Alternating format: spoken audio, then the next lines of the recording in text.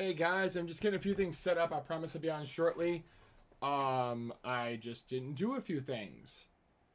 Charles Lister's off the air. I don't know why I still have it open. They have it though. I might get some snacks though, because I didn't know I was so dang hungry.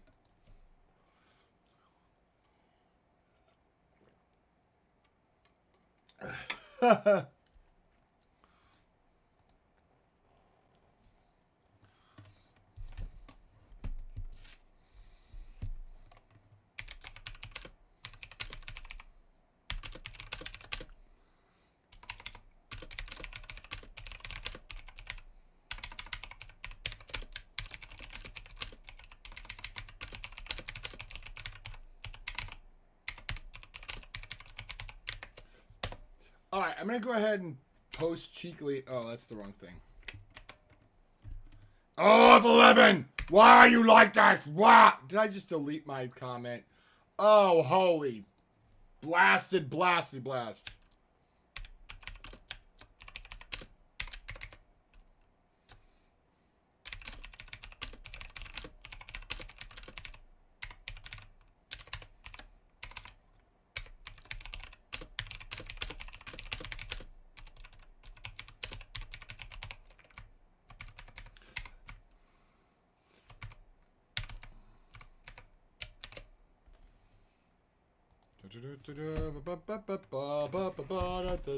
I'm gonna do a cheeky little update. Make sure everything's off as it should be. Quick peek at the Discord, so we know that's working.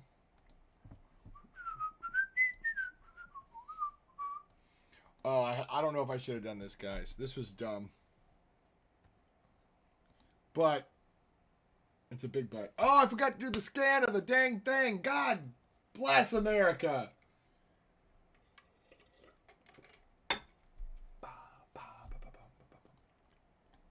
I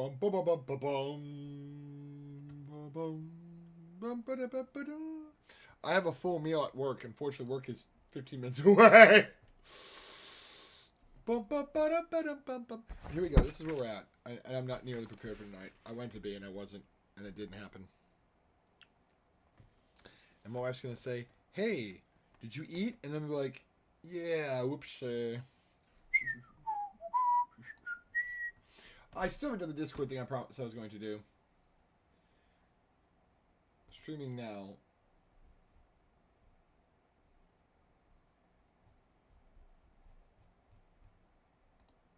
Can I send it here?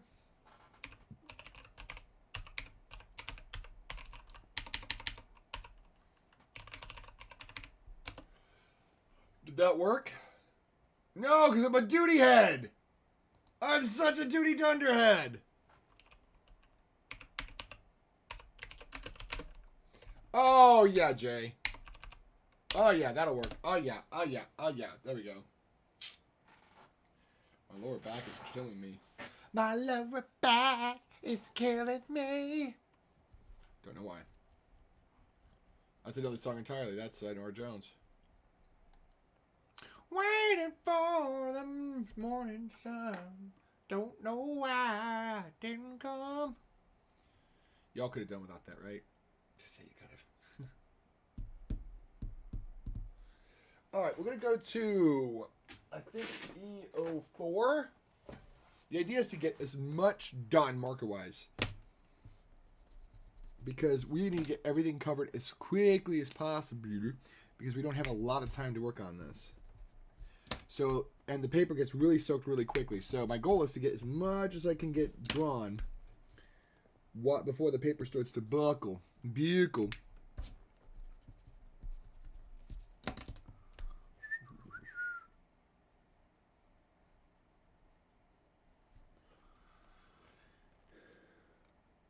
And I might need to go get a snack sometime. There we go. I hope y'all can see that.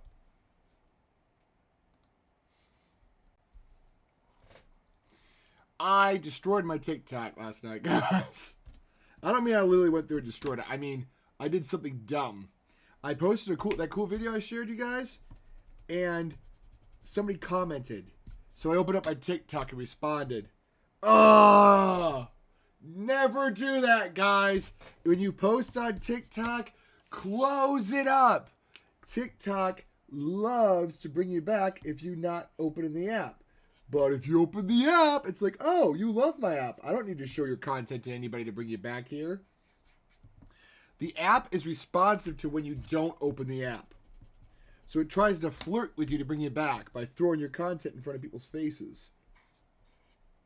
It's like, you don't like our app. Here, everybody, look at your stuff. That's literally what TikTok does. That's literally the voice of TikTok. It's exactly how it sounds. It's exactly like Malkovich.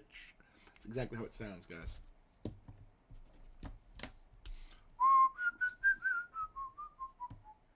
This is Darius Mio. I was watching this funny YouTube segment last night, guys. You'd probably get a kick out of it. It was called Classical or Minecraft. It was literally a video where the people watching it, composers who had little exposure to Minecraft, listen to a musical excerpt that was removed from its original orchestra settings or what have you. It was just played on the Minecraft note blocks. And just by hearing the simple melody with accompaniment, they would have to determine if it was classical or Minecraft. I got a few of them right. I was like, oh, I know that one. They're like, oh, that's Minecraft. That's Minecraft. I'm like, no, that's Debussy's The Sunken Cathedral. Minecraft. My foot. I love me some Minecraft. I'm not bad-mouthing Minecraft. I'm just saying, how dare they say that was Minecraft. I recognize it immediately. I'm like, oh, that's The Sunken Cathedral by Debussy. The Sunken Cathedral is gorgeous. If it sounds like it's a sunken cathedral, it is. The idea is there's a French legend that says there's a cathedral that lives beyond, that exists. I shouldn't say lives because the cathedral doesn't live, but it exists just beneath the ocean waves. And if you pass by it, you can hear its chimes through the water. And then every so often, like every 100 years, the cathedral rises up out of the water. And the beautiful thing about this prelude is you can actually hear the cathedral rising out of the water. Oh, it's so good. And the basic idea of it is all these chimes. And it's a prelude. It's not even meant to be anything but a piano piece. But he describes with the music the rising of the cathedral, its chiming bells, and its eventual descent back into the ocean. And you can hear it underneath the waves. Da da dee da da da da dee da da da da. That's the melody of it. And this is Le Bull, La Grande des Cieux. I don't know if I'm saying it right. It literally translates to the bull on the roof. There's supposedly this is by Darius Mio, French composer of the early 20s or so. And Darius Mio wrote this piece because he went to like Brazil or something. And my microphone's acting all weird again. I don't like it. There we go. And the Bull on the Roof was supposed to be this nightclub that existed in Brazil. And he named the piece The Bull on the Roof after the club. But apparently the club never really existed, so it's an apocryphal story. Don't know how that works out, guys, but apparently there was no such place, The Bull on the Roof. So there's a lot of scholarly research going, well, where the heck did he get the name from then? He claims it was this nightclub, this hip nightclub in Brazil, but there's no such place.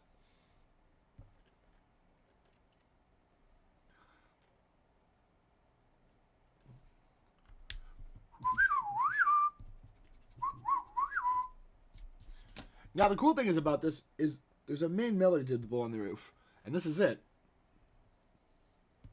But for all you musical nerds who may know what a circle of fifths is, fourths work too. It's going the other way. If you go circle of fourths, a circle of fifths, it's the same direction. Fourths and fifths are musical.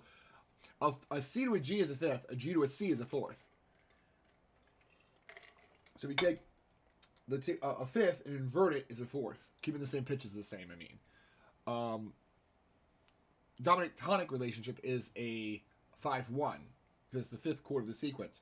But going from G to C, going bum bum bum. Well, it's actually I can't hum it because I haven't got the other music going on. But that kind of a relationship, bum bum. You know, like the Star Wars theme one, but it's bum bum bum bum. That's a 5-1. That's a fourth leap up of a fourth. That heroic march opening feel is always that 5-1 relationship. 5-1. That's what we got going on here. It's B flat major here. Bum, bum, bum, bum. Bum. I'm trying to find the pitch in it. Bum, bum, bum, bum. Bum, bum, bum. There it is. Bum, bum. Bum, bum, ba-dum, bum, bum, ba-dum.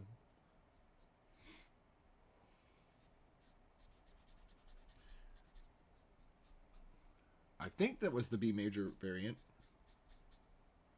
It might be E major, actually. See, the thing about the Bull on the Roof is it goes through every iteration of the theme. Every key, major key, plays the melody in. Every time it comes back in a different key, but it is in fact played in every single key. Which is kind of a cool little touch about the Bull on the Roof.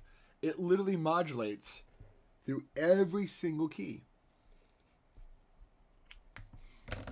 So for all those guys that want to know, gee whiz, whatever happens, it literally goes through every single key.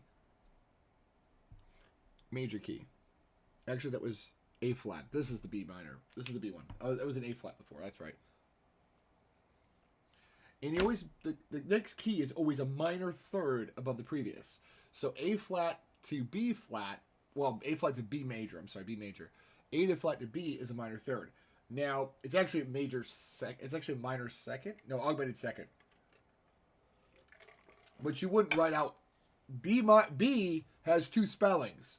5 sharps as B or 7 flats as C flat. But you wouldn't write 7 flats when you write 5 sharps. You see. So A flat to C flat is the is your relationship of the minor third, but he enharmonically spells it as B. Enharmonic is a fancy way of saying 2 notes that have the same name have the same pitch but different names. A flat and G sharp is that. An enharmonic spelling of A flat is G sharp because it's also G sharp. And depending on the context, you might want to spell it G sharp.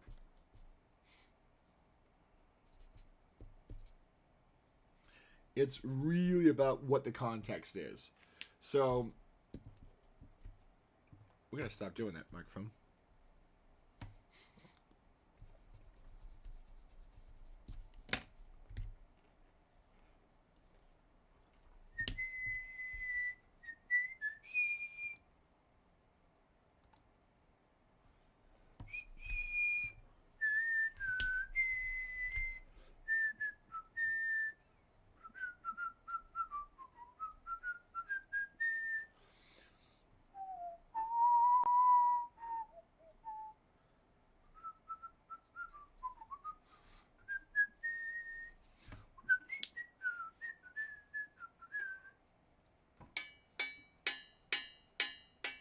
I think it's an A now.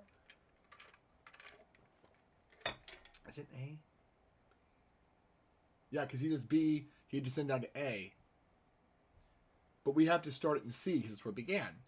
But he does a very simple modulation. He goes from A major to A minor, uses A minor to get to C because A minor and C have the same key signature. Which is actually how he gets to most of the other key signatures. He goes from the main pitch. Well, I don't know why it's doing this. You got to stop that. You got to stop that. The main pitch of it is C major. Right. Well, that's the starting point. So then he goes C minor, which gives you to E flat, because they share the same key. Then he goes E flat to E flat minor. E flat minor's same key is G flat.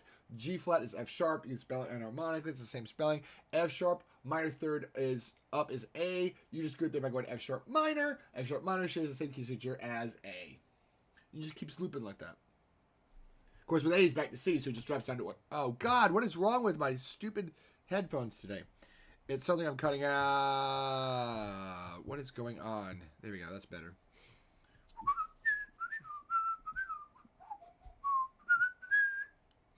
So what did we say we're going to listen to? I got so sidetracked by the Bull on the Roof. Oh! The Sunken Cathedral. Didn't we say we were going to listen to the Sunken Cathedral?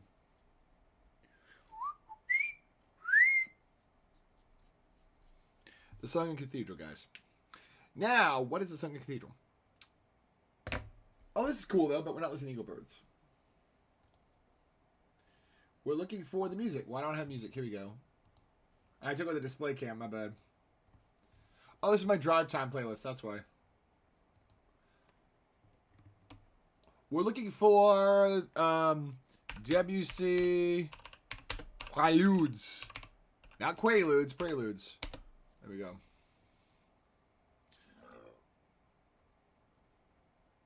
Is it in here?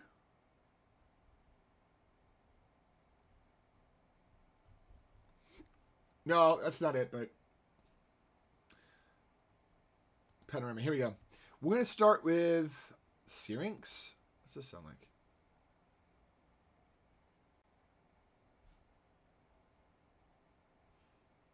Dances at Delphi. Here we go. So we're going to play the Sunken Cathedral. La Cathedral in Glossy. Okay. Hope y'all can hear this. It's going to be piano music. It's going to be really quiet. One time when I was at the beach with my wife, I put this on my phone. She goes, "This is absolutely perfect." I'm like, "It is." It's meant to be the portrayal of the waves.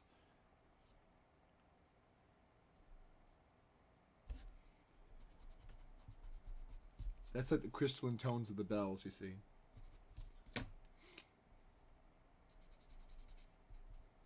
But there's a depiction of the waves you'll hear later on.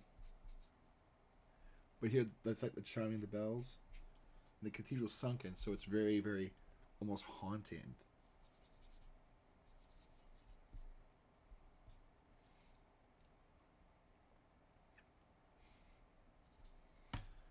You know what I'm saying? It's very, very, very haunted. Very haunted. Very, very haunted. I don't know what I was trying to do Peter Griffin. It came up more like the Rain Man or something.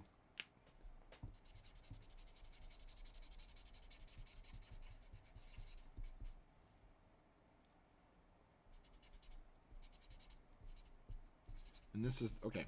So that was kind of like where the cathedral's under the water. The waves, you see.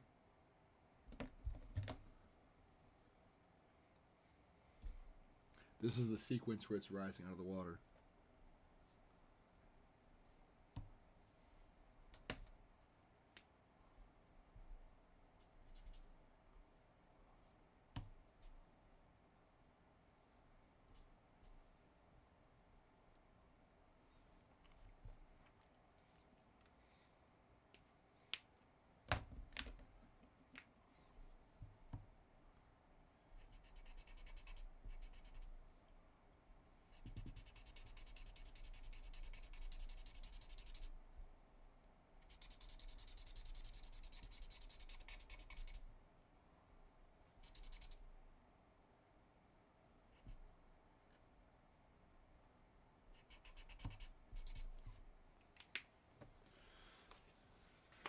See now it's completely out of the water.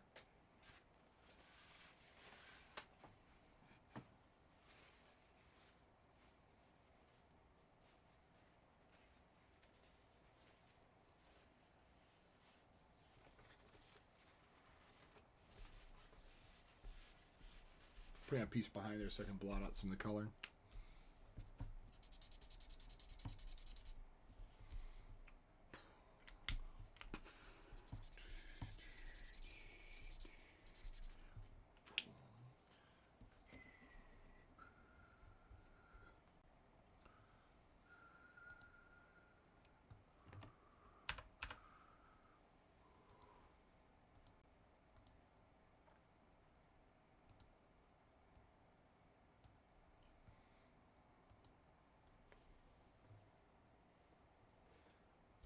That's pretty intense, right? I love it. And now it's kind of like the cathedral's kind of, you know, the bells, the service is kind of calming down. We know what's going to happen next, though.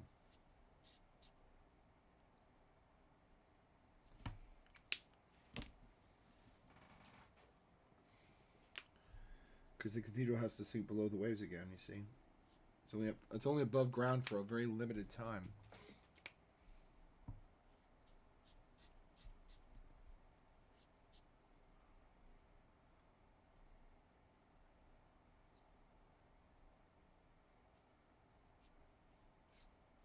Ground, but you know, above the waves, I mean.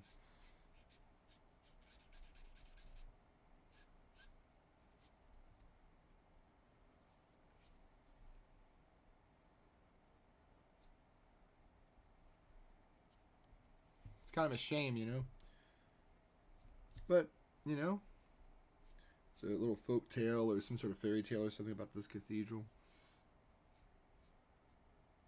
But it's so, this part is like very sad, like this, almost like bittersweet of like it getting ready to go beneath the waves again.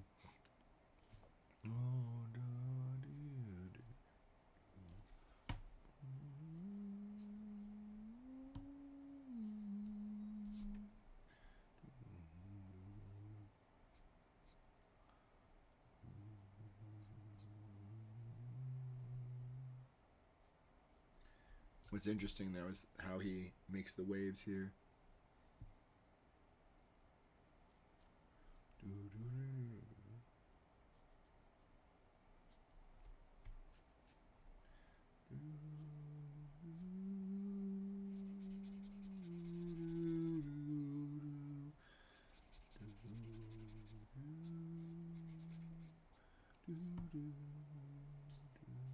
Now the thing is, that's the waves.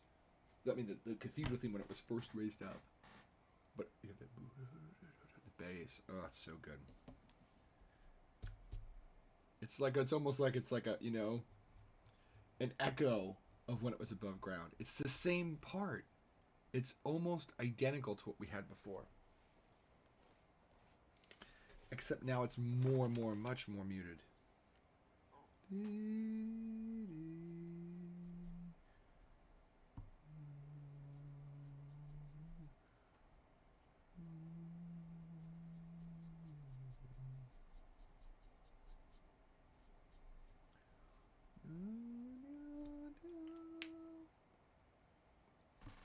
So good, right?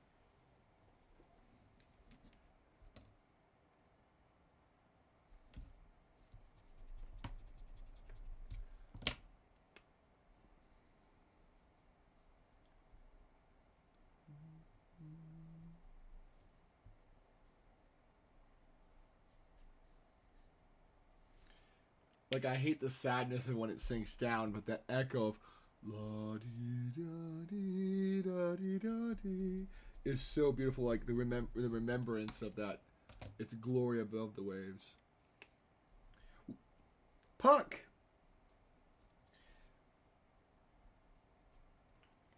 This is actually depicting Puck, the mischievous spirit, which is what we get, I think, Peter Pan from.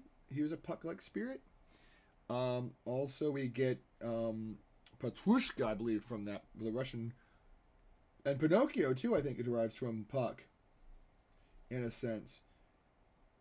Maybe I have the wrong thing. I think Pinocchio and Petrushka go together.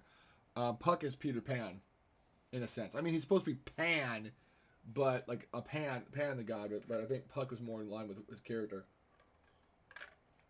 If I remember my mythos correctly. I love the new, by the way, if you guys don't know, I'm a huge Overwatch fan, and I love, there's a new voice line, and there's one with what's his name? Junkrat. He's like, if I was a Greek god, I'd be the one with the grapes! And I'm like, oh my god, that's hilarious. He can't even say Dionysus, so he's like, the one with the grapes! Oh my god, it's hilarious.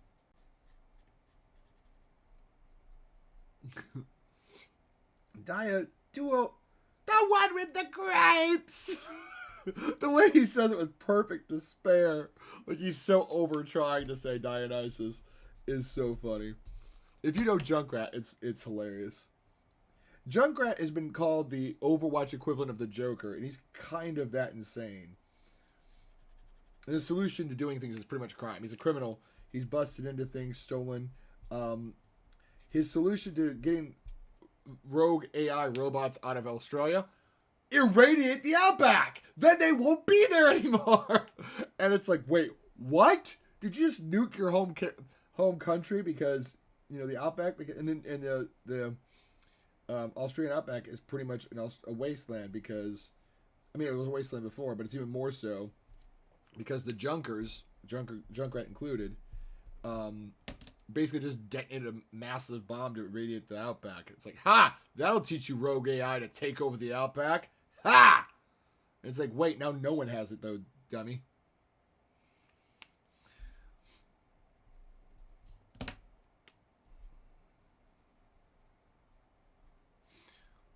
The one with the grapes. It's so great. I was gonna check to see if I was live because sometimes things don't show me I'm live, and I'm like, oh, okay. I have to pretend I know what I'm doing. I pretend I know what I'm doing, guys. Because I panic. Have y'all ever done that? If y'all are streamers, have you ever done that panic mode where you're like, oh shoot, did I push the go live button? And am I just watching my own bots that come up automatically no matter what, whether I'm live or not? Because some bots come up automatically whether you're live or not. If you have them queued that way. Minstrels. I hate minstrels. I love the piece of music. I hate the idea. He was trying to capture the strumming of a banjo in musicianship. And make a rag out of it. So that part I appreciate. I do hate that it's, you know, what it represents as far as what it was in entertainment. Now, I know, knowing Debussy, he was doing it to depict jazz because he loved jazz. And his Gollywog's Cakewalk is, in fact, a rag piece. It's literally a rag. It's just a classical composer writing a rag. And I love that. And the idea of that kind of strumming pluck of a banjo, and also ragtime ideas are prevalent. There's another one called The Interrupted Serenade, and it's quite clearly a Spanish guitarist playing. And I might jump back to get to that one because that was earlier in this set. I forgot in the flooded cathedral, the sunken cathedral is much later in the set.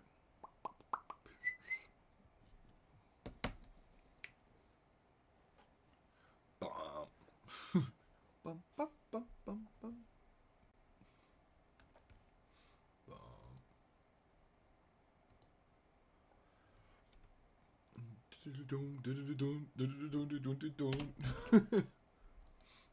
All these minor seconds, which portray kind of like minor seconds always have either a whimsical touch or a very stubborn one. In that case, I feel like they have more of a stubborn feeling, like they get stuck. A lot of cartoons will use minor seconds for blinking. Like on Animaniacs, they go ding, ding, ding, ding. And it was always minor seconds in the xylophone.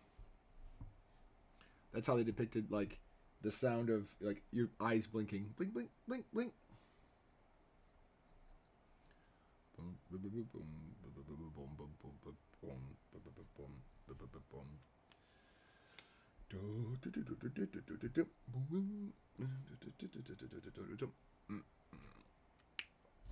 Now, I don't know much about book 2. That was the conclusion of book 1.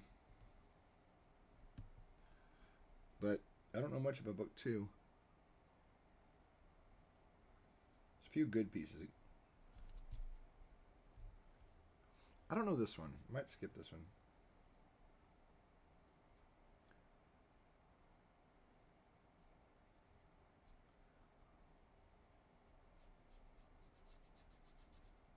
Oh, this is not a prelude. No wonder. This is only book 1 on this CD, apparently. I was like, why does it not sound like a prelude? It's because it's not one. Let's start off with The Dancers at Delphi. I mean, okay, these are the titles. The Dancers at Delphi. Veils. The Wind on the Plain. The sunlight perfumes the air, I think, something. Le son, le parfum, I don't know what it means exactly. Let's see. Do I have it handy? Preludes, books 1 and 2 by Debussy. Here we go. I'll give you the translations. Oddly enough, he puts the titles at the end. Most people put the titles at the start. Le son des parfums dans l'air des cieux. I'm not sure my French pronunciation is any good. Sounds of perfumes swirl in the evening air, from Baudelaire. It's actually a line of poetry. The hills of Capri, footsteps in the snow. This is my favorite one. What the west wind has seen. What the girl with the flaxen hair, and the interrupted serenade, and then beyond that, of course, the sunken cathedral puck and the cathedral minstrels we just heard. I had totally forgotten about the girl with the flaxen hair. I want to start with that one. This one is tender, the girl with the flaxen hair. La fille au son de mi. Is that it? Yep, the girl with the flaxen hair. God.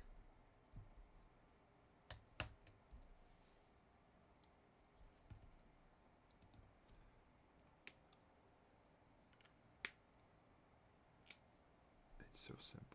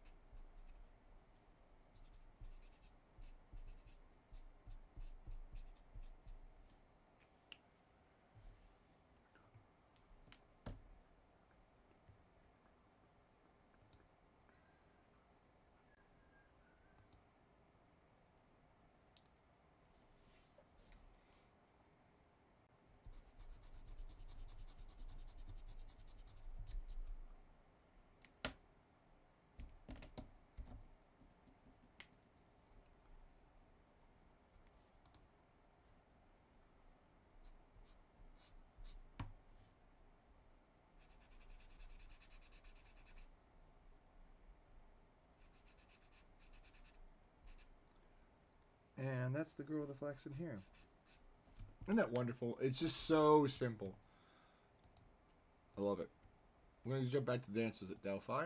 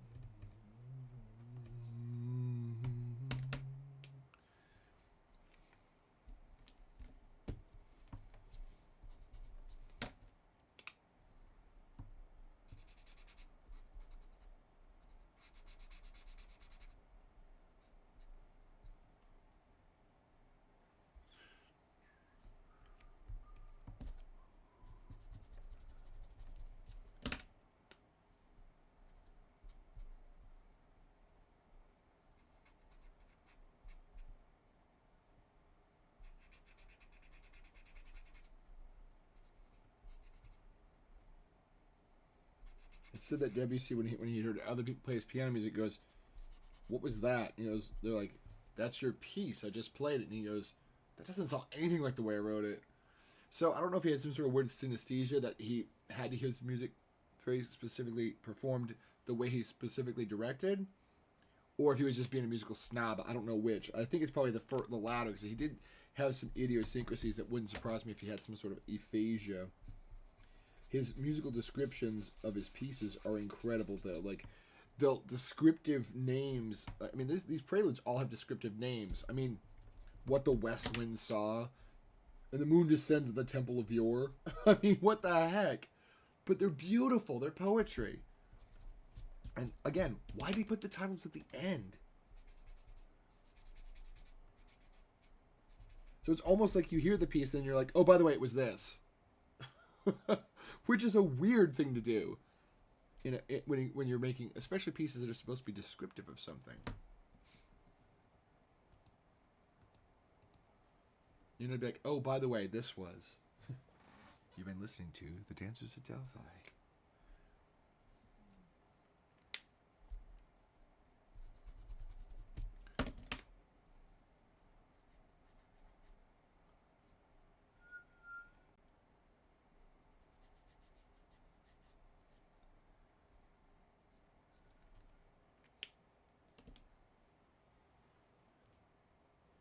Oh, I forgot there was that shock chord at the end of it for reasons unknown. It's like, surprise! Here's a live chord. I guess he just wanted to troll us. I don't know. Debussy, you scamp. We didn't want that in our end of our piece. Come on. Come on.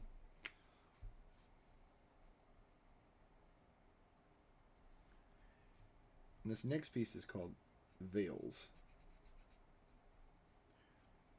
Or it's actually, we don't know if it means veils or sails. The French word is the same. Because it basically depicts, like, it basically means a giant swath of fabric that floats in the air, which could mean a sail of a sailboat, or it could mean like a veil, like a transparent, what do you call it? Like a sheer curtain. Could be that. But again, the French word that used to describe is about basically the same word, so it's like scholars don't know which one he meant. It's like, did you mean like sailboat, or did you mean like a veil of like a meshy crepe sort of thing caught in the wind? And I bet you Debussy's answer would have been yes. Yes. Which one though? Yes. Mr. Debussy, we don't know which one. Yes. Which one is it? Yes.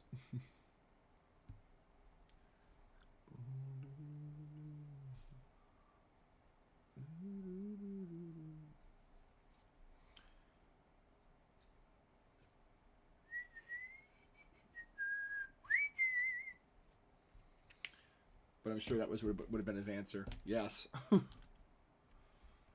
then I bet you if you pushed the issue, he would have said something snobby along. He was kind of temperamental, I think, if I understand correctly. He was known to say some really cutting remarks. But then again, his music was very criticized. And he was trailblazing new stuff. I mean, completely different than anything else that had been written before. Heavy prevalence of augmented chords. This one I think uses either diminished or augmenteds in huge successions.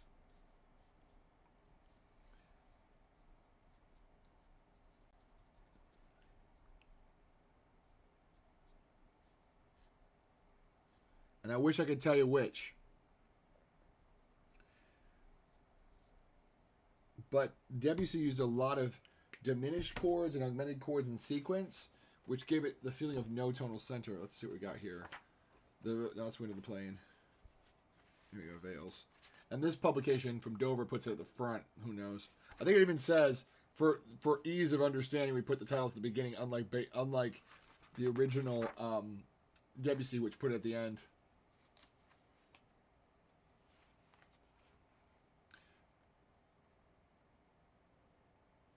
Whole tone scale. Sorry, whole tone scale. That's what it is. It's whole tone scales, which uses augmented chords. The whole tone. If you combine two augmented chords, you get a whole tone scale. Two augmented chords that are one step apart.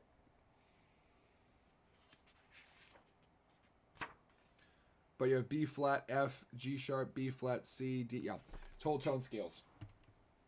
There's only two whole tone scales in the piano: C, D, E, F sharp, G sharp, A sharp, and the other one is that's on C sharp, D sharp, D sharp, C sharp, D sharp, F, G, A, B. So there's only 6 notes per whole tone scale? C, D, E, F sharp, G sharp. Yeah, 6 per scale. That's why there's only 6. There's only 2 because there's 6. Sorry, there's 12 chromatic degrees in a scale from C to C. So with 12, you can divide it by 2 and get 6, and there you go. This one uses the B flat based one a lot. So you hear a lot of that prevalent sort of la la da da da. I mean, who even knows? Debussy wrote beautiful stuff, but it's good stuff. Like, I love it because it is so unique and mysterious.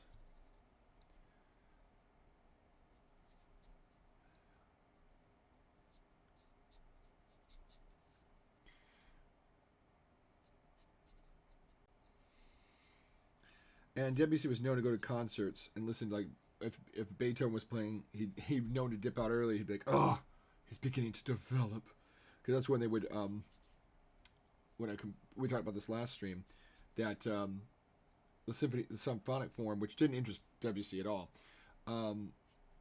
would be about, you'd pop in a development section, which would be, you know,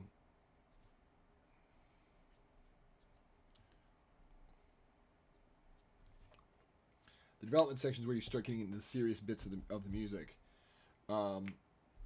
Although, as we talked about, Beethoven really didn't do much development. He would rather do the coda.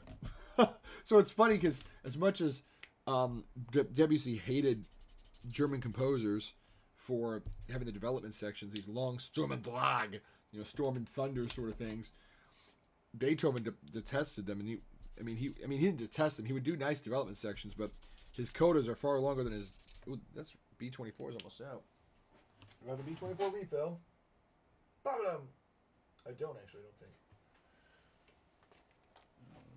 Ba-ba-dum boom. Ba-ba-dum boom. I have B21, but no B24. Ba-ba-dum boom. We're looking for B24, aren't we? Yeah, I might go to the store tomorrow and get it. I can probably get by without it, but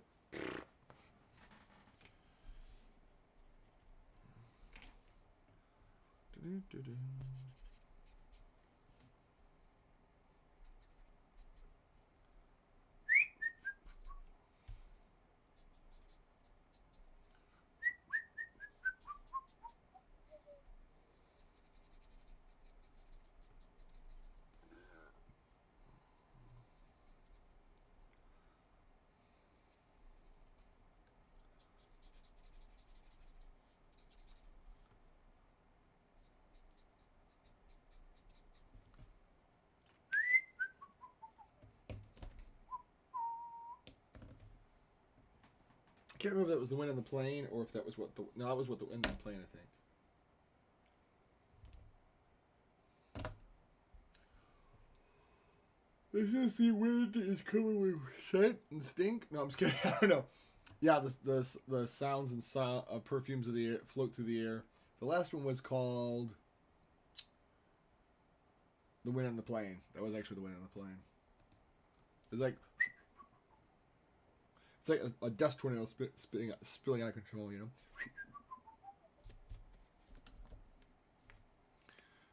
And this is meant to, like, evoke the idea of thick, perfumed, steamy, humid air.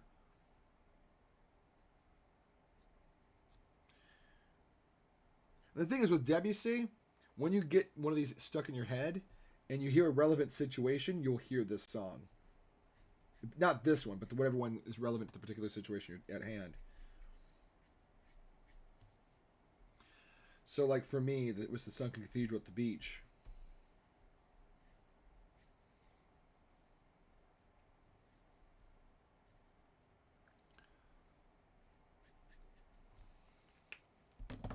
We're going to trade up to the 95 and get started with the darker values. So we're going to go to the B. It's the B24. And that's the one I don't have that much of, but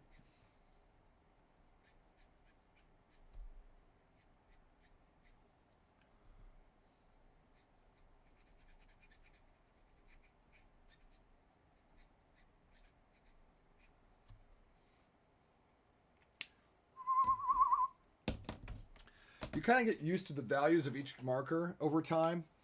It takes a while though, but you do get used to it. Like this one, I'm like, okay, this is probably gonna be C5 more than C6.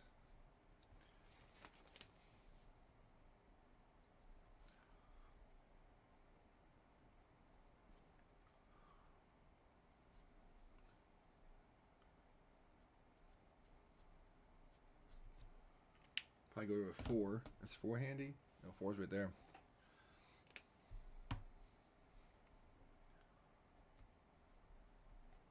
Actually, I think that's probably all part of this, isn't it? I don't know why I didn't carry it all over. That's probably exactly that. Yep, sure it is.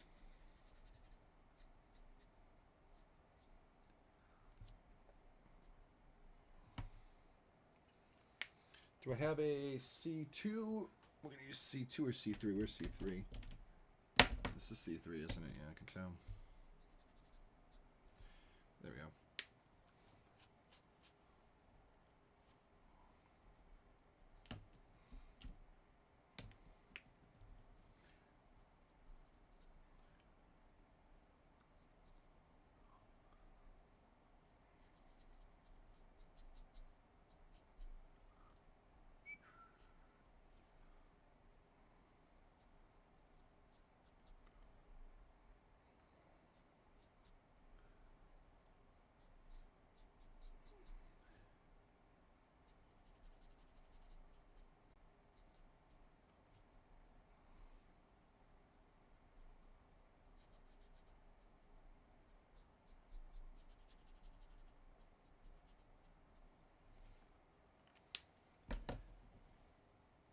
The Hills of Capri. This piece is brilliant. Or Flight of Fancy.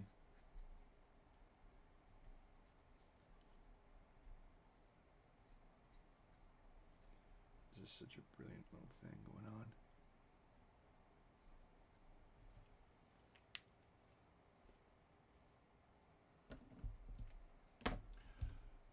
It's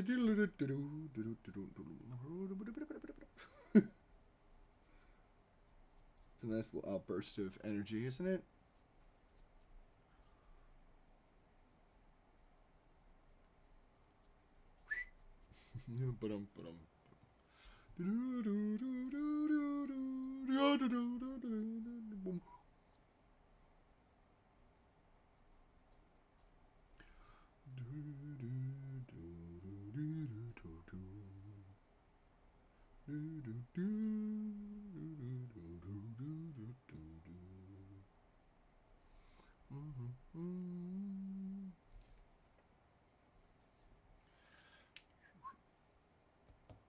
That upward thrust of da-da-dum.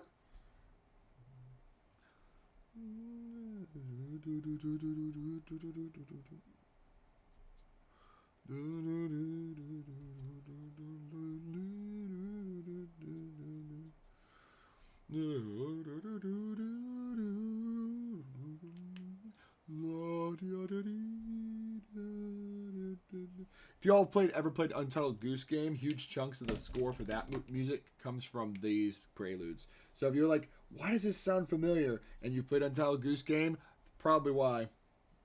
I love that baritone melody in there. It's a nice little counter melody in the middle of all that niceness. But yeah, if you've ever played, like I said, Untitled Goose Game, and you're like, why does this sound familiar? It's the preludes are the basis of the entire score of Untitled Goose Game. Oh, and Minstrels is from, I think, the Garden section. But yeah, if you've like I said, you're like, man, that sounds so familiar. I don't know why. Untitled Goose Game, folks.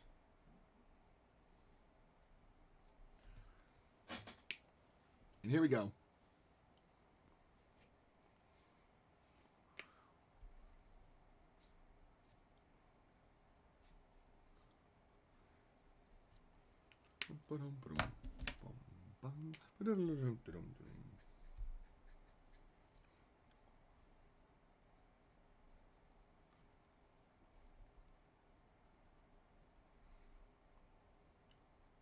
The beautiful crystalline ending. It's so crystal. It's like crystal twinkling. Oh, it's so good. The Hills of Capri. There's these mountains and very popular among artists and painters and around that certain era of the 1800s, and it was considered kind of romantic. You know, like the Anna Capri girl was, oh my gosh, she was like, oh, she was mysterious. She didn't know what she did. She lived by nature, and it's like almost a fetish in a way. This worshiping of this free spirited girl, kind of like how we have now Manic Pixie Dream Girl. I think a lot of people in that time era kind of fantasized about the free spirited Anna Capri girl, because they thought, oh, she's living with nature, so she must be a real earthy kind of person, you know, salt of the earth. And it's, like I said, almost became kind of fetishy, I think. There's a lot of depictions of that in Sargent's art, although, to be fair, Sargent wasn't one to be fetishy, if that makes sense. He didn't really make art for the purposes of selling tons of it. The most scandalous piece he ever did was Madame X, and even that was a portrait that was meant to shock, because it was meant to shock because the subject matter of the woman depicting it was, in fact, a, I don't say celebrity, but she was kind of a person that was known in the press, we shall say. So he wanted to not scandalize her, but portray her in a way that would bring buzz. She was kind of, I guess you'd say she was the Kim Kardashian of her time. Because she was the kind of person that was like, oh, I'm going to do that photo shoot that's going to make everybody go, what? Yeah, that kind of thing.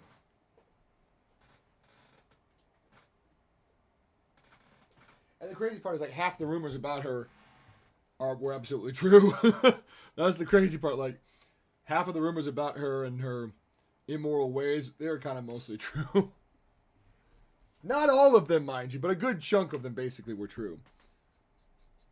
That's not right. I need a little bit orangier. I need an orange. There we go. This might work.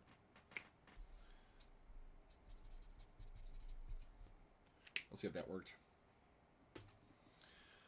This one is called Footsteps in the Snow, which is kind of bonkers because it does almost sound like there's a plodding along sort of feel of it.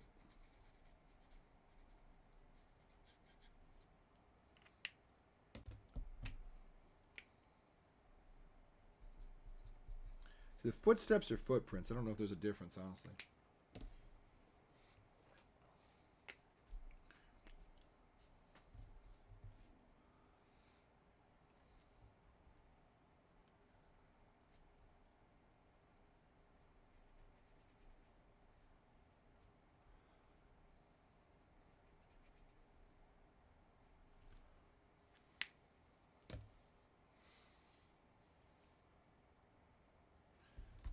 It's like it's stuck.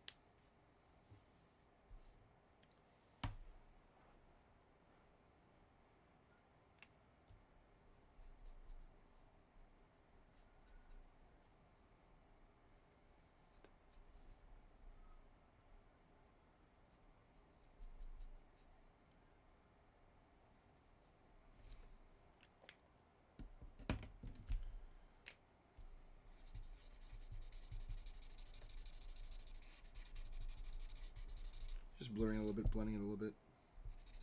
Keep from getting too precious. You're not gonna really see much because it's so dark in here.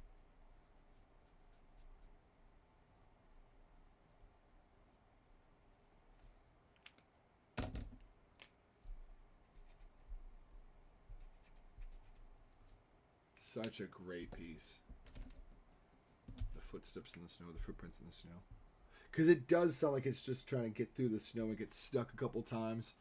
And you have those two footprints. Dun, dun, dun, dun, that kind of go back and forth like a dun, like a dun, dun, like a push, a step down and lift up.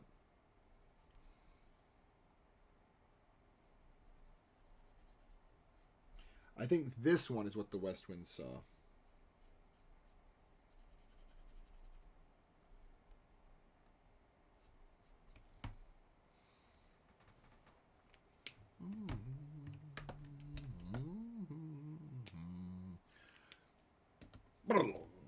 It's like, just kidding.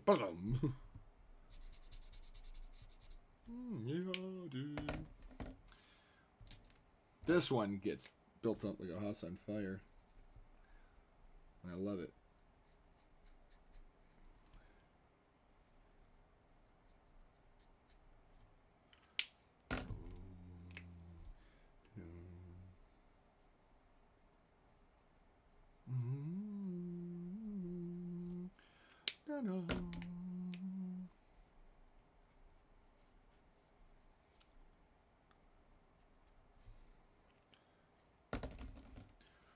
Dun dun dun dun dun dun. It's so dramatic, but it's literally depicting like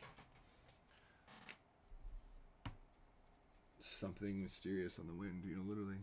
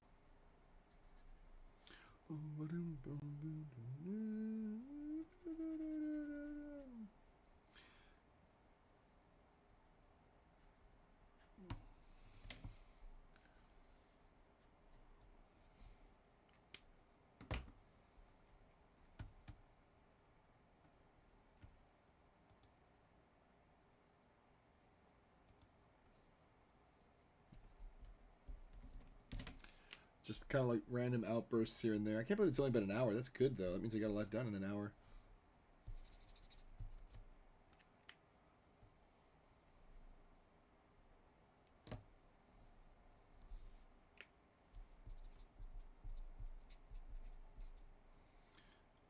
Okay, I'm going to get probably a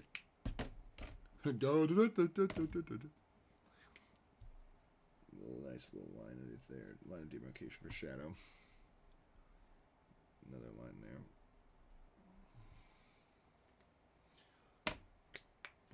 Boom, boom.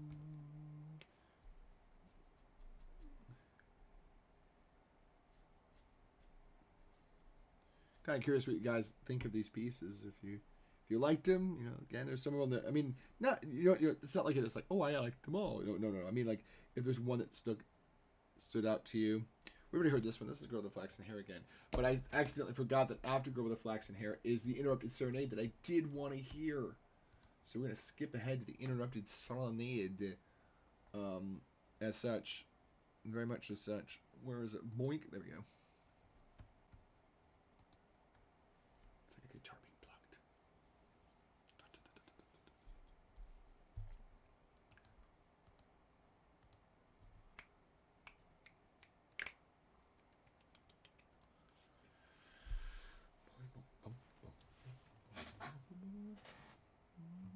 Turn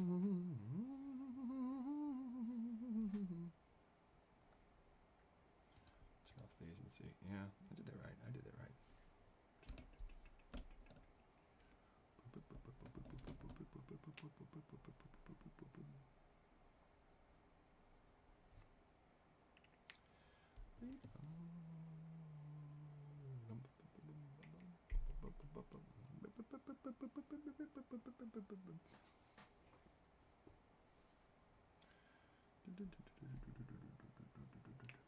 There's a lot of interruptions in this piece. I mean, that's what's called the Interrupted Serenade. It literally gets interrupted so many times.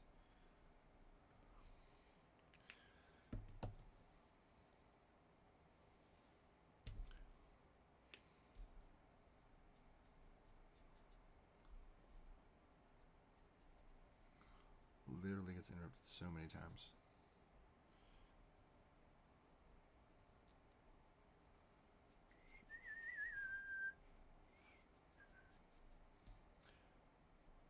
One of the best parts of this piece.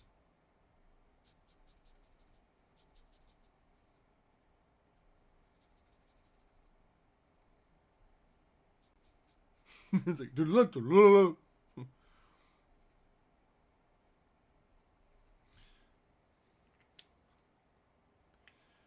this is a great piece to play, though. If you can play it, oh, it's so fun.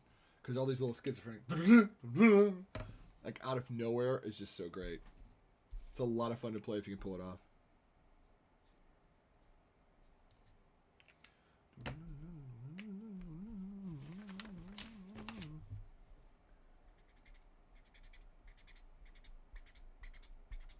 we go. We actually might be pretty much on track to get this done on time. I don't know.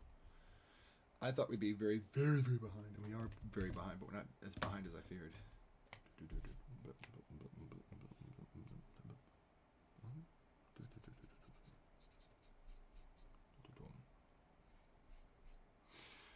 Oh, so good.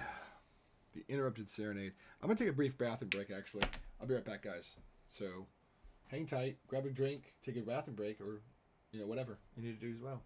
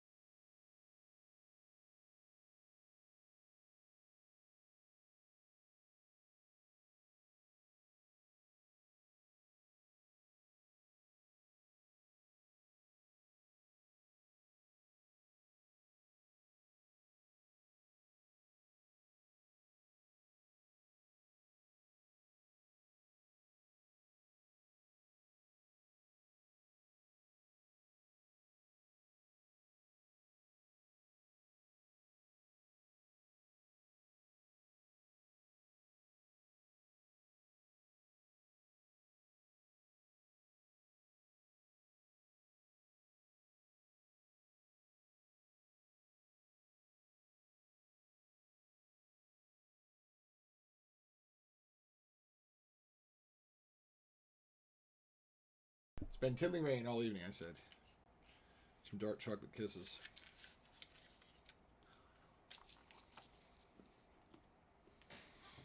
Not bad. I'm good.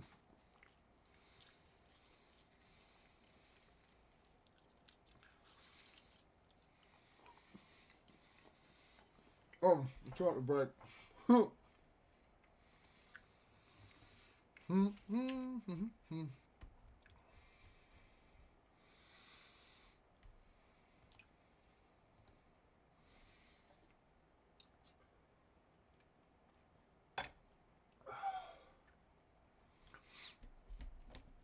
Start sketching in the last shoe bit of it.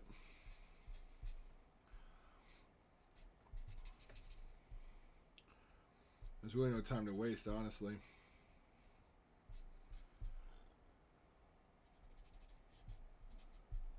Oh, this is the Sunken Cathedral again, isn't it?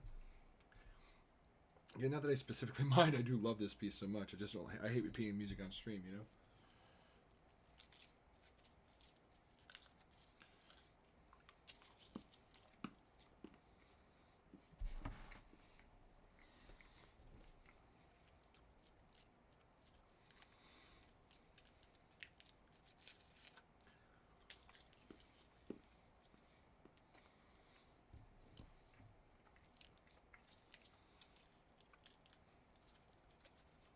Snagging down these apparently like I'm going on style.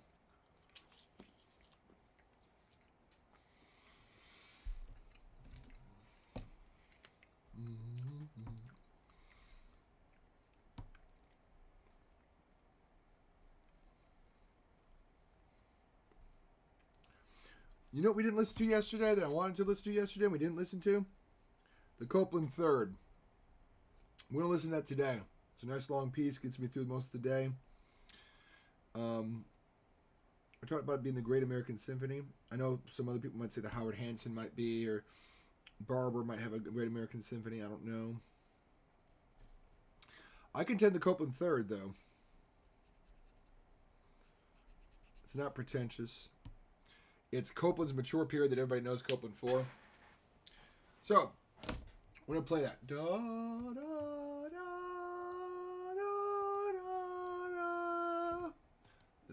That's the main melody of it. Of the opening part of it, I mean.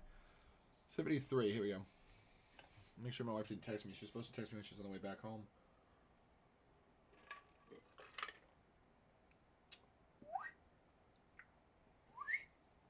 Alright, so this is the Symphony Number 3 by Aaron Copland.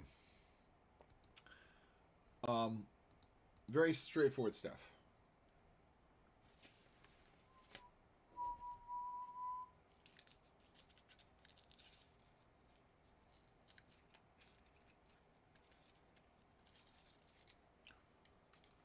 The very statement of the main idea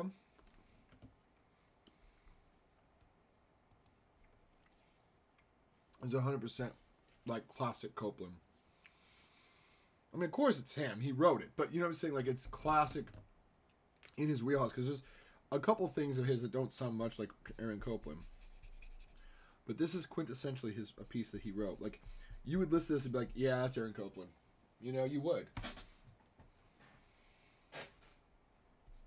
Even if you were only slightly familiar with Aaron Copland, you'd recognize this as being his.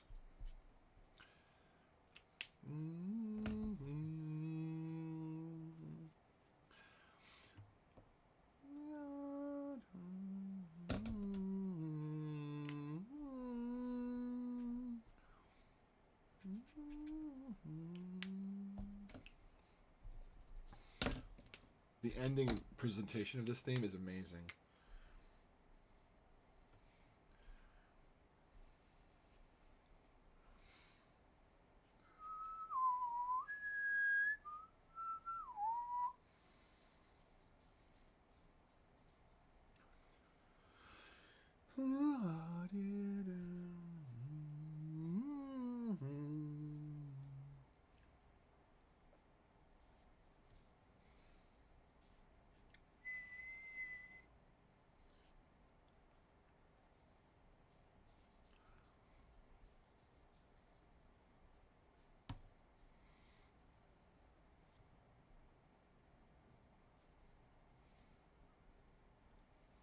Cup of coffee. Hi, how are you? How have you been? Hi. I've been watching your Instagram stories, and I've been seeing the excitement you got going on. I'm hoping some of my friends can take part of that excitement, because I'm not going to that, but I'm hoping some friends of mine might be going. I don't know. I know a lot of people, so I'm wondering if anybody I know is going, because I know you seem to be a very amazing human being, and I think they'd be honored to meet you. And if they're not honored to meet you, then they don't need to meet you because they don't deserve to meet you. If that makes sense. I know, it's so exciting. I can't wait to see stuff what's going on. So I'm listening right now to Aaron Copland's third symphony. So if it gets a little dramatic, this is what's going on. If it's a little loud, let me know too, because I turn up the volume a little bit because it's quiet at parts, but I'm gonna have to turn it down just a pinch. Like there-ish. Bum, bum, bum, bum. I know, it's so exciting. Dun, dun, dun.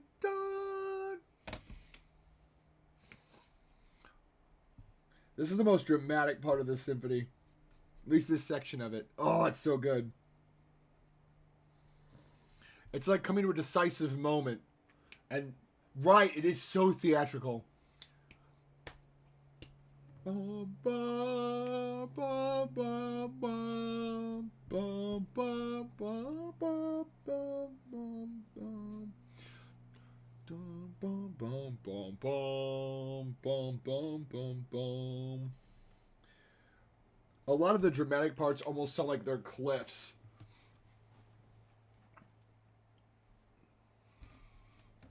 This is like the most intense part of this section, I bet.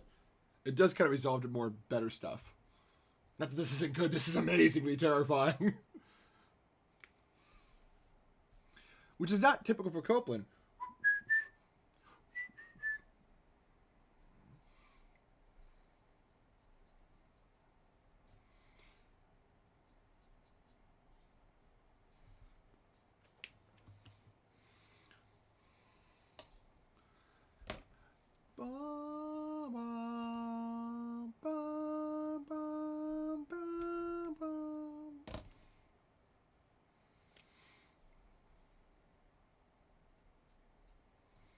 But see what I mean? It's so good, right?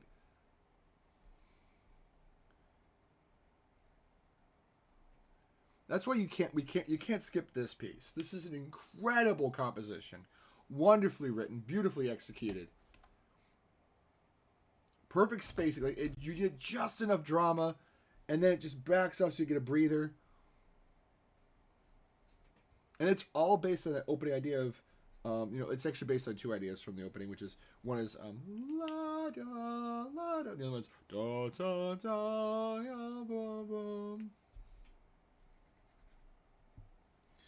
And that's pretty typical for this symphony. I gotta look him up. Yeah, Aaron Copland's amazing. He wrote Appalachian Spring. Everybody knows the piece he wrote for Rodeo, Hoedown. They used to use it for the beef commercials.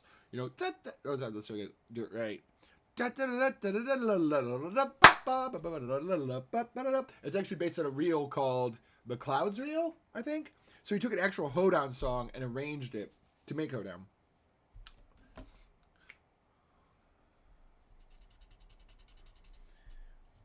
Copland is spelled like Copland, C-O-P-L-A-N-D. It's because when his family immigrated, they messed it up at Ellis Island. They really did. It's supposed to be C-O-P-E-L-A-N-D, but they messed up the entry and dropped the E. Yeah, a very beautiful, very gifted sense of how to arrange, really. Because one of his most infamous pieces is the Simple Gifts from... it's a shaker tune, but he knew how to arrange it at its best. So people only remember it from Appalachian Spring, and they don't realize it's actually a shaker tune. Because he had on gift his Lincoln portrait. He literally took bits of Lincoln's speeches, and a narrator speaks over the top of it and be like, this is what Abraham Lincoln said, and he presents a quote from Lincoln. And it's over this real. Oh, we gotta listen to that next. I'm skipping the rest of the symphony. Go listen to Lincoln Portrait, because Lincoln Portrait's incredible. It starts with like a 10-minute introduction of purely musical, and then you have a narrator. And they've had some great narrators over the years that have done Lincoln Portrait. There's one that's floating around that's Henry Fonda, and that one's so good. Yeah, exactly. They're in your conscience. They're a part of who we are. They're part of our musical fabric, especially as an American. That's why I think that, you know, this symphony should be the Great American Symphony, because Copland is very much a part of our classical music tradition. Not to badmouth Gershwin, I adore Gershwin. He's very much our jazz composer, but Gershwin never wrote a symphony. He wrote a lot of serious pieces, though. A lot of concerti for solo piano, which are all amazing. I love them all. I have the sheet music for every single piece. Except for, I have it only an arrangement of Concerto in F. I don't have the full piano orchestra 2 score. I don't actually have Rhapsody. I'll start to arrange it for solo piano. But I had at one point in my life memorized most of Rhapsody in Blue in my brain. It was floating up here. I don't remember any of it now because I haven't played that in years.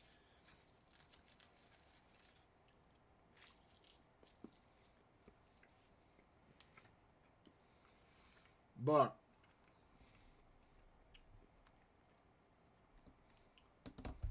this ending is tremendous. It's just peaceful. After all that came before, that was chaos.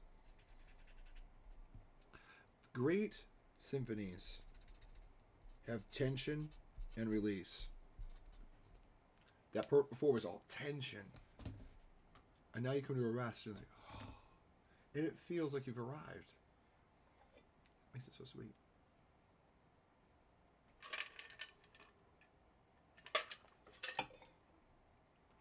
It's so simple. It just unfolds through a natural progression.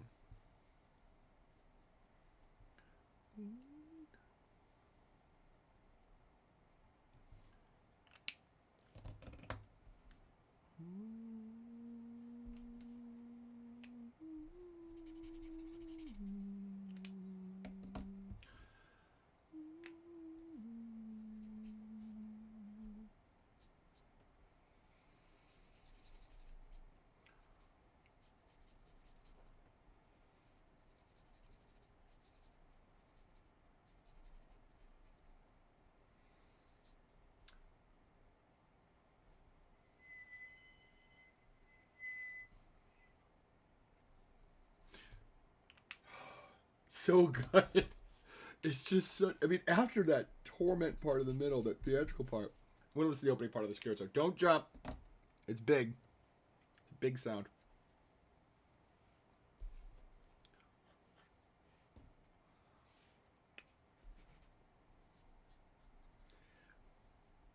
Boom. And the beautiful part is, he's already changed keys. Right? It's just a fanfare. It just bursts out. But no, just kidding. The other key, forget it. We're done with it. Gone as fast as it comes to, as soon as it comes in, it's already over with. This is a scherzo. It's meant to be a musical joke. And Copland plays it for all of its whimsy. He doesn't spend too much time. If it gets a little to the darker side, he lets it sit there for just a little bit before he goes, yep, just playing. We're going to have fun.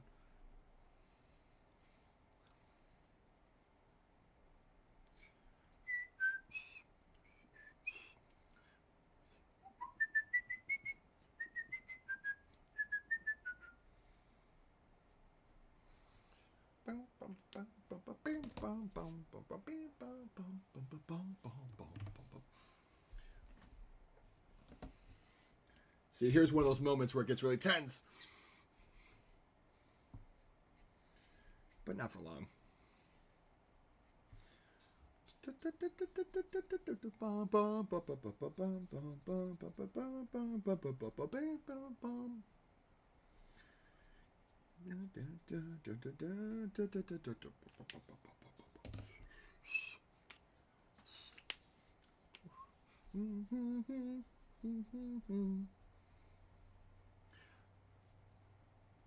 Again, you can't. It is trying desperately, even when it gets serious, to not take itself too seriously, which is one of the reasons this piece is so incredible.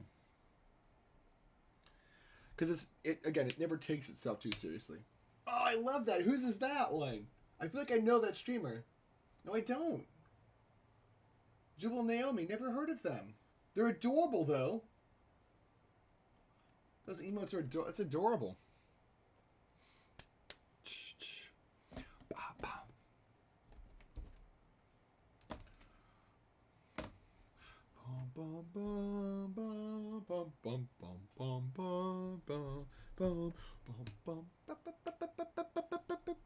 I love that trumpet just coming in.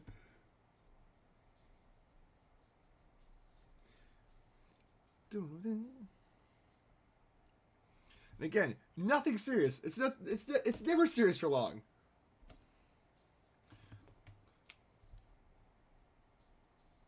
Because it's a scherzo. It's a joke. It's meant to be funny and humorous.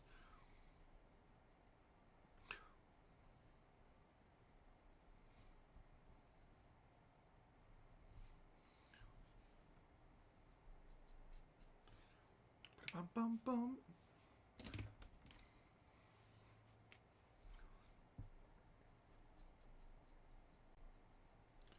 Bum, bum, bum, bum, bum.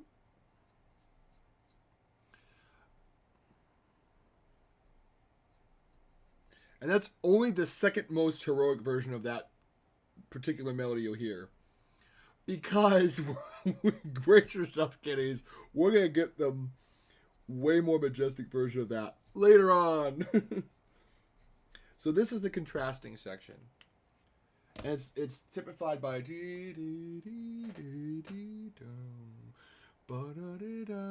there's that pause. I love the felt on those shoes. I can't believe. Oh, thank you. I can't believe this is Copic. You're so good. Oh, thanks.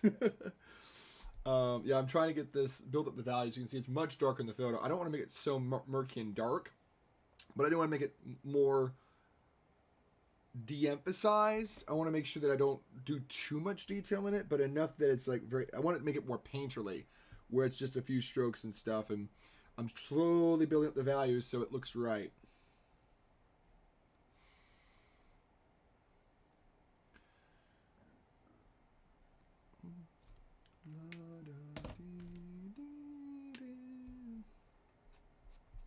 This is the second section of this middle part.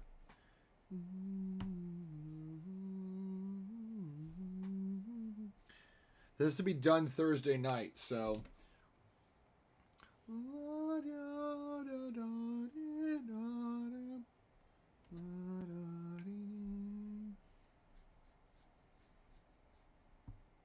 So it's going to be a minute to get this done, I tell you.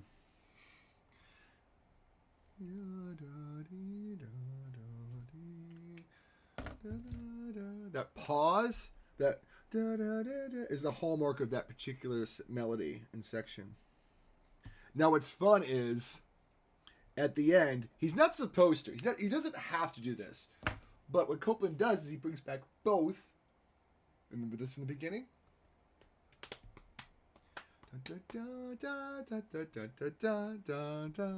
So he's going to bring back this, but with the second part. So he's going to put both at the same time. Or right after each other, I should say. Not at the same time. But he does give us like both in very quick succession, which you're not supposed to have that as the end. But Copeland's like, you know what? I'll treat you. I'll bring back both. And again, it's not a specific rule, but it is kind of like not required to bring back that. And he brings you back both.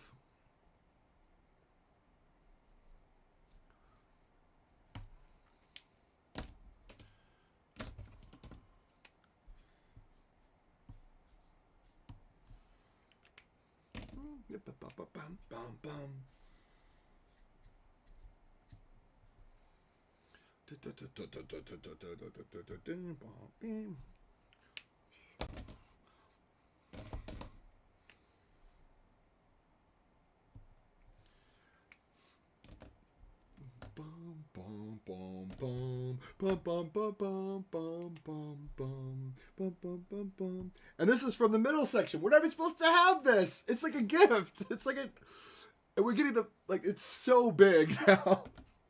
It was this cute little thing before. Now it's huge.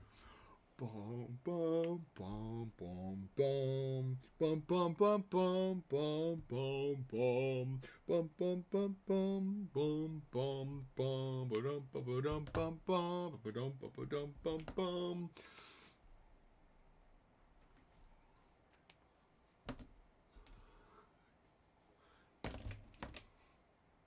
Bum bum bum bum. Oh, not yet. Bum bum bum.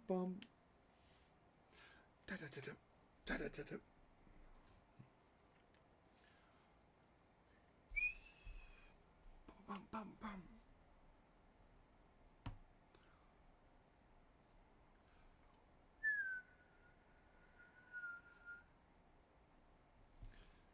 Like did he do any movies? He did do a few. The Red Pony is one.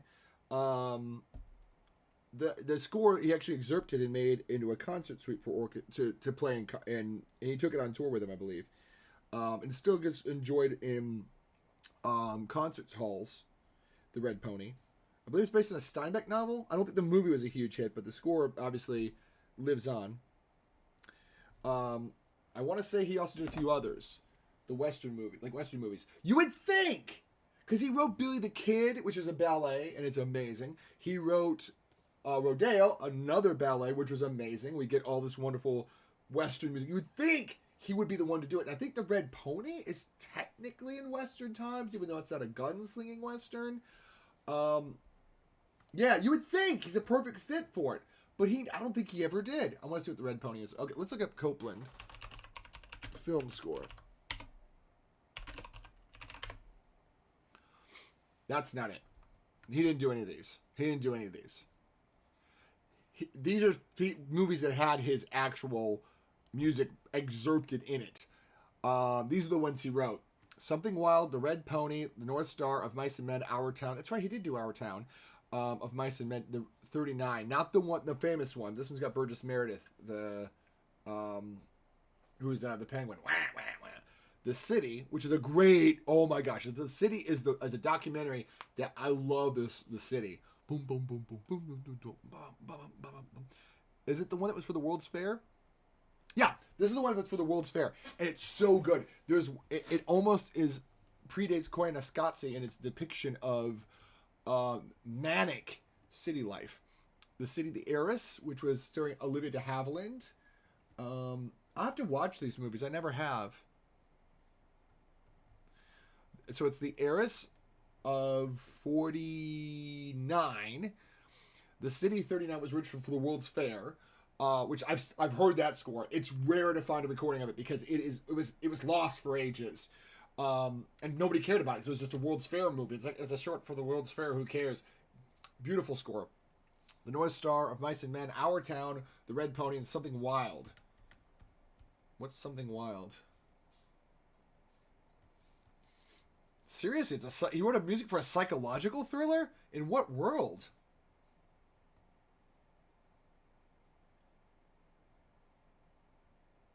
So I'm trying to turn it down just a pinch. This is the slow section. It is andantino, which means slightly slower than walking speed. Quasi allegretto, which means not a little slower than walking speed or faster. Quasi, kind of like allegretto, but not quite there yet. But he wrote Something Wild, Violent, Never Heard Conventions and Taboos by showing on screen. Ooh. Yeah. Brief nudity. And a abuse scene. So it may not be everybody feel comfy if they watch that. But it's a drama slash like a kind of a Hitchcocky type thing. Our Town. Let me check to see if that's my wife. It shouldn't be. She should have texted me. Be right back.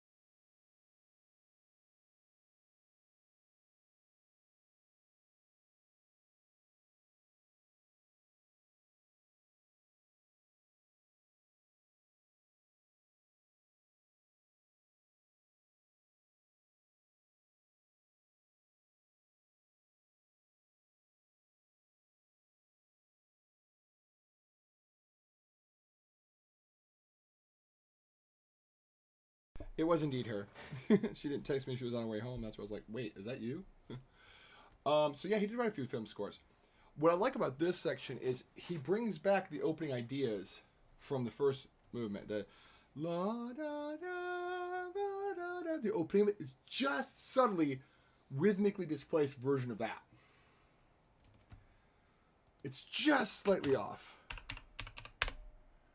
It's like la da da ya da da. So it's the same pitches, but he just changes the rhythm of where they put.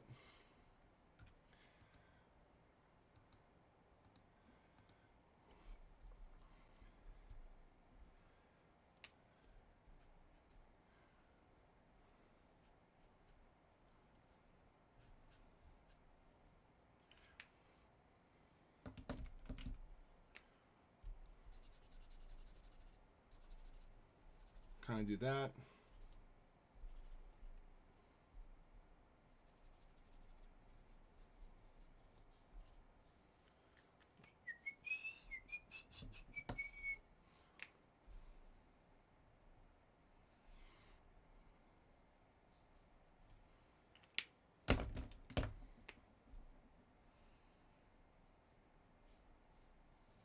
My wife went over a social gathering and there wasn't much food offered, so she's came back hungry, poor thing.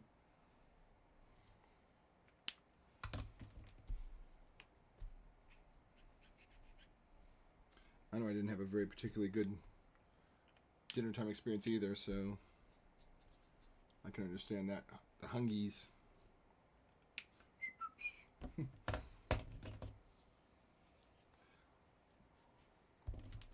going to go to W2 and get that in there. Where's my eraser? I did have it handy. Here we go. Now, this is kind of the price of admission here. Was this transition. I wanted to stick around for this.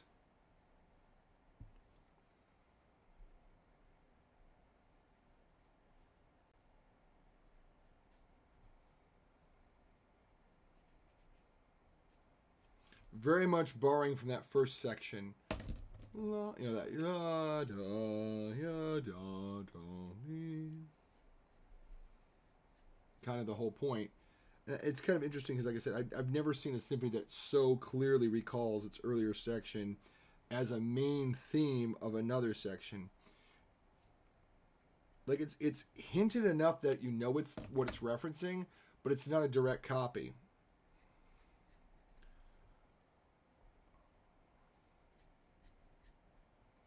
And that's what I love about it. It's just like it's just so subtly close to what it's supposed to reference without being an exact copy. Okay.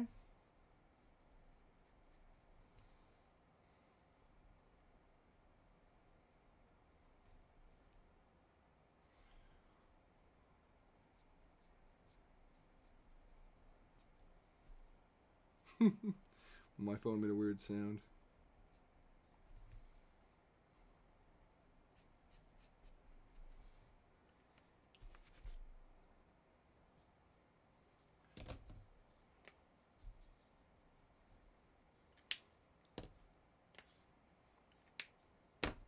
And you go to 5? Yeah, 5.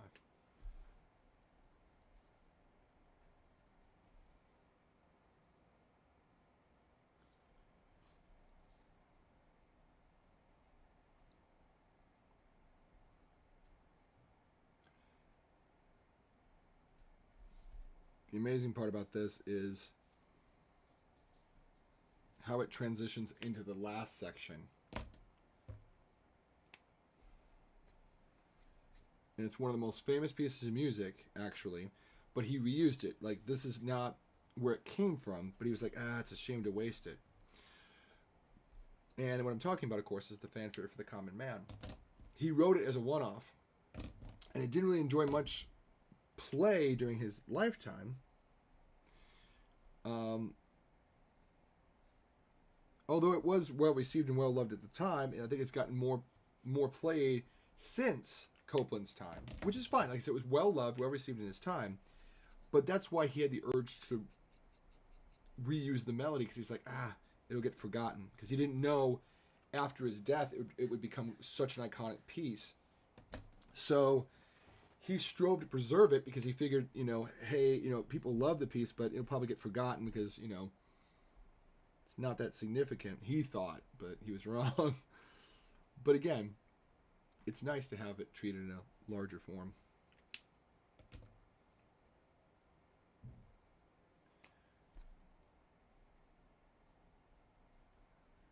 So what we get at the very start is a woodwind setting of it, which might make it kind of unfamiliar to most folks because you're used to that brass version. Jared Condra, hi! I'm blathering on about Aaron Copeland. How are you? I recognize that booty.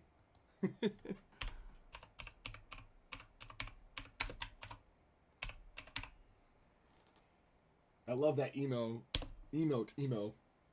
Apparently we're all wearing black and crying. I'm just kidding. It's not a face, Mom. But, emote combination. Boom, boom, boom. So this is literally just his fanfare for the common man that he just like took it and stuck it in there. I'm doing good. Trying to get this done. I have like tonight and tomorrow to get it done. So just watched Oblivion. What is Oblivion? Is that a part of a series? I feel like I do know it. I just can't place it off the top of my head because I'm... I feel like I should know it. Is it on Netflix or something? I feel like I've heard of it before and I just don't know where I know it from. Famous. Yep. So he took it because he thought, again, he didn't know it would be so successful after his death. Like, he figured it would just live and that would be it. And he's like, you know what? Let me make sure it actually stays a part of something cool. Hey, Small Blueberry, what's up? We're just enjoying the tail end of Copeland's Third Symphony, the culmination, the fanfare for the common man that he recast. So he wouldn't waste it. Yep, Aaron Copeland, exactly. Oh, yeah, I've heard of that. Jared Condra, sure. Stressed as hell. Oh, you got the things tomorrow, don't you? You got all the things. Yep, I can test that this is the Great American Symphony. I don't think I have any arguments, but this I would say that I would want this to be the Great American Symphony. Because it's so wonderful in every way.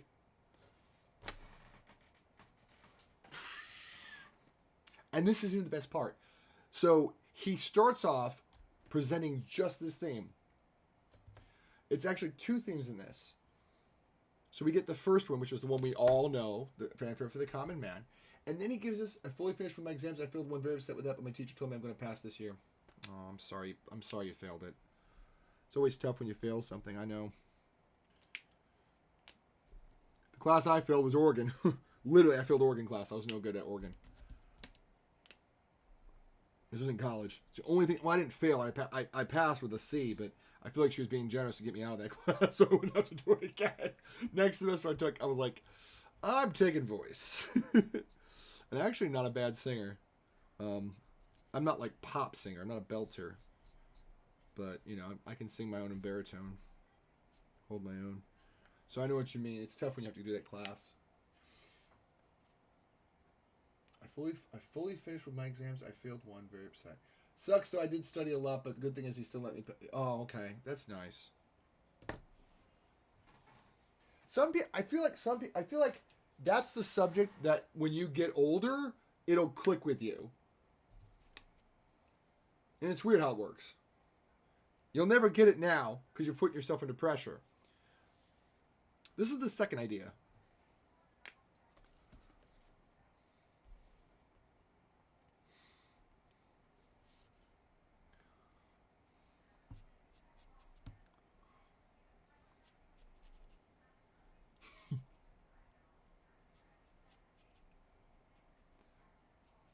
It's very fleet-footed compared to the fanfare for the common man.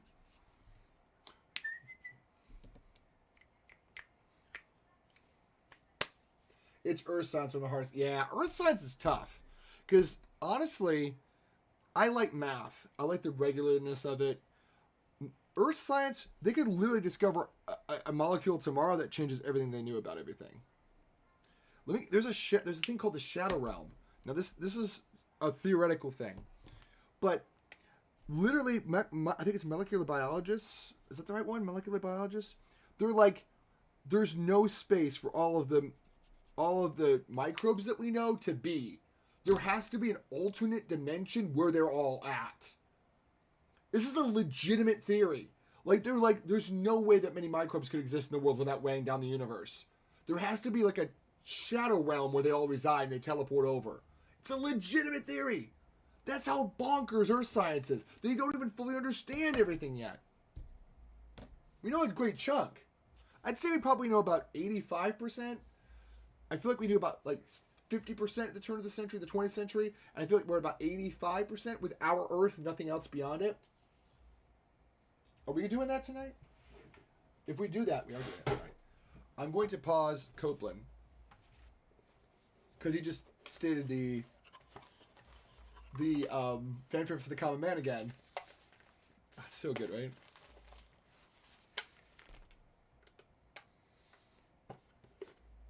We did talk about this, didn't we?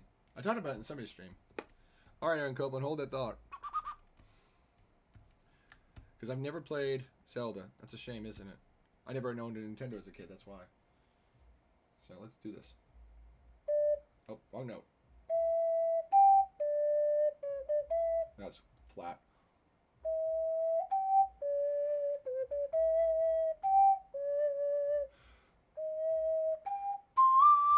Let's try it again.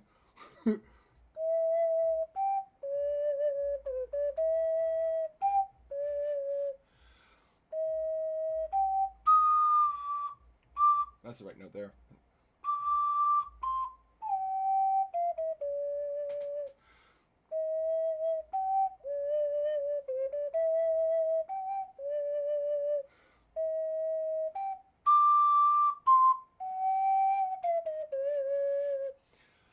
So not too bad. That last pass was a better one. The last pass was a better one. It's a cute little instrument. This is a ceramic ocarina. A lot of people I knew don't even know they were real things. Like, oh yeah, they're 100% real. Don't get the Zelda themed ones. They're usually poorly made to be cosplay trinkets. They're not meant to be played. That one's a decent one. Yeah, nobody redeemed first yet. Yeah, he does beef. It's what's for dinner too. You're exactly right, Rodeo.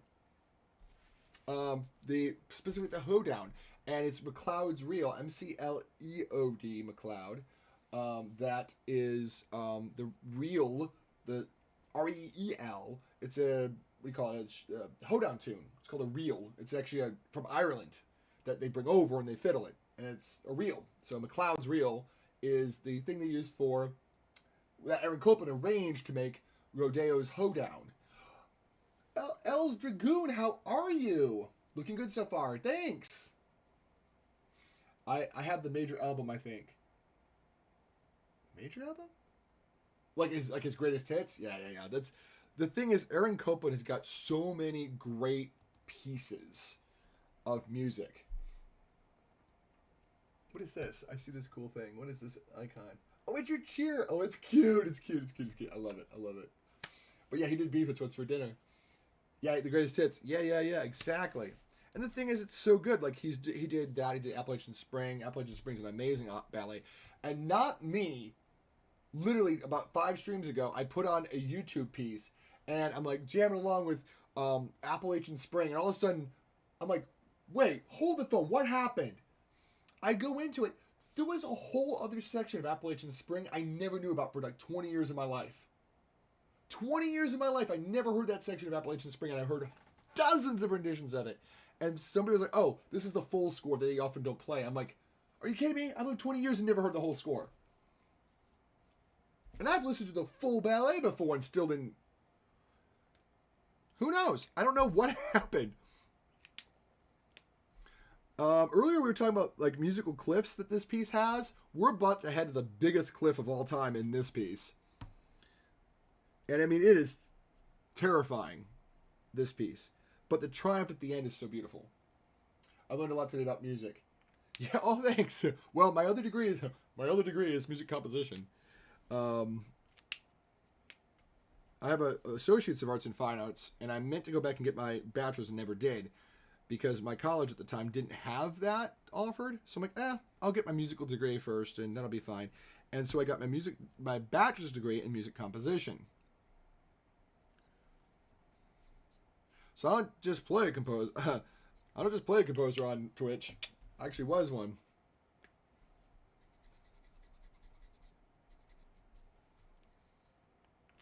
We're heading to that cliff right now. God,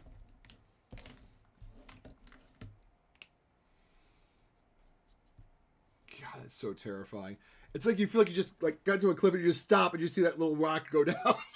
You just see that little pebble go down. And you're like, we're screwed. God, it's so heartbreaking.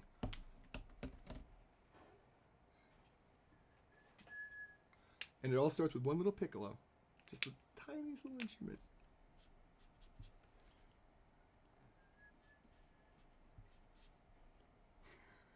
It's so cute. So it's like it's trying to build a little hope. Oh, it's so good.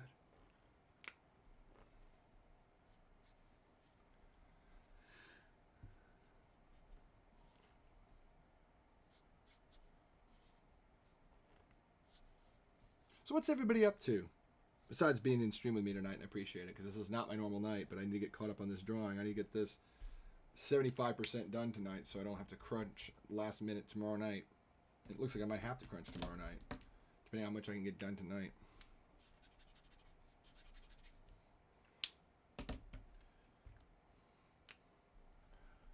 There's the fanfare again, coming back to kind of get us out of that funk. My sister's birthday today. Oh, happy birthday! You can tell the marker's getting dried out. Look at that. This is the color of this blender. Look at the blue on that tip. The ink should have dissolved it, and it didn't. So this is probably dried out. As you can see it. It's not. Yeah, it's not making anything. That means it's refill time.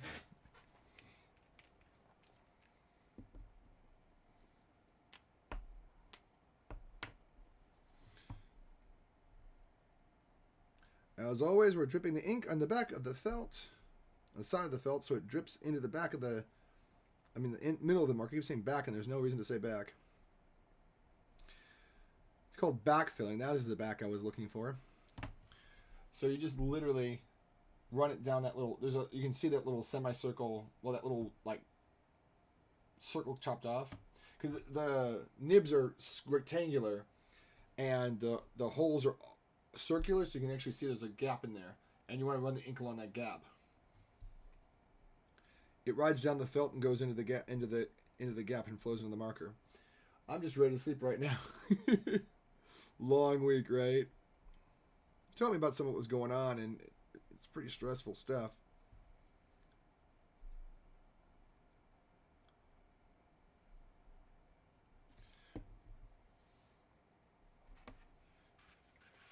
So now we're going to get the fanfare for the common man, but for full orchestra this time, instead of just the typical brass arrangement that originally it came from. Oh, look, that dripped all kinds of ink over here. The first time I ever heard this symphony was the Detroit Symphony on the radio.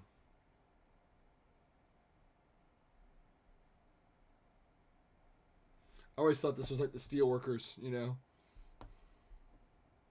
Because it is the fanfare for the common man, and Aaron Copland felt that the regular working American was the epitome of American attitude and spirit, and so it wouldn't surprise me that this depicts the hardworking person.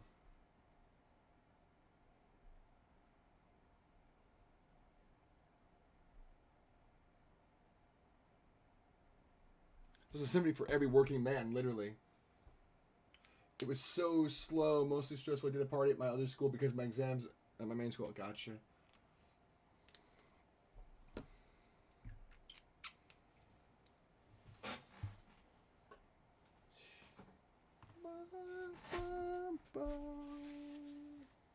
Well, it hasn't popped up in a minute.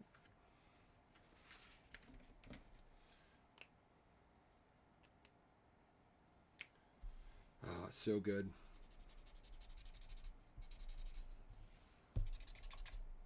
See, it's still a little stained, but it'll wear off eventually. All right, let me look for the... We were going to do the... What was it? Lincoln Portrait. Because Lincoln Portrait is so good. I think I've got the one with Henry Fonda narrating. And it's so good. I keep saying it's so good, but it really is. Lincoln Portrait Copeland. Do I have one, or should I rip it off of YouTube? Here we go. Yep, it's from... This is the Henry Fonda one. It's about 20 minutes? 14 minutes. Sorry, 14 minutes. But it's worth it.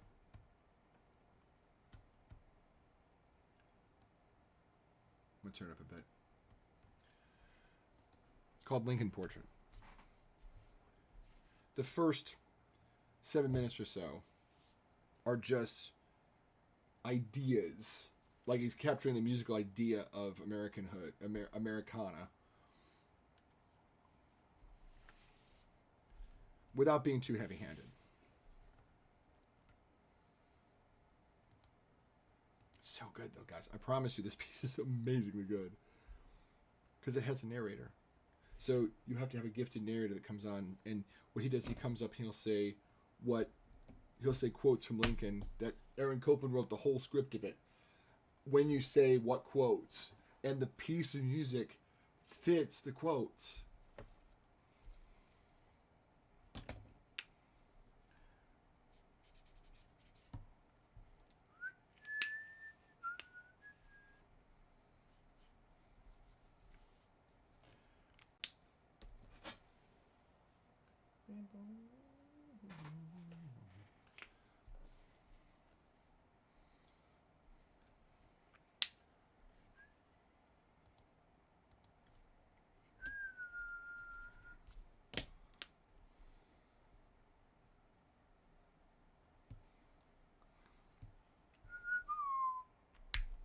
So it starts off very, very simple, very plainly. But it gets going. I promise you. It's a very contemplative piece. But it also has some amazing pieces in it. Working on my 2022 year in review video while chilling. Nice. I missed that. I'm sorry. I missed out. I was reading Blueberry's comments. My bad. I try to make sure I read everybody's. If I miss something, let me know. I don't play favorites. The only comments I wouldn't read is if like a troll came in, and then I'd read them and troll them anyway. I was kind of going on it with a troll on Facebook, and I'm like, I'm stopping right now because you're no, you know, because you can't waste your time with a troll. And we were talking about the Fortnite controversy. There was a artist that said, Fortnite wanted to pay me $3,000 to make something. That's too little money. And then, like, badmouth Fortnite, which I was like, you know, that's the for hire world for you, you know? And they were like, people were like, that's a really crappy take to have. I'm like, it's true, though. It's the way it is. I'm not saying I agree with the way it is, but it is the way it is, you know?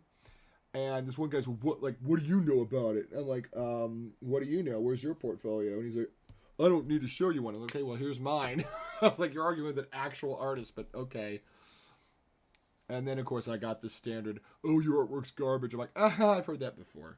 Let me go work on my commissions on Pay2 by people and let you have your free internet comments. Have a great life.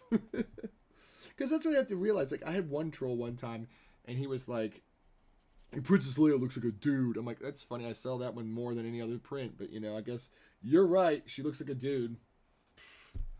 My drawing of her looks like a dude. Such a scathing comeback from a guy I've never met. That'll never buy anything from me. That I'll never see in real life.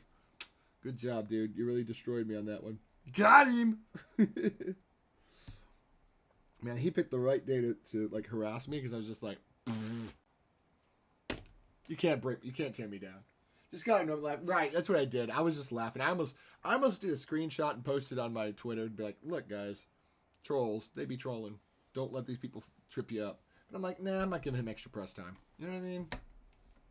I don't want to be that guy either, you know? Blah. Exactly. It didn't affect me at all, except to make me laugh. Because I'm like, you're dumb. I might have to turn it down now. This is the...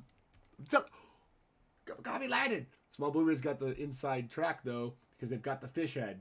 The fish head is the good luck charm. I don't know. It's going to make it. It made it! And the perfect chorus music.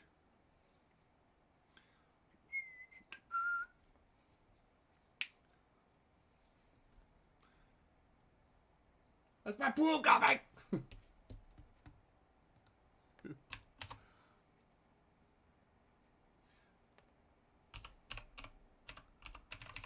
Incidentally, if you I don't know if you all can tell this because it's one of those things that's like it hits you very subtly. It's subtly based on Camptown Races, just a little bit. And I'm like, no, it's not. Oh, it kind of is, isn't it? Like it took me a minute to see it, but it's there. Da, da, da, you know, it's just subtly based on it. So again, that's the gift of Aaron Copland. He could literally take a piece and make, I'm going to kind of base it on this. Bow down to me. Blueberry, you're so funny. But it's not hit you over the head obvious. It's very, very like, oh, guess what? It's kind of based on Camptown Races. That too. There's the more Camptown Races part of it. But again, I think Aaron Copland had the gift of taking two songs, finding the middle ground between them that evoked the feeling of both without actually being either one. And that's Aaron Copland in a nutshell. That's appropriation done right, guys. Like he's not copying Camptown Races. At that point, it was copyright free anyway. But he's capturing the spirit of what makes it recognizable without ripping it off too much. Oh, that's loud. Let me scare it down just a little bit.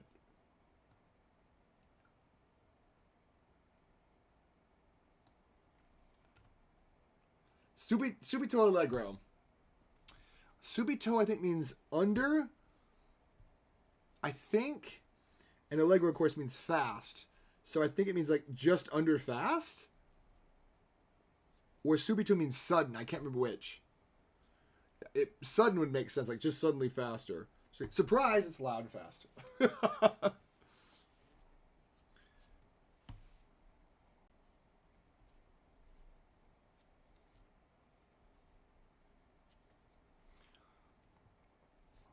And the reading of this piece by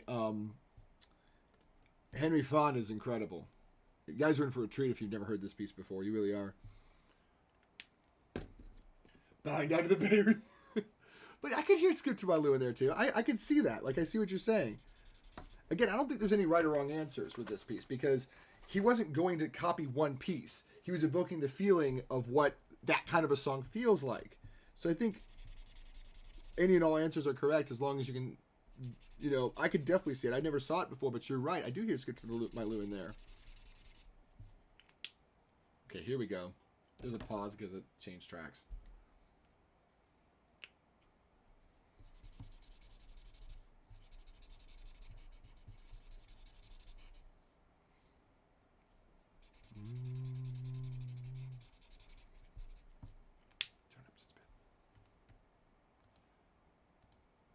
Turn up just a bit.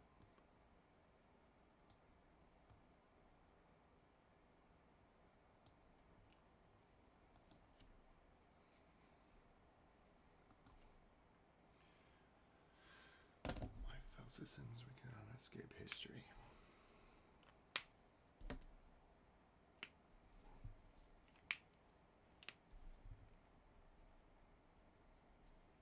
Oof. It's bad result. I'm over with 3 times. Me too. You saw how many I had.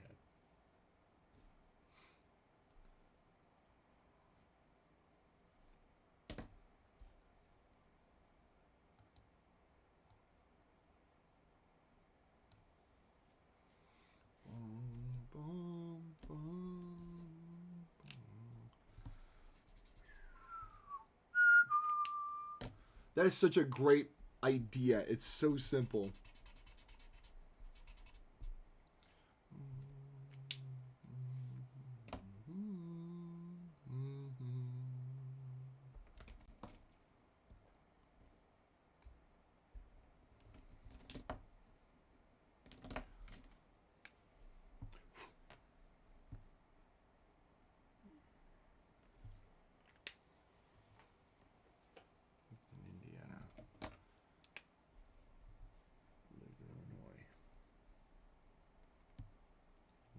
he said.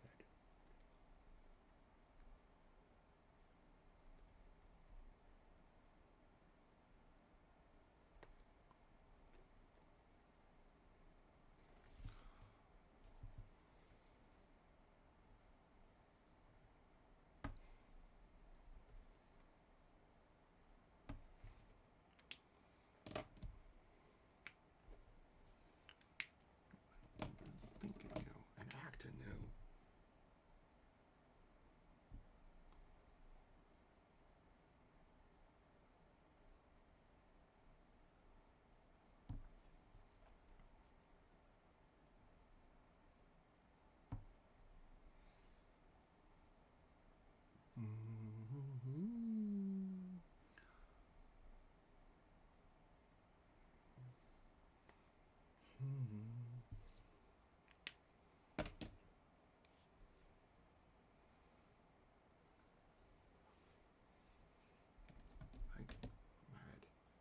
And I'll eat it.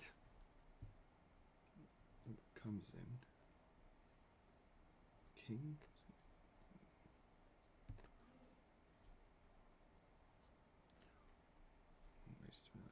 Apology is leaving the other race. The same tyrannical principle. That part is so powerful. And the music for it, the backing of that is incredible. That tense dun-dum. It's like, oh, I get so angry when I hear it. Like, how dare there be people that say, you toil and make bread and I eat it? How dare you? Like, it angers you, and it should. It should be like that kind of a reaction, a visceral kind of reaction.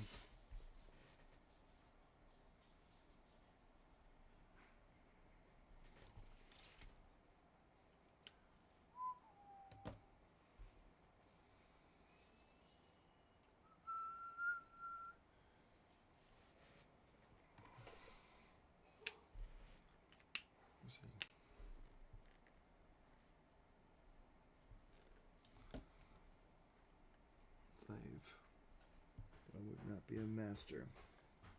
We gotta bring the dogs in. Is it? Did you let them out? Yeah, just now. They're still out there. Okay, I'll bring them back in a minute. How long have they been out there? I just let them out. Okay. No more democracy.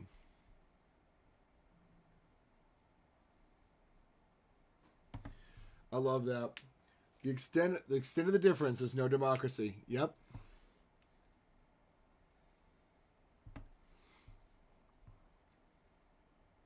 Any one of us is not taken care of, we're not a democracy. If one of us is being silenced, it's not.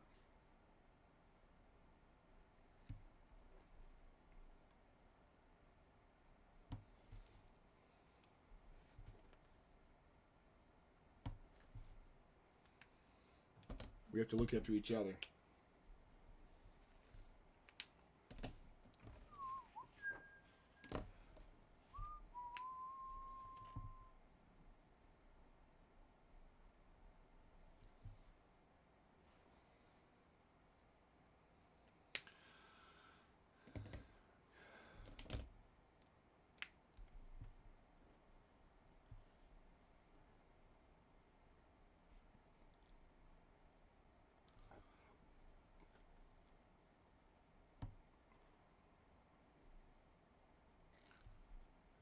Full measure of their devotion.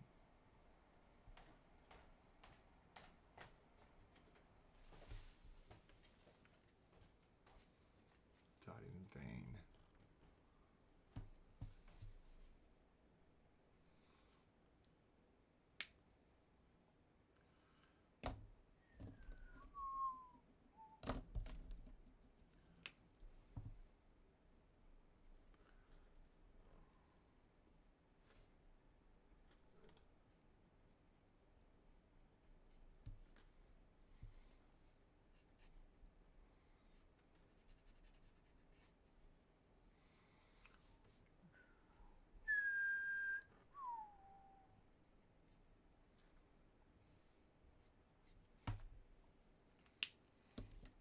So good. It's such a great idea. Have a narrator just speaking quotes while evoking the spirit of the quote. There's not many pieces for narrator and orchestra. There need to be more. We have Peter and the Wolf. We have I'm gonna go to the suite from Rodeo.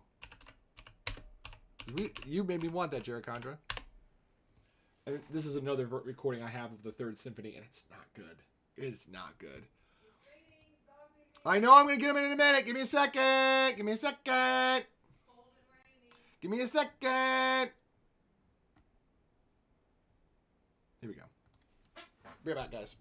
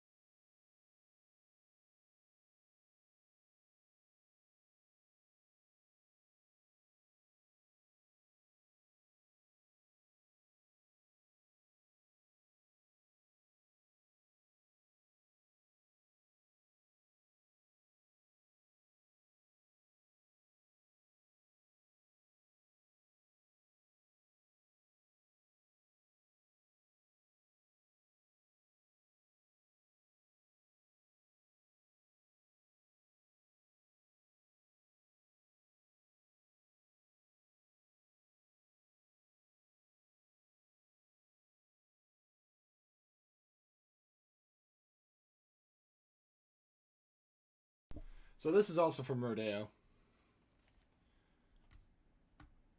It says 3 distinct themes. Like da da da da da da da. And then this one.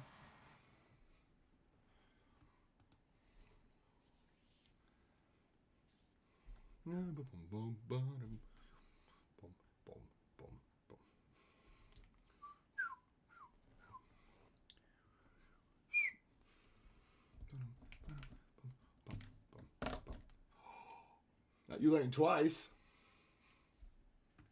If this is too loud, let me know. Bum, bum, bum.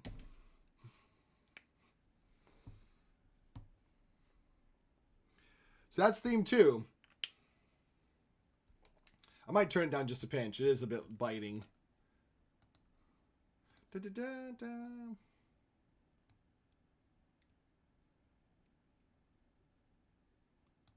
It always jumps very loud. How about now? Is it better? Sorry. It's because there, that's better. It's because Lincoln Portrait is so quiet.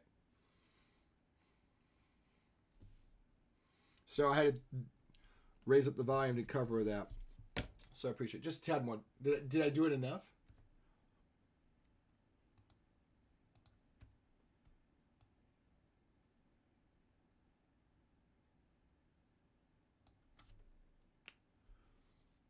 It's like a drunk person. Ready?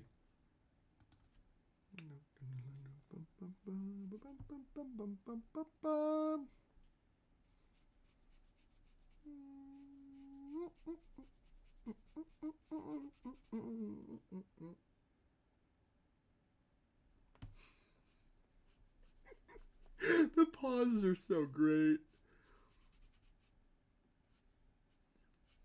And what's so great about it is he doesn't give it the same pauses twice.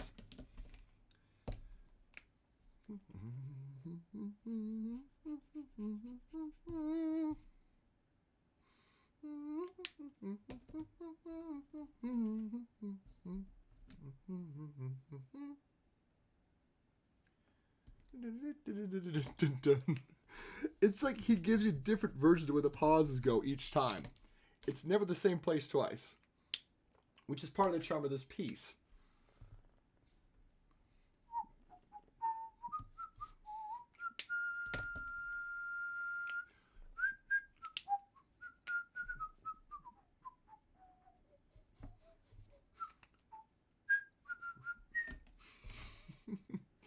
It's just like a statement. It's so great.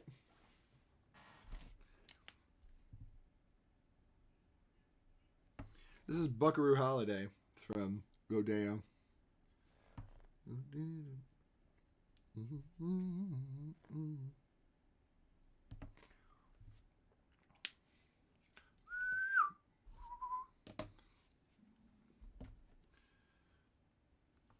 I think we got it this time, didn't we? Volume, I mean, specifically.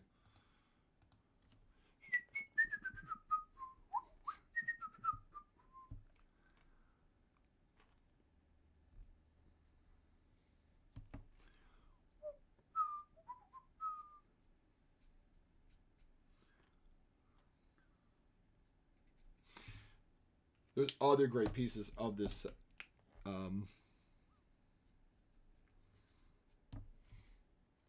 Grab some of that clear blender because I feel like I just overstated my shadow, but that's okay. We can always knock it back some.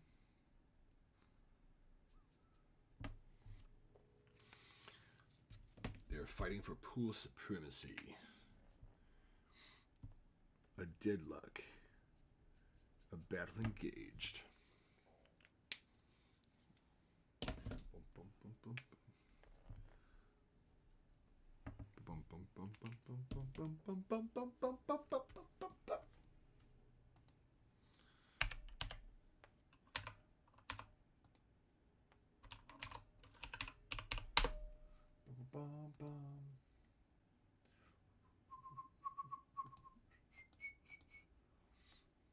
But it's mine. Wow. I have the worst luck.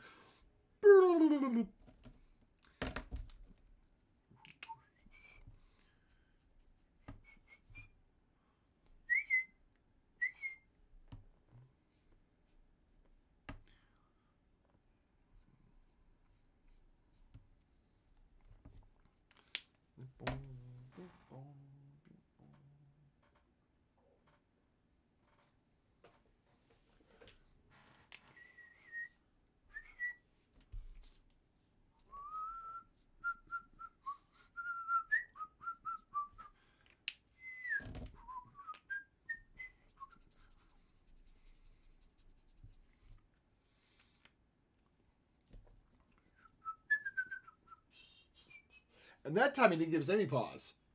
You notice that? He just goes right through it. He didn't give us any pauses. Like, he gave us, like, little drunk pauses like a guy swaggering around. And that time he just was, like, right through it.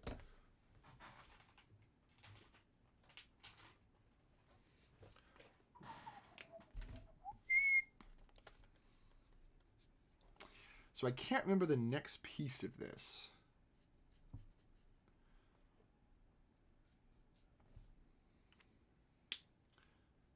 I want to say it is the Chorale Nocturne.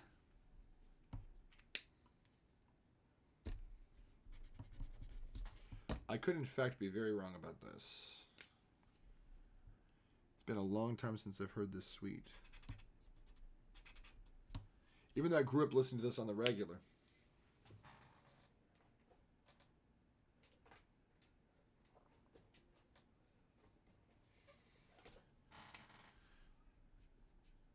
Yeah, it's a little bit better.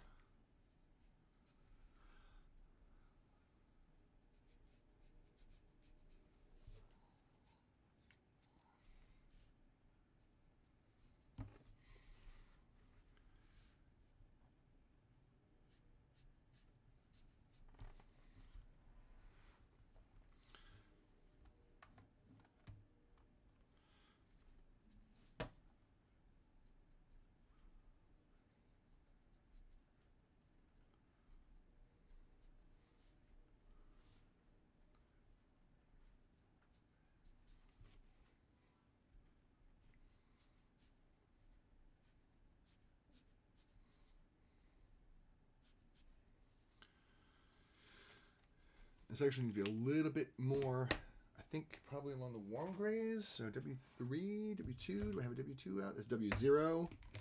I'll be out it all night. Let's not do W3. I mean W0.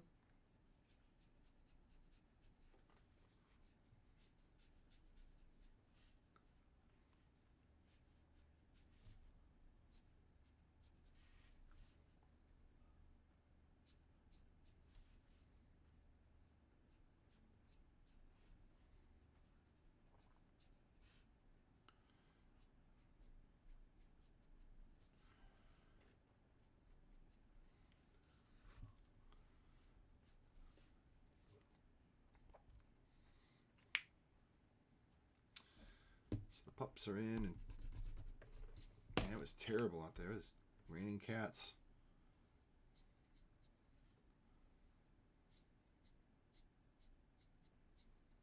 Say cats and dogs, but the dogs were already out there, so they wasn't raining them. Just kidding.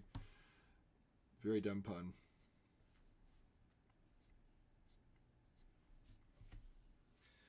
So we're just building out clumps of hair here. And actually, I need to probably grab the YR, isn't it YR? YR21, let's do this. And I think I need to do this. Yeah, there we go. We need to do this. Color the gaps in between the hairs.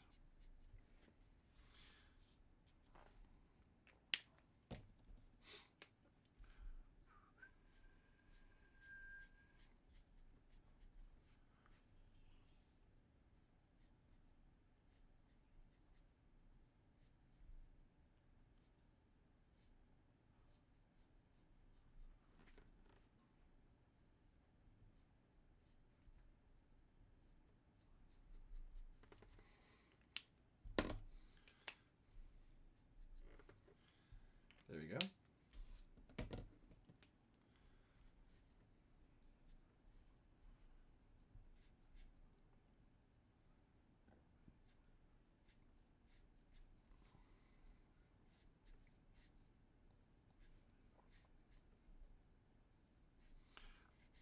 This is the Saturday Night Waltz, I believe.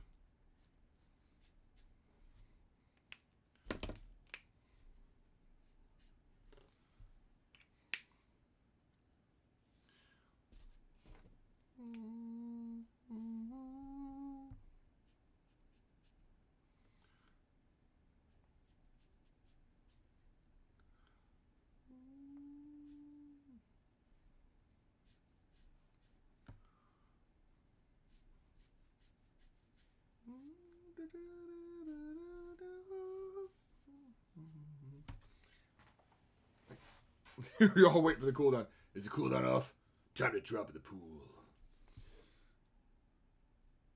Appreciate you guys being here while I do this madcap, trying to get this done. A marathon. I don't normally broadcast on Wednesdays. Oh, who landed? Cup of coffee landed. And here on the outside lane, we got the small blueberry trying to get in there with a fish head. It's fish head on the outside length. Fish head by a nose, hanging above the umbrella.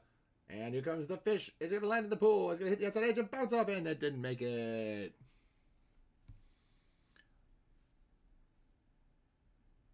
Close, though.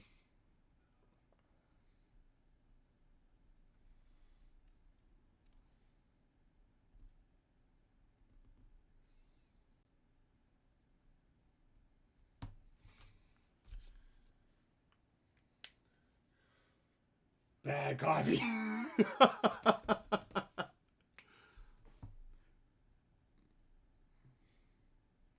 Guys, if you don't know small coffee, cup of coffees work. Beautiful stuff. Beautiful chibi work. Absolutely astoundingly beautiful. The time-lapse images that they do of them working on it will show you the talent they have to refine shape and form to get everything just so. I gained a new respect for chibi trying to make one of my own for a friend, and I was bad at it. And I learned to respect the really good chibi artists, and one of them is Cup of Coffee right here. They're Chibi's. Oh, Jared Condra. You might like what they do if you're still here. Jared Condra, they're doing Genshin themed, Jericandra does play Genji. Oh yeah, she does. Cup of Coffee does Genshin themed chibi. Am I not right? Jericandra plays Genshin all the time on their stream. I'm looking at Insta. Please don't be something embarrassing. Oh, it's just Strange Planet. Oh, and that's a gorgeous piece. That's gonna get a like. Stephen Preston liked it too. We are looking for who we look. I got 4 hearts. Why do I have 4 hearts? Trendy liked a bunch of my stuff. Okay, my booty emote for Jericandra. This Jericandra. This is her booty emote. I simplified it because it was when you shrink it down, it doesn't look as good as this. But the shiny butt was for her. I have a message. I'm not reading it because it could be something embarrassing. Who are we looking for? Cup of Coffee. That's right. That ain't it. That's not the vibe. I just spelled it Kupo. It popped up and then it was like, nope, just kidding. Here's another thing you wanted to look at. Look at these. It's beautiful. See, we had to simplify it because it was just too much visual information for an icon. That's a Genshin, isn't it? Yeah. I'm gonna embiggen it. This is what Cup of Coffee makes. Isn't that gorgeous?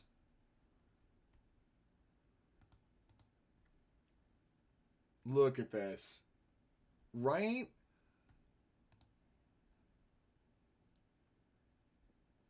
There's a bunch that I think are Genshin, aren't they? Isn't this a Genshin one too?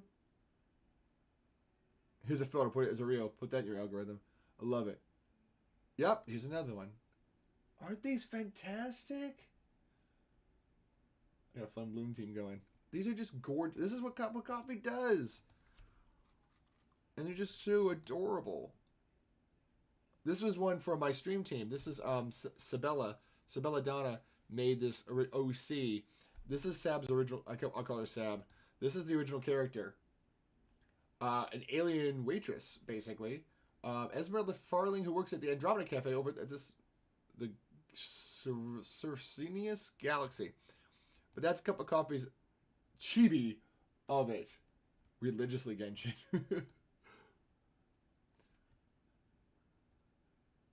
Another Genshin impact. Look at this! How fun. Yes, even Steven's like, yeah, OT party. This is virtually a who's who of art on Twitch. God. Look at this. This is the process right here, guys. This is gold. Can I save this into my art help? Will you let me save it in art help? Or are you going to be stupid? You're going to be stupid. I'll do it on my phone. But look at this. Base color, pupil, adding the rings, top shadow. Look how multi-layered that is to make one eye.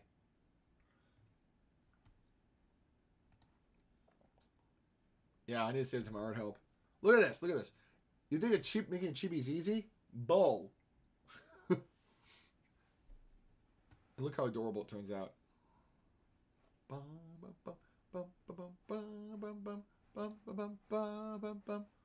So this is a fiddle tune, obviously. McCloud's real.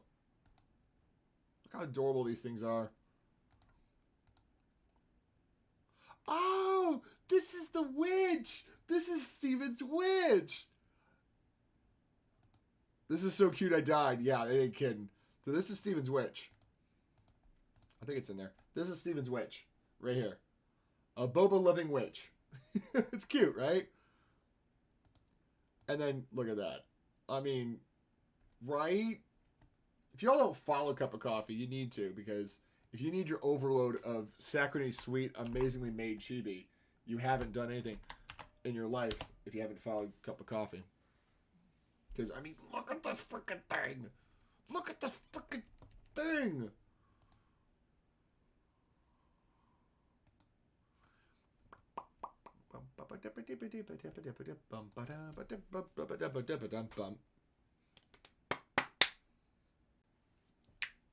Now, the true question is, which version is this? This is the small version, the short version. There's another version where there's a false ending And you all may be acquainted with that one.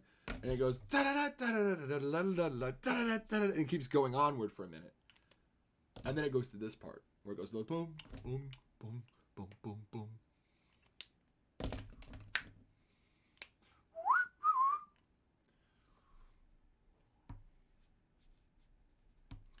But yep, that's McCloud's Rio, folks. Bum bum bum bum bum bum bum bum bum bum bum bum bum bum bum bum bum bum bum.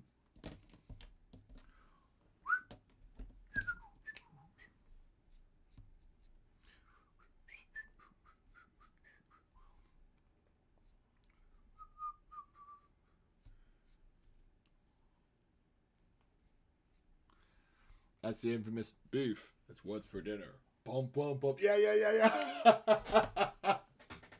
Yep, exactly. It's amazing how evocative that becomes when you hear it. It's like Rhapsody in Blue will forever be the United Airlines piece.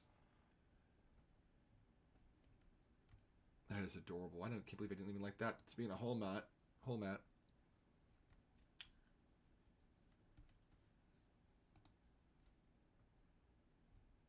What's this one? This isn't the one.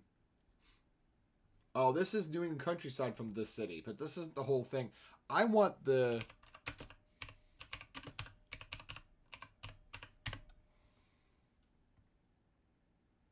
Not Quiet City. The actual city.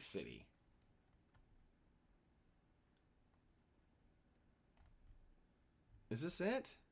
Yeah, here we go. This is it. Let me see if this is it. Yep, this is it. This is the city. This is the rarely heard. Look at this. 2 classic political film scores. Revueltas? Oh. Revueltas. He did this piece called Sinzamaya, which has to do with the Mayan ritual of a snake.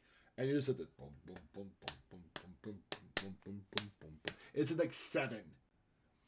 And you're like, what the heck is this? It's just this really bizarre piece, and it's so good. It sounds like something that should be in Temple of Doom. It's an incredible piece. Because he's very, very much a Mexican composer, Revueltas. Mexican national composer in the 20s and 30s, I think, when Mexico didn't have classical music, and he was just like, ha! Did it not drop for you, Giraconda?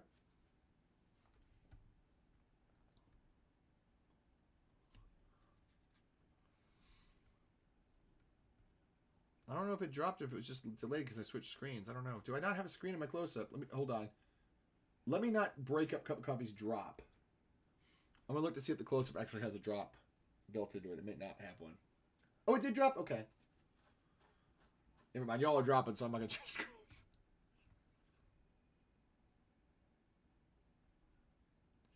There's one. I want to see if it's this.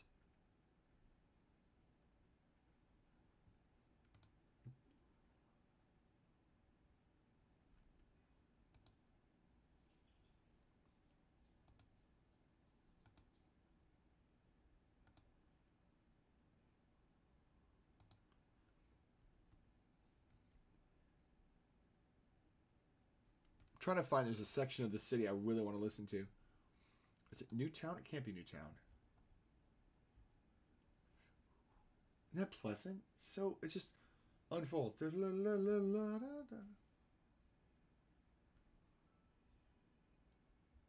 Is it this part?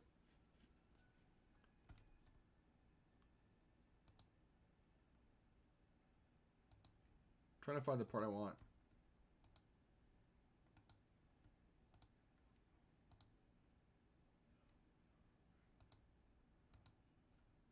Keep skipping around because I'm looking for one specific part. It's got to be in this long 11-minute section.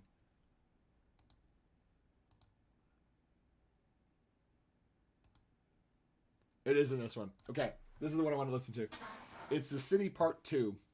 It's 11 minutes long. This part is 11 minutes long. The whole score is like 30 minutes. It's not very long. It's a very snippet. Speaking, Cup of Coffee asked earlier if Aaron Copland had written any film scores.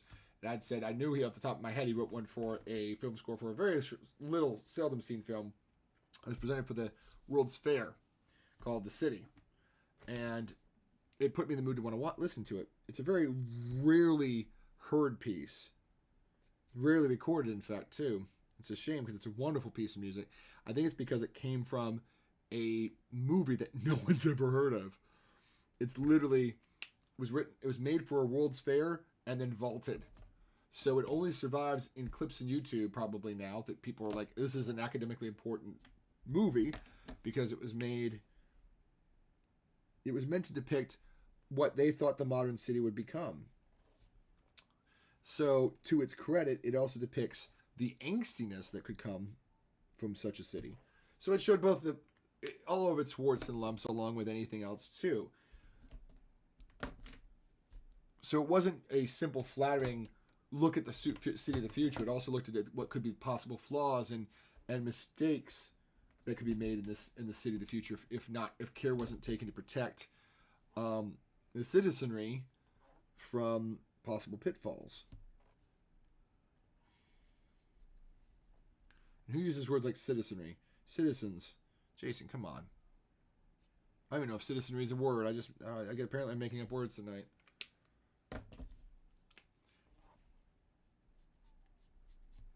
Look at me. I'm going to use a $25 word I just made up. Well, all words are made up, aren't they? Someone brought that up one time. I'm like, that's true. All words are made up from somewhere.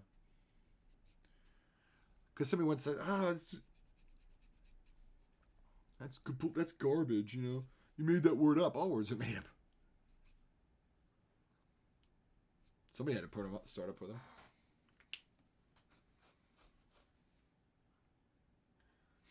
Like tender. What does tender mean? I've been wondering about that in your stream. Jared Condra uses the word tender a lot. And I'm curious what it means, actually. Because, I mean, tender means, like, love me tender. But I feel like you use it in a different context. And there's nothing wrong with this. Words are meant to be used out of context, sometimes. I mean, words are constantly... That's why I don't recognize this piece. They took out the siren. There's supposed to be a siren written in the score.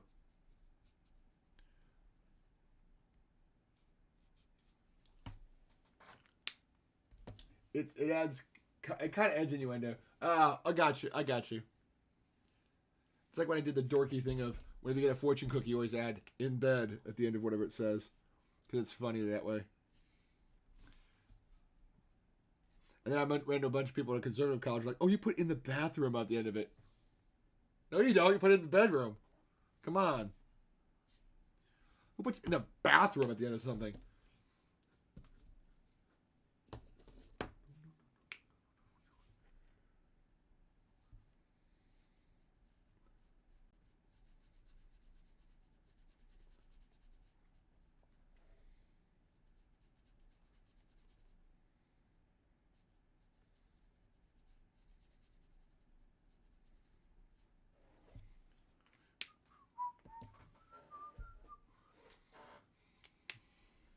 This is meant to depict, like, the rush of a big city.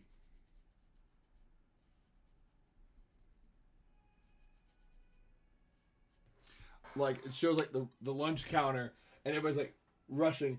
Tender is my in bed, gotcha. I figured that's the context, but without actually getting the official word. What color is this? About the right color I wanted. You know what's another good one that no one's ever heard of? No one's ever heard of this composer, I guarantee you. I will lay money that none of you guys heard this composer. I'll be surprised if you do. If you do. And I don't mean this bad. I mean this bad toward history, not to you guys' knowledge. John Alden Carpenter. Anybody ever heard of John Alden Carpenter? And it's a shame because he's a great American composer and no one's ever heard of him. I heard of him as a footnote. Yep. I'm going to find Adventures in a Perambulator. It sounds so dumb. The title, because we don't know the word anymore.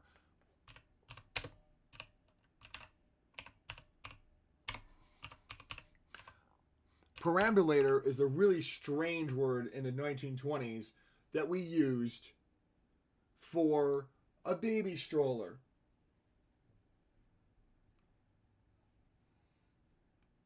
It's the really dumb name they used to use for that. It's real. It's a minute. It really is a minute. Like, why would you call it Adventures in a Perambulator? Okay. Let me get to the album. Hold on. It's literally meant to depict the adventures of a little kid. Oh, that's not what I wanted. It's meant to. Where'd it go? We're gonna go to the whole album. Go to album. Here we go. It's meant to depict a child's day out with his nanny into the park in his stroller. Why do we not know this, man? It's so cute and stupid. I say cute and stupid in a good way. Like, I mean, it's like, it's so, it's like, there's a reason why this piece was very popular in its time. It's just too cute not to be. The sections are called, En voiture, which I think means like, out we go. Which is crazy. It's in French when it's actually an American composer, but it's probably some expression back then. The policeman, the hurdy-gurdy, the lake, dogs, and dreams. It feels like it sounds like a film score.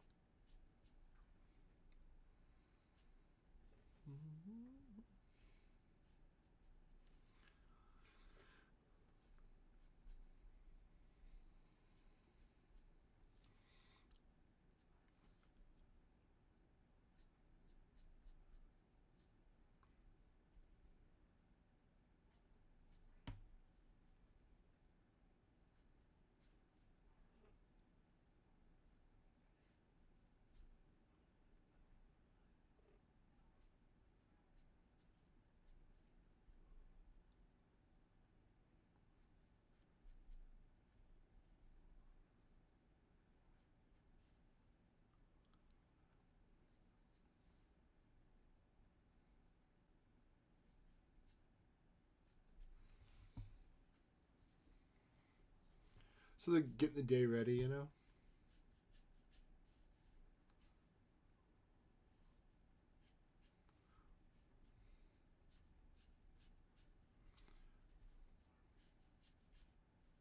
I've been meaning to listen to this on stream for a minute. Because no one's ever heard of this piece, and it's so cute.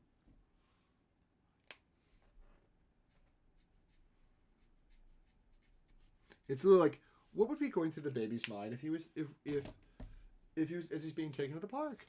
That's all it is. It's so cute.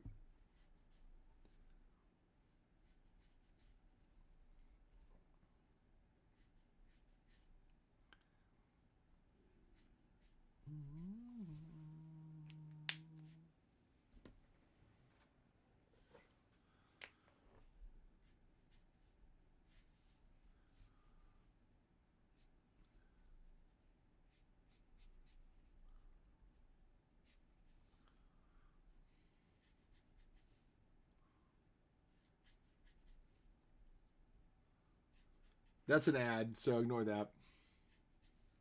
Thanks, YouTube. I swear they make long ads that you have to skip on purpose. Here we go. So that was like them going to the park, and now they're actually at the park.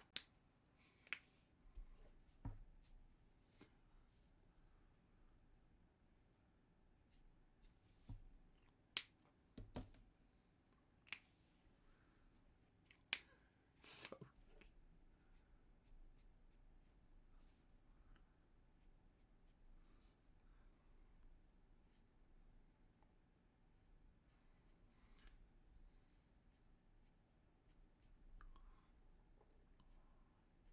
why have we never heard of this guy before?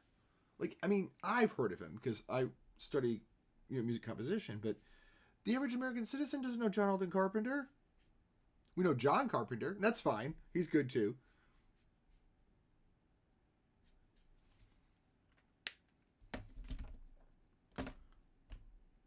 But we don't know John Alden Carpenter. And he wrote so many things too. He wrote one of my favorite things, Skyscrapers, which is a ballet.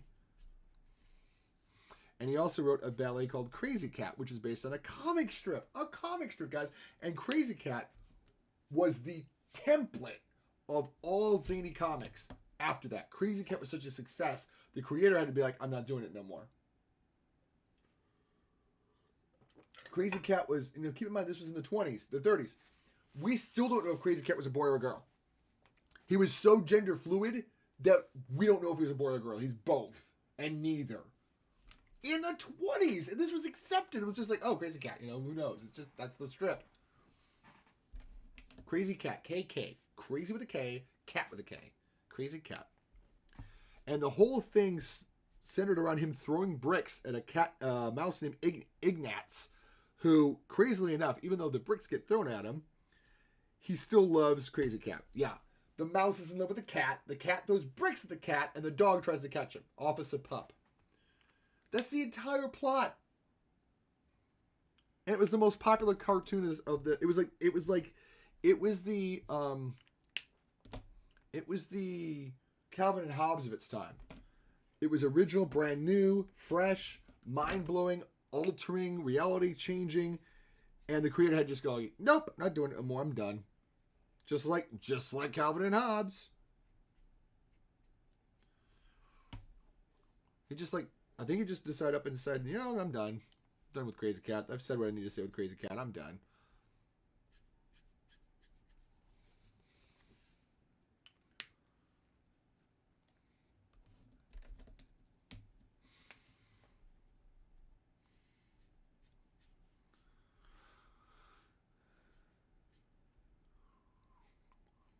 You can hear the pompous stride of that policeman, right?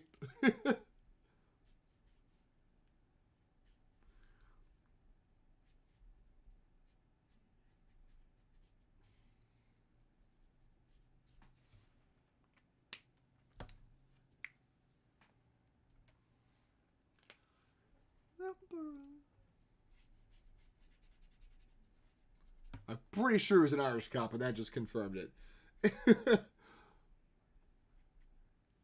That little quotation of an Irish kind of affectation. It's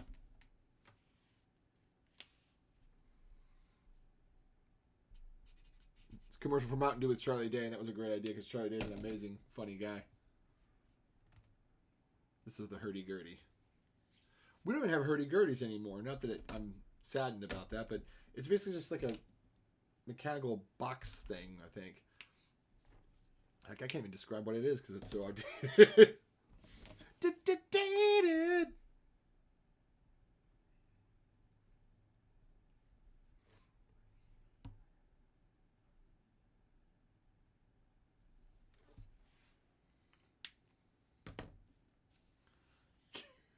It's so cute. Like, it's depicting that little... Without actually being a hurdy-gurdy. He literally copies the style of a hurdy-gurdy.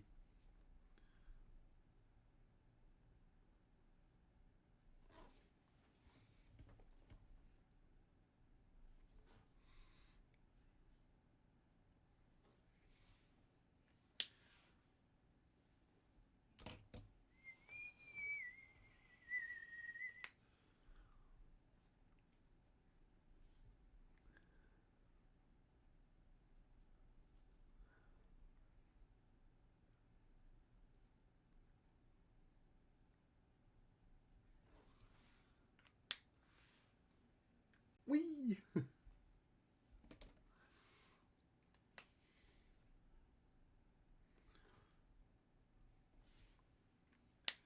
Oh, I'm through June so far. It takes forever to pick picks out. Oh, yeah. Oh, yeah. I got you. You're doing your highlight.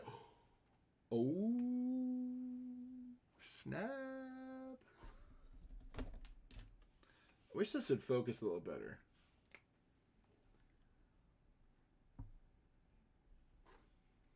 My pool now. I think cup of coffee. I think what's her name? Small Blueberry might be asleep. It's been a long day for them too.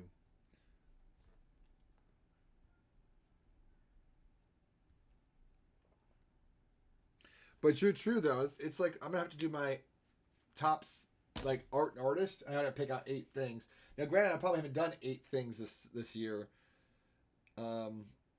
Also, fun fact, guys, if you're big on posting on TikTok, when you post, don't go back to TikTok. Post and quit. Post it and don't go back to it. I looked at my Copic video I made last night in my stream. I looked at it to put a comment on it because somebody commented on me. And my viewership went from 800 to 900 per video to 200 because I opened it up too soon. Look at this. I'm going to show you real quick. Look at this.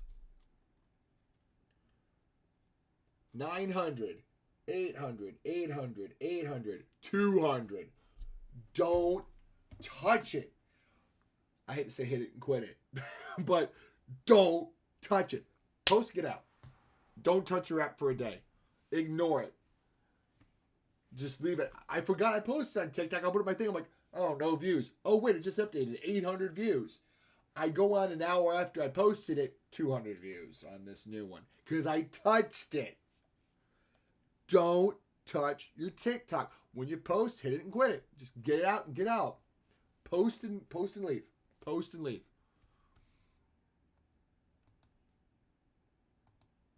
Don't be a lingerer. You linger, you're going to lose. You linger, you lose. It's that simple. Why is this a commercial?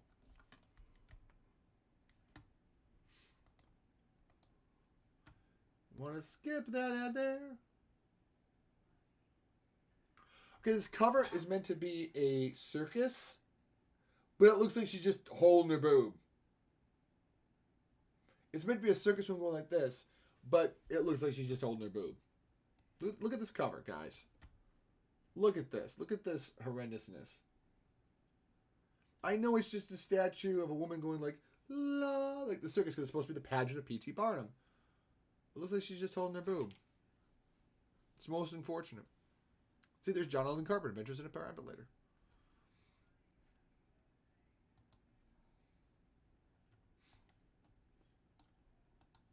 Don't know why that's a thing, apparently, but it's the most unfortunate sort of bonk.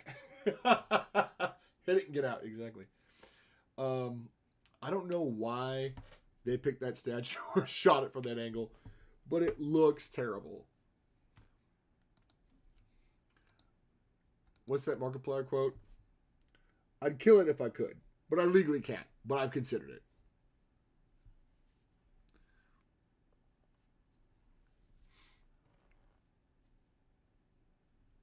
I'd kill it if I could, but I can't. But I've considered it. Good God. It's hideous. But beautiful in an ugly way. But mostly just hideous. I don't know what that's from. I've just seen it repurposed for other things. And I don't know what it's from, but I love that stupid clip. I love where he goes, good God. It's hideous. But beautiful in an ugly way. Mostly just hideous.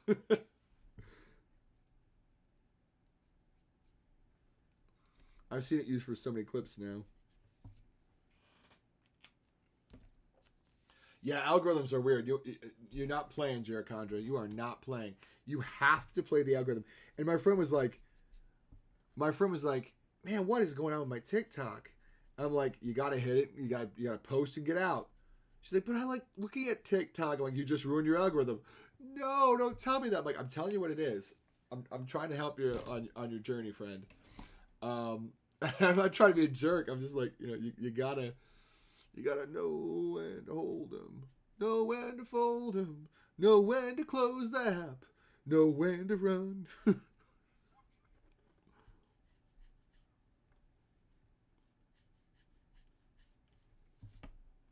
So what are you feeling? We liking John Alden Carpenter? We feel like he's a hidden gem? Are we feeling like, man, this guy didn't get his due. We need to be learning more about him.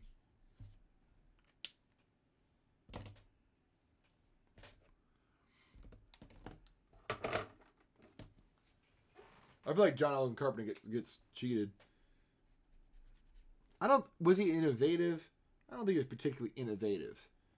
Was he fun and good and well? Was he skilled and fun to listen to? Oh yeah.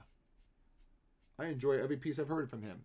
I haven't dove into Crazy Cat yet, but I do love Skyscrapers. Skyscrapers was something of a sensation. It was a ballet originally, and they said the big thing when it premiered, it was a bit overblown, they said, but in the critics say, I should say, not just they said, they, who are these mysterious they I've been speaking of, but they said there was these giant it was supposed to depict like steelworkers building the skyscrapers, and they said that one of the things they always talked about was the set. They had these giant stoplight signals that flashed red and green, so it was just these bright red and green colors flashing across the stage. It was quite a striking appearance. So that was the one thing the critics clung to, is like how beautiful these giant stoplights they built on the set were, and how distracting they were in a good way. Like, it built a mood of mechanized, and it almost felt like that was the only thing they talked about, was how amazing the stop signals were on the stage.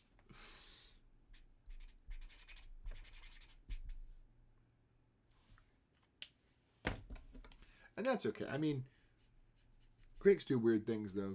Critics be weird. I mean, I love Franz Liszt.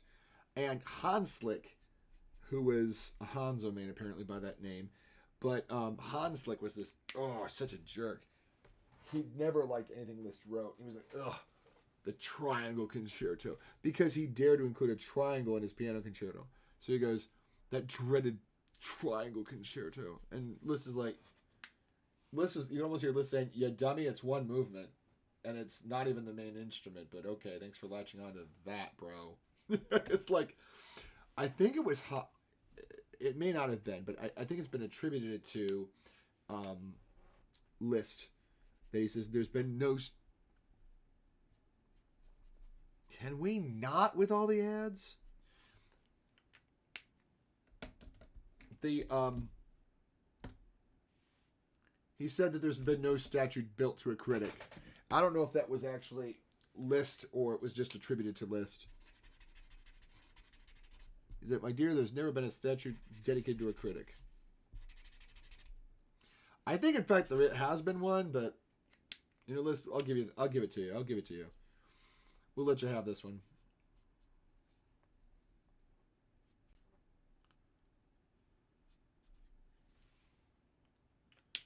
Is this dogs? Dogs. So the little baby's watching dogs playing in the park. I mean, how cute and wholesome is this piece?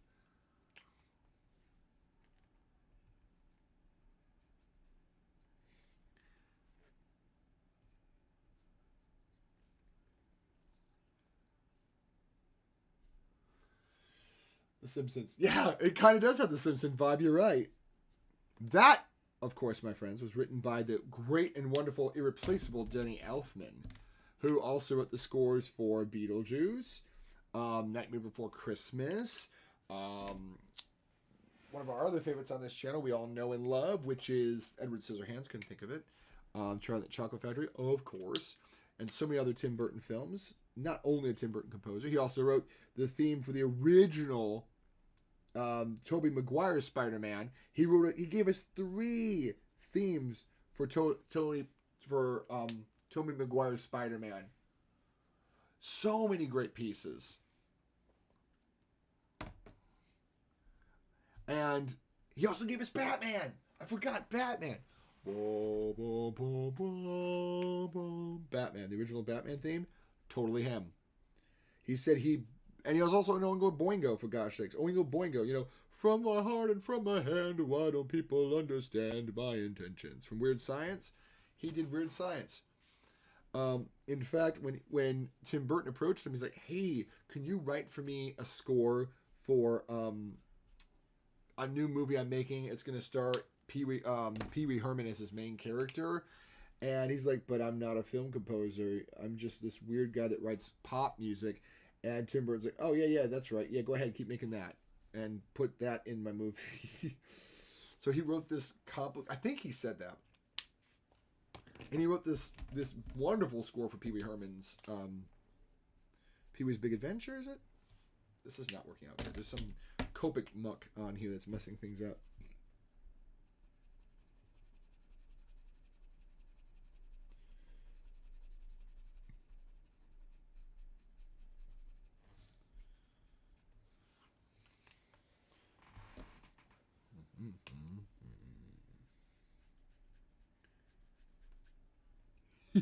It's so cute.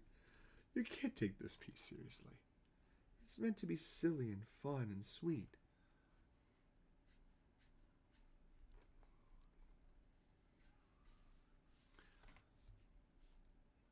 Leave the serious stuff to the German composers for a while. Let's just go ahead and have follow this baby as he goes to the park. Like, you can almost see this. Also, yes, he was also Jack Skellington's singing voice, because he's a very talented voice actor as well, and singer. Voice actor? Singer. Not me calling a singer a voice actor. I mean, kind of. Kinda.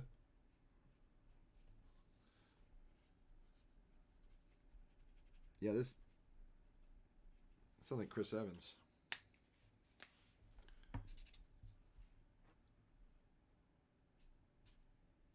Yeah, that brush tip is dirty as heck. I'm going to have to clean it out eventually.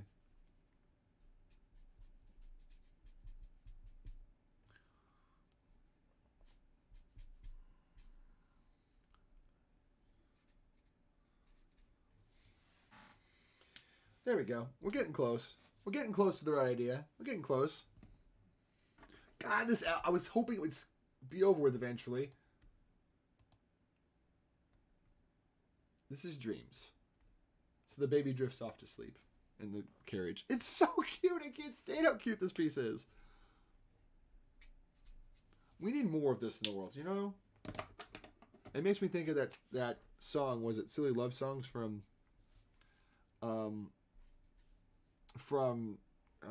Wings, Paul McCartney? It's like, some people want to fill the world with silly love songs. And he's like, and then the refrain kind of ends with like, and what's wrong with that? You know? Is that a problem? Is it a problem? We worry about basic things.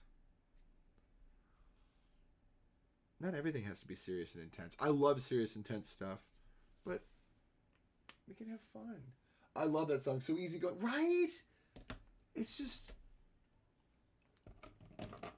I think sometimes there's an emphasis to be serious all the time. And again, I feel like it's important. We need to have important things. And we listen to Copland Symphony, and I think that has very serious things to say in it. In that it was, I feel like it was trying to talk to the common man and be a symphony that depicted the, say, struggles, but the strength of everyday citizens and how they were the backbone of our country. But there's also something to say about that it wasn't super serious. Like, there's moments of the scherzo, the entire second section is just, when it got serious, it was just like, just kidding, we're just going to do this other thing for a minute. And he would break the tension by just letting go of it and bringing in joy. And there's nothing wrong with that. I think we need more of that in this world. Just letting go and making space for joy, making space for nonsense, in essence. It's okay. We don't need a world filled with poops. Like, miserable poops that are just like, ugh, I gotta do this thing. Too much of that in the world. There's space for that, we have to be serious sometimes. There's definitely that, but there's also good reason to have both. We have to have a balance. You cannot just be exclusively serious. And exactly, I love that song. I love that song from Wings, Paul McCartney and Wings, because it's so important. Why don't we have more of the fun stuff? I mean, yeah, we're grown up, but it doesn't mean we need to be miserable.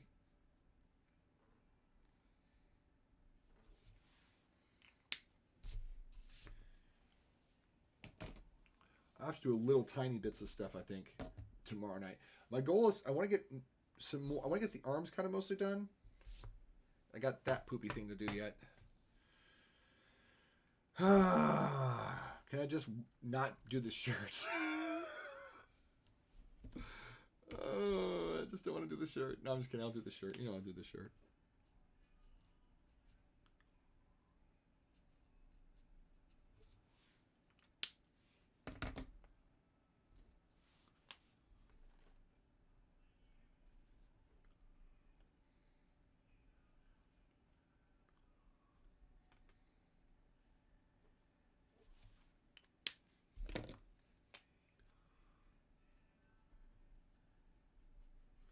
Whole tone scales.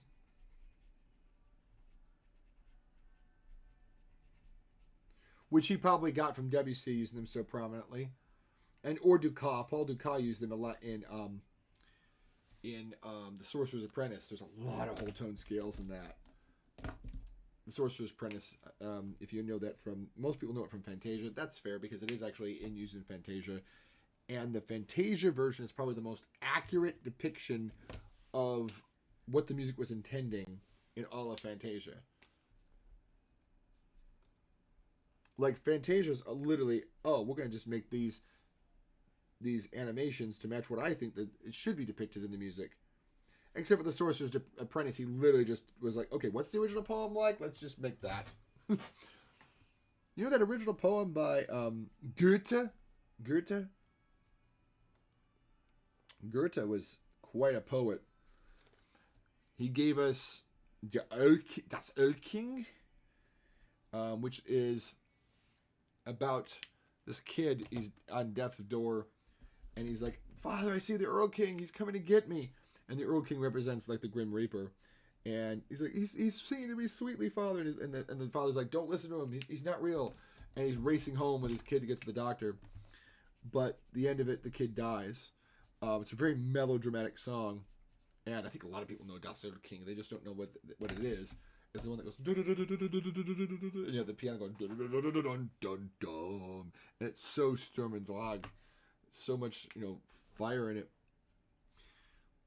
And the singer has to perform both as the father, the Earl King pleading with the child, being like, come on, I have a land full of sweets and politeness, and it's nothing bad. And he has to play the distraught child as well.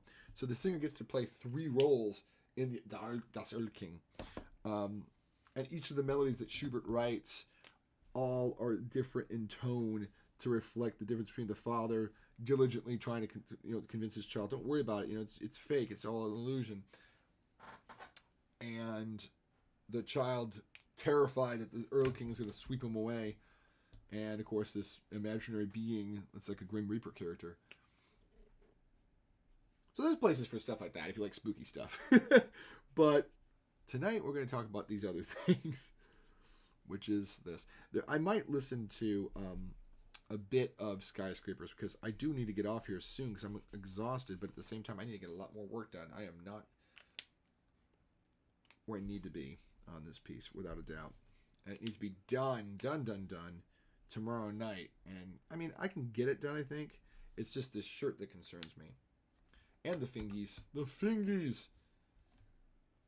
If we can get the fingies done, I think we'll be halfway to home. Yeah, that's a problem. That's going to be a problem.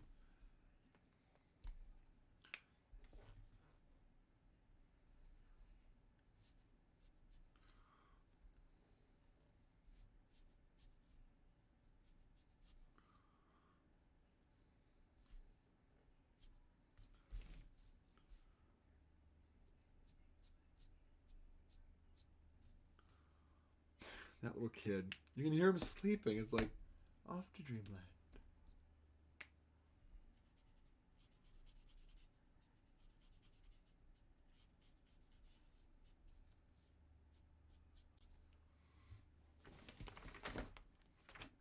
I mean, it's just like the best thing ever. Such a sweet little piece. And like I said, most people in the world have never even heard of it. And that's kind of a shame. I wish that would be changed because he's a fantastic composer with great things to offer, and more people need to know who he is.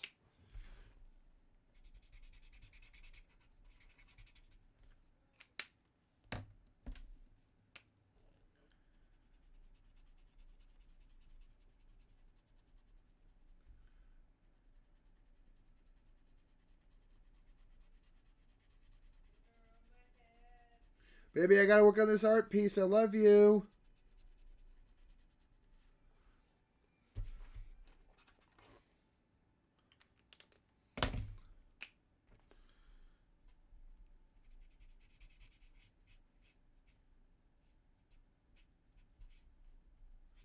Are we done with this stupid ad? I thought it'd be a quick one.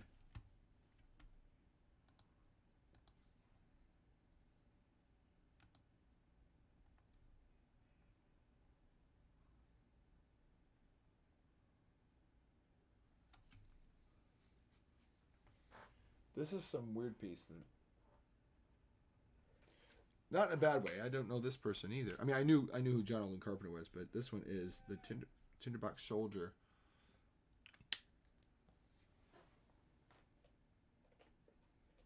I was like a wind-up soldier.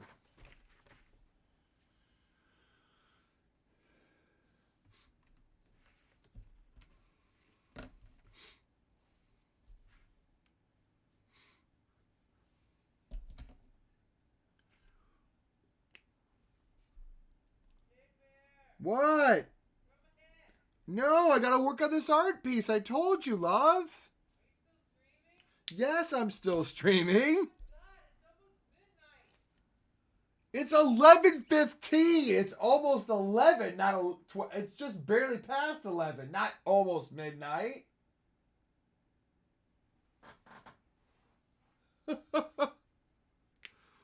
I'm like, yeah, it's heading to midnight. Sure. It's not there yet. Granted, we're closer now than we've ever been.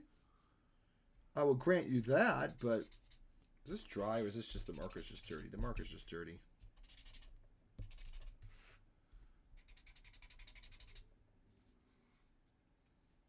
My wife wants me to rub her head so she can fall asleep, and I'm like, honey, honey, honey, I've got this piece to do. She knows it. Wait, that was it? That was short.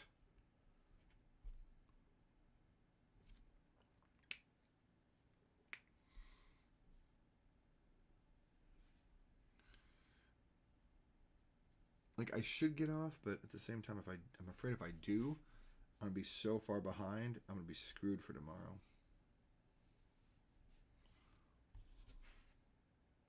I definitely need to step up to probably E this one here. Let's see if this is it.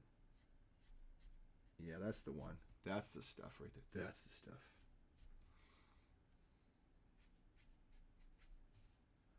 And then I need to get to E2. Is E2 on the board? E2 is not on the board.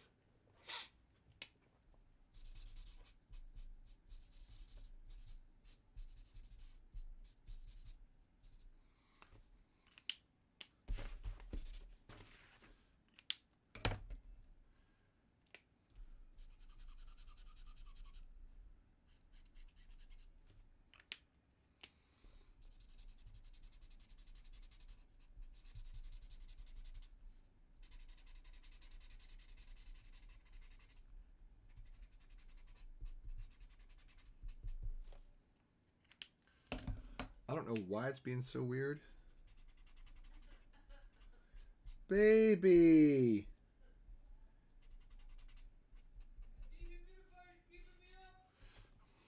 Everything's keeping you up. Be right back, guys.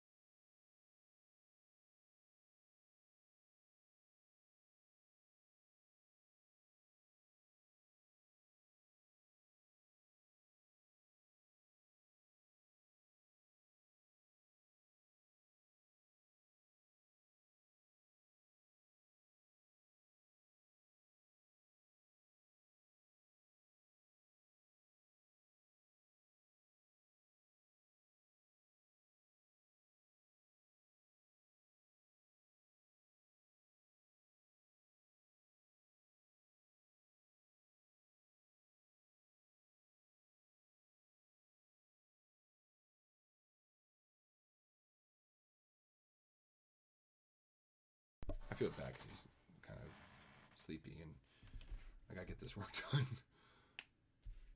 But see, I would get off a stream and then come back and work on this art, but I don't like working on it without being on stream because then people will miss out on what the progress was.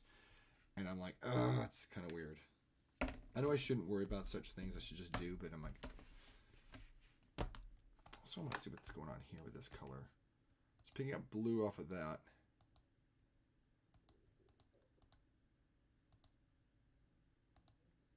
It is very grayish. I'm going to go to a 1-3, I think.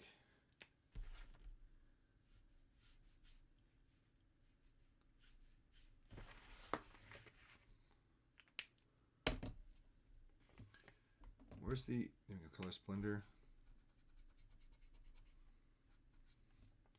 And I'm probably going to switch to, is this going to do it? I don't know what this piece is, guys. I've lost the thread of the piece a minute ago. No.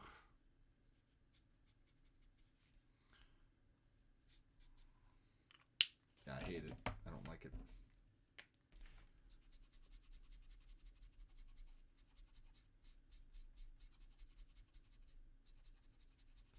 Something's wrong with the my E70. I might have to clean it out, but I don't have enough colorless fluid to clean it out. I might just have to swap out the tip and call it a day.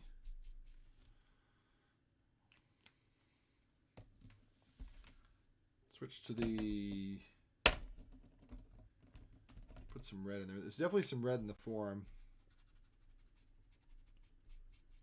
Like that, yeah. A lot more red than I anticipated. Hey, your piece is shaping up. Thanks, done with October. Oh, nice. Getting through it piece by piece, right? Is this dried out?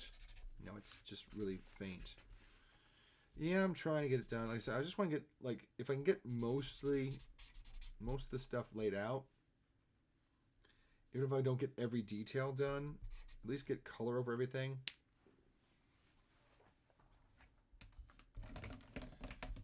I'm going to take these blues and get them out of here because right now they're in the way.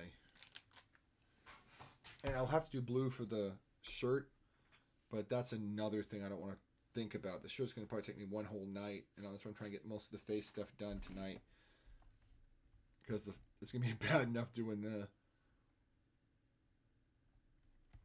Let me at least bulk in some of the shirt. I don't want this music either. I want something different. I do want. Maybe want to do skyscrapers. Do I want to do skyscrapers? It's a little intense. What do I want to do that's really nice? Ravel. Ravel could be intense too. Try to think of something because I'm getting sleepy. I need a little bit of energy. 15-minute piece with light energy and nothing crazy. I hate when I have to come up with these things. Nothing that's fiery intense. What would I do that's not fiery intense? Henry Mancini. That's a tack I didn't think about doing. And I'm talking about like off the beaten path Henry Mancini. Thank you, by the way, Jared Contra. I didn't mean to glaze over your compliment. I appreciate it.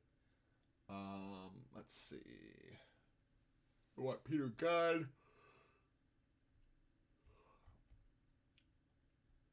Do I have Atari pieces? Your father's feathers. This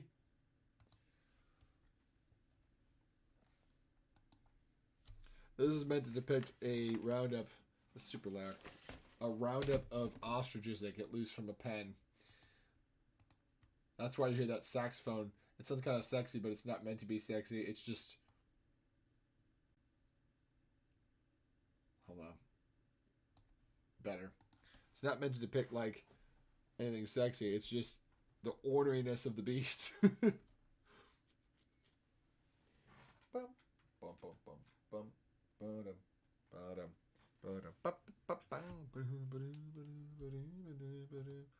I also love how it's just literally just a hoedown. That's all it is. It's just like a sluggy little hoedown.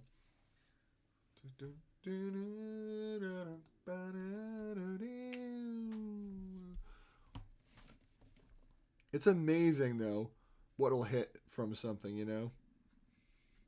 Like, this is a great little piece. Not to down the other pieces from this movie. You'll know that one.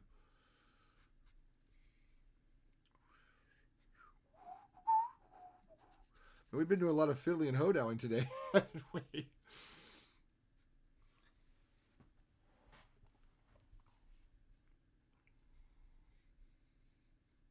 So it's called Your Father's Feathers because they literally have like one male. And okay, so Hatari is a movie. If you haven't seen it, because maybe y'all have seen it, Hatari is a movie that has to do with the folks that catch animals from the wild for zoos humanely.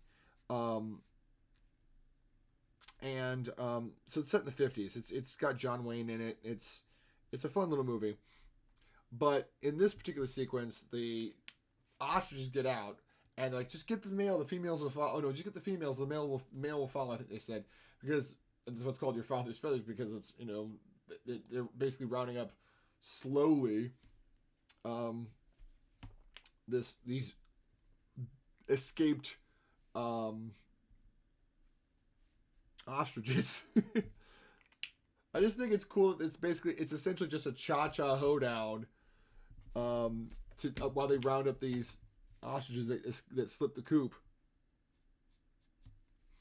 And the Hatari is a Howard Hawks film. It's basically all these little skits that are about different things. You know, like there'll be a skit about how they catch the monkeys. There'll be a skit about you know, what happened. You know, the rhino's the overarching thread of the whole thing. Like catching the rhino for the season is the big thread, because actually one of them gets injured going for the rhino, and it becomes like this not Achilles heel. What's the word I'm looking for? This I guess sort of Damocles. It just hangs over their head until they get it, and they feel like it's jinxed because they're like, we can't get this stupid rhinoceros. And actually, this section called Sounds of Hatari is them chasing down, trying to run the rhinoceros to exhaustion, so he'll be so tired they can just noose him, not, you know, like a leash, basically, like a choke leash, and lead him out of the catch car. But then the thing gets loose a little at the end of it after the music piece ends, and hits the guy in the leg, and that's why, you know, it hits him. This is the piece in question. It's actually the opening sequence of the movie. So that's like the logo. I think this is like the Universal or whatever logo, whatever movie company released it. And it starts off really, really slow. I love this. This has got a quiet intensity to it that builds. Thumb piano too. A little kalimba. So Mancini did a good job of using traditional African instruments as where he could throughout. So this is like a kalimba. But again, kalimbas are not allowed instruments. They are not loud. So he has to use them in the very quiet parts or amp them. Mancini was a very big person about. He used to talk a lot about his book, his composition book, talks about using the technology in front of you. He goes like, he talks about how he used 4 bass flutes in a piece, and bass flutes are very, very breathy. So he's like, you have to amp them and have your boys sitting right next to the microphone so they can be heard by the microphone, because it's like bass flutes do not put out a lot of sound.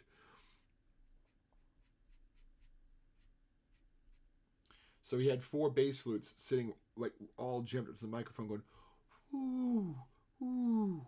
So it's a beautiful sound, but he says you do have to set up your recording equipment to get it just right, or you won't be able to hear them. He's like, it's not something you want to do live. It's definitely something you could do in the studio, though. And I think these are alto flutes in this piece, though. But the reason I bring it up is that Mancini was very big on, hey, is it too quiet of a sound? Amp it up. It's okay. It's only recording. It's only a film score.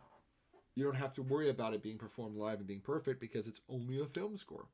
Of course, it gets complicated if you want to perform the film score live, but typically, a lot of stuff like this wouldn't be played live anyway.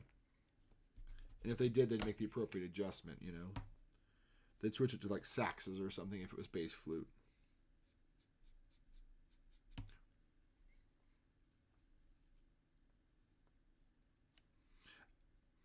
I love how the first one's on the beat, the second one's delayed, beat, offbeat.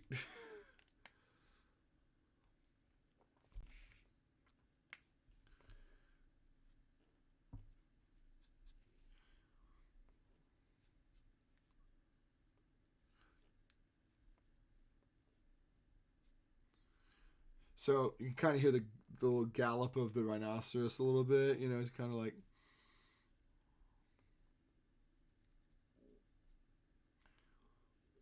It's kind of starting to build up a little bit of tempo there, you know.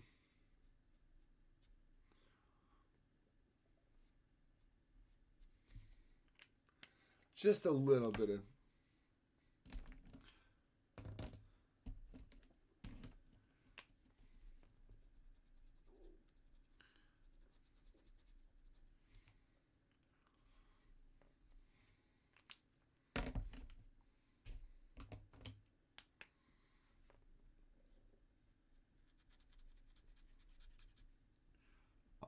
Off beat, on the beat,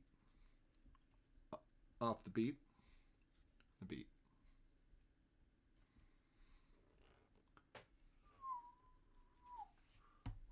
I'm going to dream with all this music on today's stream. Aww. Hope it's good dreams.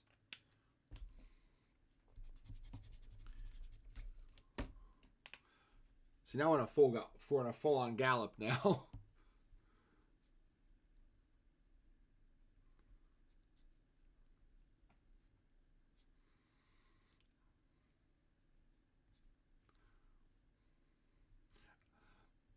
Incidentally, I listen to while I'm driving.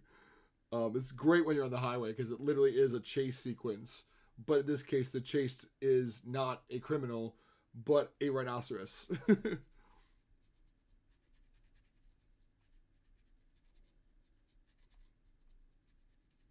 So it's almost like this. It's almost like a good chase sequence piece, except for the fact that there's the thumb piano again. The little kalimba. Rhino's going to be in it. Yeah. Oh no. Hope I haven't made you give you nightmares. Hope it's just a good dream. I mean, the rhino actually, they do catch the rhino, and he winds up going to a zoo. We don't see it, but we know he gets, you know, because that's what they do. They're this is like in the 50s, 60s, when, you know, gaming laws were not as what they were, but at the same time they still did it humanely, or, you know, at most tranquilizer darts. Like one scene of the movie, right? It sounds like a good car chase.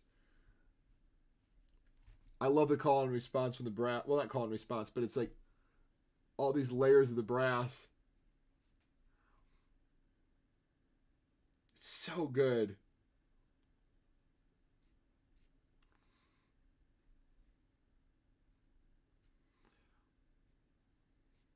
And that brass just almost sounds like the huffing of an animal.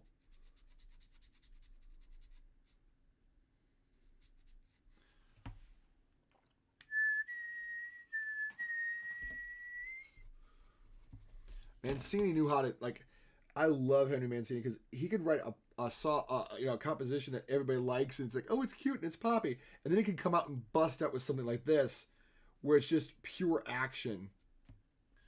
And he's so good at, like, he can write those cute little poppy hits that everybody knows him for, like Pink Panther and like that. And I'm not slamming those. I love those. I grew up with those.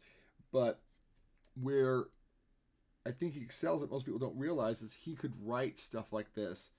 And that's where a lot of it, I think his hidden gems come up, because they're the stuff that people wouldn't perform typically, but they're so good. He could write action music. Amazingly good action music. And I'm actually going to go back to one piece that's earlier on this album because we missed out, and you all know it. And I'm sad that we missed out because I want to get to the earlier part. But we have to do this one.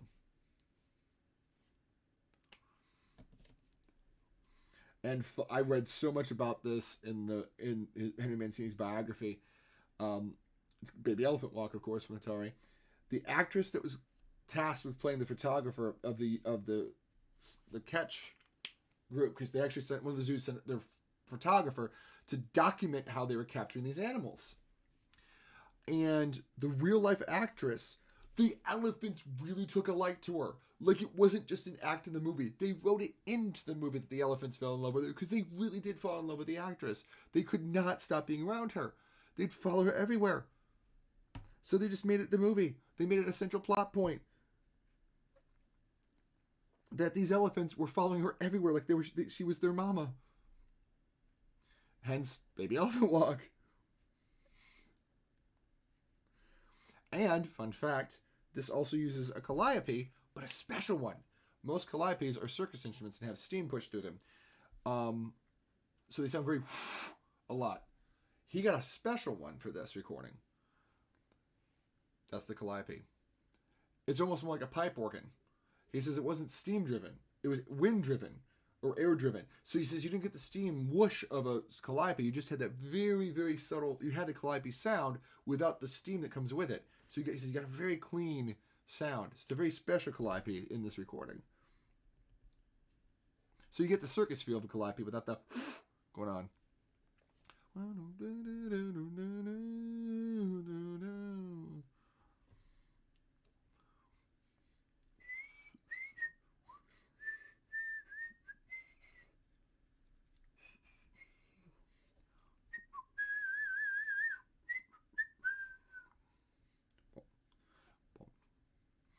So yeah, the actual actress, the elephants really did fall in love with her.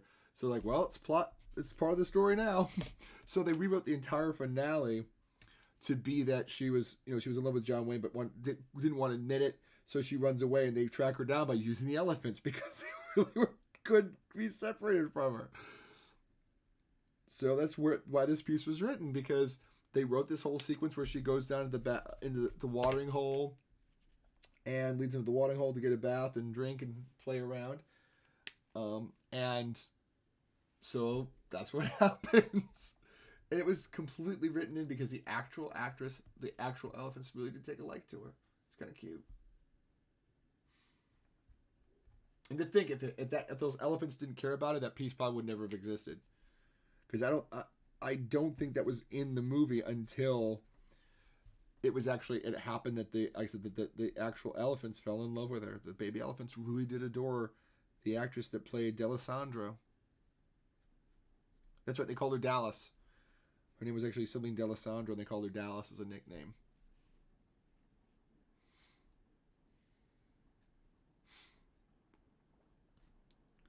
But it was basically a throwaway scene. I don't think they knew it was going to be anything. They just knew it was charming. I don't think Mancini himself knew it was going to be a massive hit. This piece, it's just basically a boogie woogie piece, but it's so good, right? It's just so chill. If you haven't checked it out, it's a pretty fun movie. Red Skelton, no, what's his name? I think Red Buttons. He plays the main driver of the catch car, and it's like I can't stand animals. They scare me. So then why are you driving the catch cars? He goes, I pretend they're taxi cabs. He's like, I can drive on taxi cabs. I can't drive on animals. They scare me. So I just pretend they're taxi cabs, and I go. This is called Night Side. It's also from Hatari. It's a fun movie. He actually is the one that devises the device to catch the monkeys. He gets rockets and a net, and what he does is has the monkeys all get scared into a tree, and then he launches the rockets, which are tied to the net, over the tree, which nets in he basically throws a giant net over the tree that monkeys were all scared to, and they're just like, well, get the bins, because they have little chicken carriers. You open a bin, put two or three monkeys in, because they're small monkeys, and you slide it down, you got your monkeys. Pegleg, hi! I'm trying to get off of here because it's late and I'm sleepy, but I need to do work, man. I gotta get work done. How you been, Pegleg? We're just having a grand old time, just chilling with some Henry Mancini and just vibing on some good music tonight. You just missed Baby Elephant Walk, which is a fun little piece if you know it by name. What you been up to, Pegleg? I need to get you that big old. I'm usually not on this day, but I need to get this done by. I just realized shout out ends with the same 6 letters repeated. Out. Pegleg's an amazing artist too. We've had a lot of great streamers drop by here tonight. Jacondra and great creators, because I know cup of coffee, you're not a streamer, I don't believe. We always talk about this, and your boy here forgets it. But I'm pretty sure you don't stream, but you're a content creator of the most excellent kind. And Pegleg makes all these marvelous drawings. He also does he's also done some skateboards and some private commissions too. So he's really talented at doing other things besides just drawing. Like so many people in this room right now, you know, they're more than just the one thing that they might be known for and people would talk about. You know, there's so much more going on under the surface, I think, with a lot of us. And nah, shush. You don't stream. You don't stream. Not Nas, my compliments. Nas, and you don't stream. We're gonna hear this piece. This is good though. Your father's feathers, the ostrich hoedown. I want to listen to this though, because this one's good. We all know this one. And this has a fun story to it too. The animators for the Pink Panther wanted to hear the music, but Mancini's like, I could write music if I could see what the character looked like. And so they were both going back, well, it's like, finish the music and we can animate the character. And he's like, well, finish the character, we can animate, I can be able to write the music.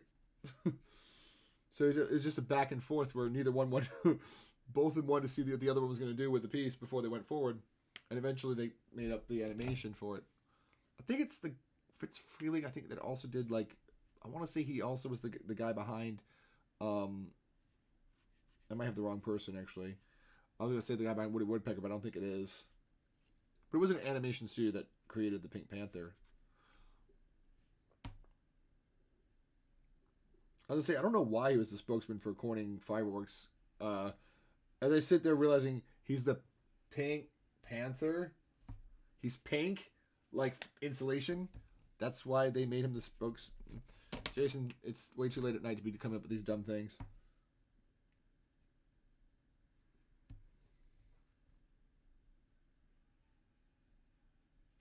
I actually had the great privilege as a kid. My parents saved up so I could do this. I got to see Henry Mancini in concert before his passing of cancer. 91, I think it was. And he did a whole bunch of stuff. He did like stuff he didn't write. He also did stuff he wrote that not many people know about. Like he did his section that he wrote, one of the sections he wrote from The Creature from the Black Lagoon. The creature gets Mark, which is like, he tells the audience, he goes, see if you can get the moment when the monster comes out and gets Mark. It was obvious. Like, because he's like, you'll hear it. Just see if you can point out the moment. And there was no mistaking it, you know. I mean, it's Henry Mancini. He of course he knows how to write that moment. He was one of the stock composers for Universal, so he did a lot of the monster movies in the 50s and 60s, I think. Well, 50s probably.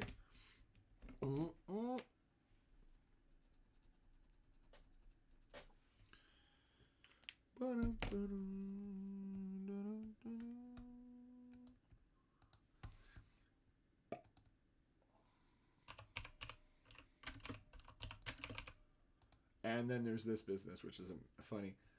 What? No. I have this. I own this song. Why do I do own it, just didn't upload. I own this piece.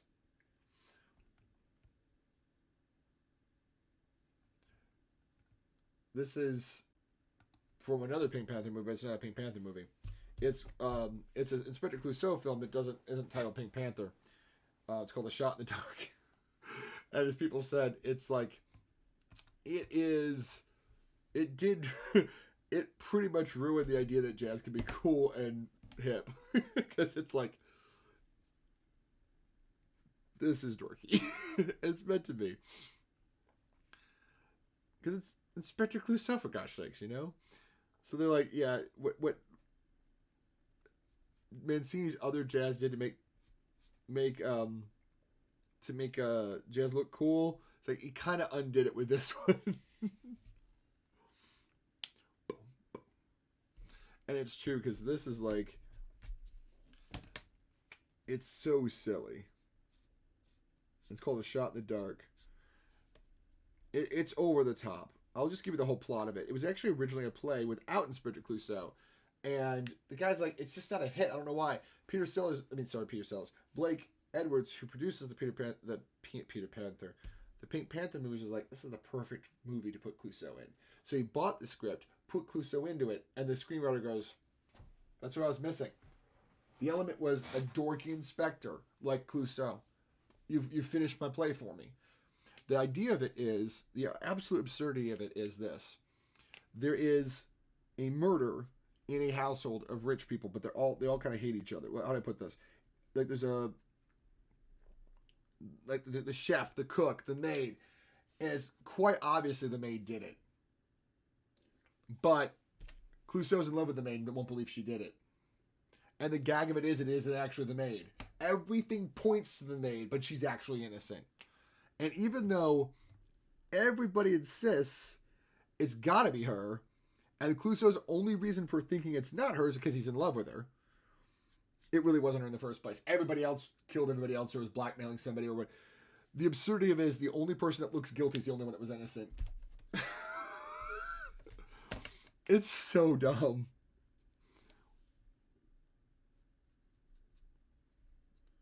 Great, man. This is looking great. Oh, thanks, Pegleg. Sorry, I missed your comment until just now. I don't know why my brain just oofed over it, but thank you for that.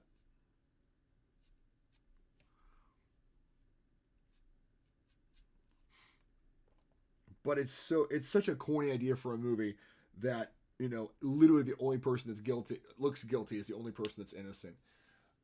It's all good, man. Oh, that's thanks. I'm sorry. I'm very big on, I don't like when my comments are missed. I try not to let it bug me. My little anxiety brain does get bugged by that. I'm like, why was I missed out on? Why am I not cool? So I try not to do that to other folks. And I'm trying to get better with that too. I'm going to be honest. I do still get like that. I don't want to be the center of attention. I just don't want to be forgotten in the mix. I don't want to be the center of attention. I want to be part of the conversation, part of the dialogue, though. That's important. You don't want to be left out of that. Gosh, I'm getting tired. Oh, what was I going to say? Should we listen to that? Let's go to Mr. Lucky. Because I'm about to yawn. It's about to go contagious. It's about to go contagious.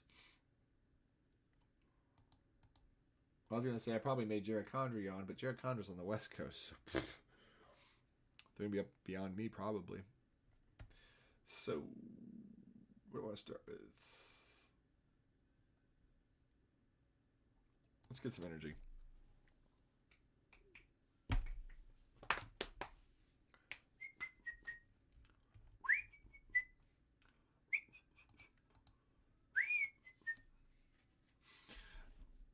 This is from a TV show soundtrack, believe it or not. It was actually produced by Blake. I think it was produced by Blake Edwards before he did the Pink Panther stuff. It wasn't a very long show. It didn't last very long. I think this was a Blake Edwards piece. It's called Mr. Lucky. So this is a lot of the pieces from Mr. Lucky's TV soundtrack are Latin themed. They have cha-chas and all these things. So it's very fun sort of music. I forgot this until just now. I remembered it just now. When it snows in South Carolina, which is very rare, but when it does, this is the album I play. I ironically play cha-cha music while it's snowing.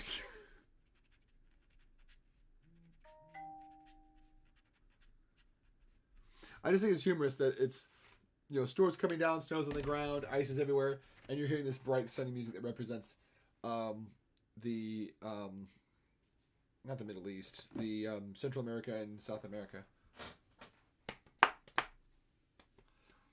I just love the irony of it all. The concept of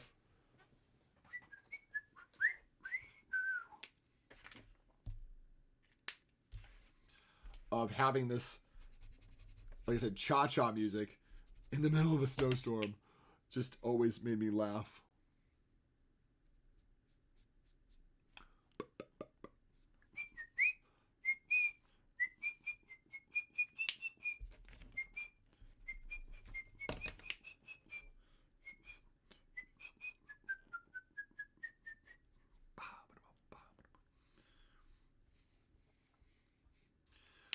I don't know about you, but I think what this thing needs is more cowbell.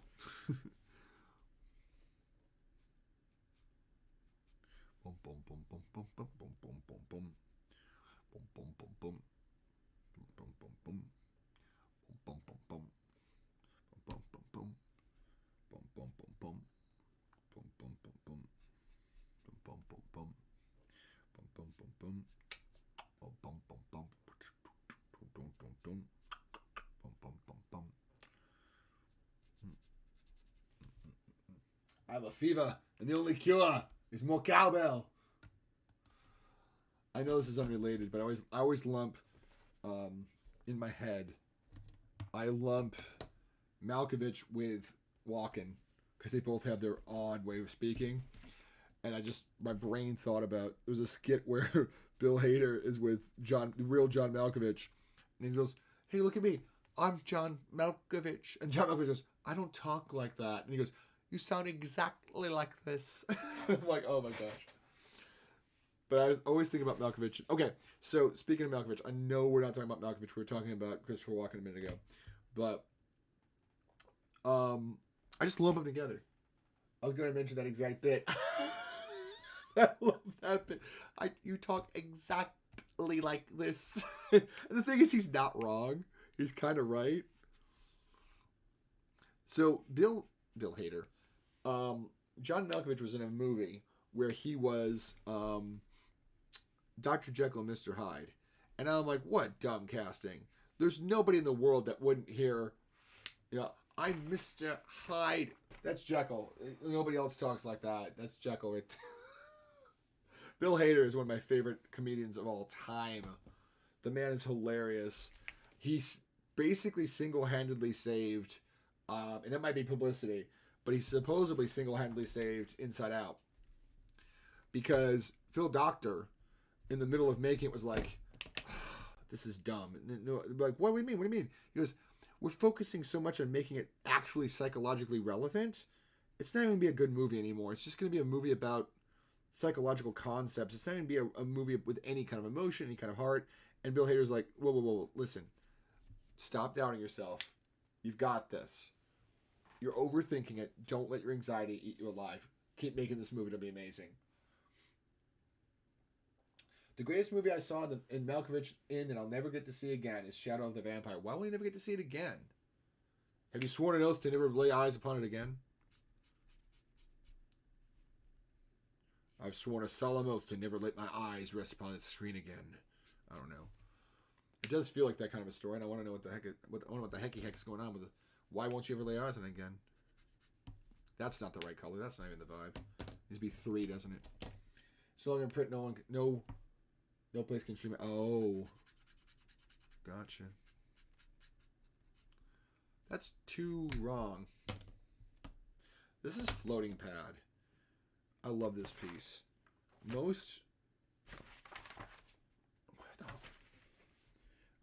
We're almost at midnight, so I almost dropped the F-bomb.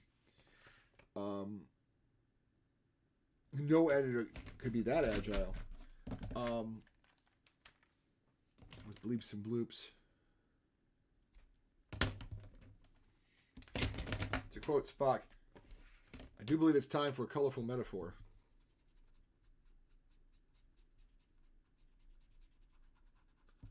Would this be time for a colorful metaphor?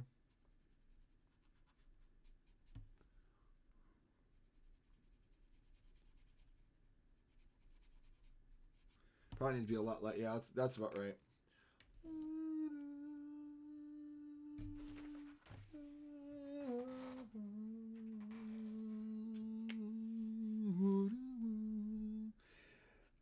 I always love this piece because it reminds me that Mancini, I mean, I never forget this, but also I like it as a reminder that Mancini didn't write just little cute poppy stuff like the Pink Panther, and I like those, don't get me wrong, but then you get something like this and you're like, good gosh, he can write like dramatic stuff that will rivet you to your chair.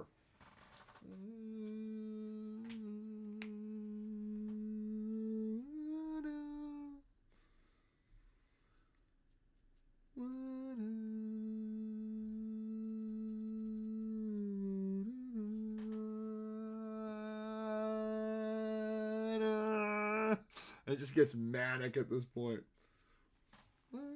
I love how that saxophone goes. They like it grinds it a little bit. It's like gets a little sexy, but it's like this is not sexy. This is terrifying. It's called Floating Pad, and I don't know what's floating and why it's a floating pad, but it doesn't sound like a good place to be.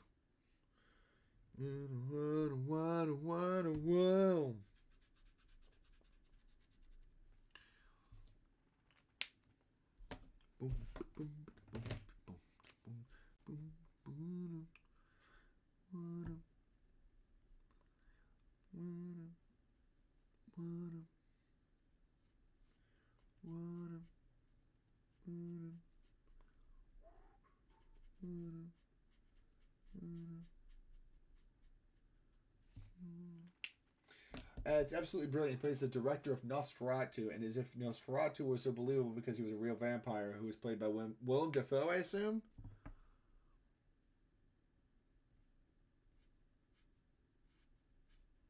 Nosferatu? Yes, Nosferatu.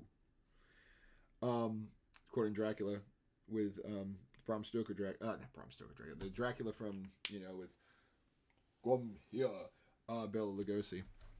Nosferatu? Yes, Nosferatu. That was the quote from Van Helsing.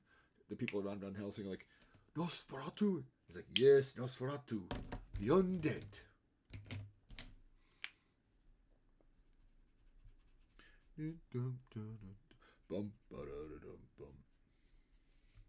always thought this would make a cute little sitcom theme.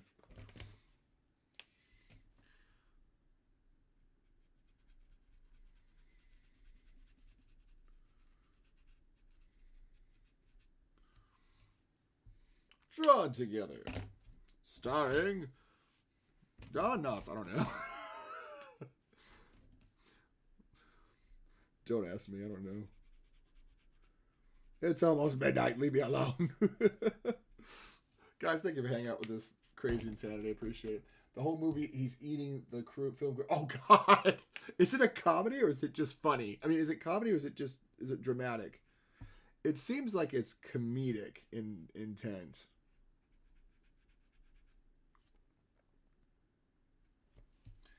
It's a dark comedy. Okay. So it's not unlike, say, what's the name of that movie that's funny? Hot Fuzz. Lock me up. My prices are criminal. Have you ever seen Hot Fuzz? Oh my God. I'm a killer. I'm slashing prices. If you've never seen Hot Fuzz, definitely watch a trailer, but I found on YouTube My Night is Complete. Oh my God, go enjoy. Hot Fuzz is about this cop, by the way.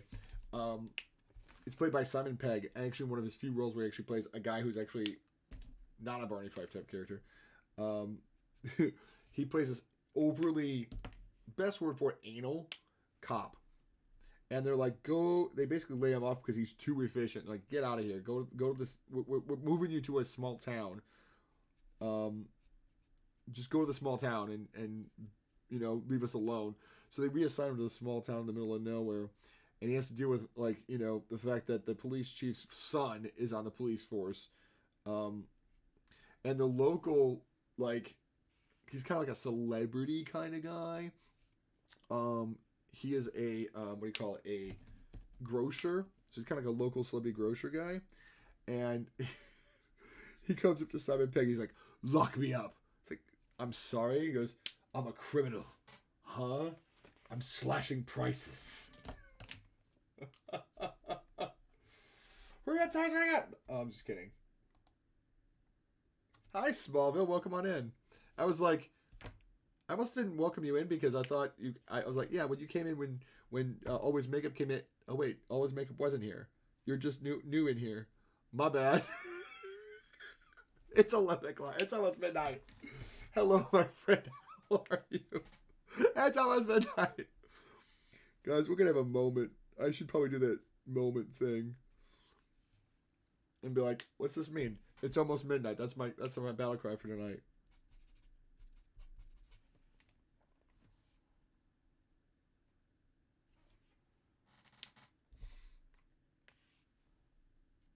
this Night Flower? Night Flower's a cute piece. That was last night. I know. My brain's finally catching up.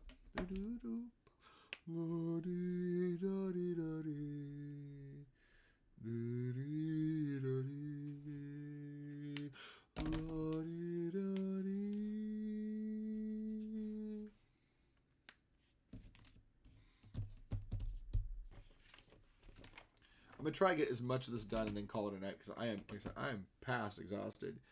But I also know if I don't get this done, or at least mostly done, my butt's in trouble tomorrow.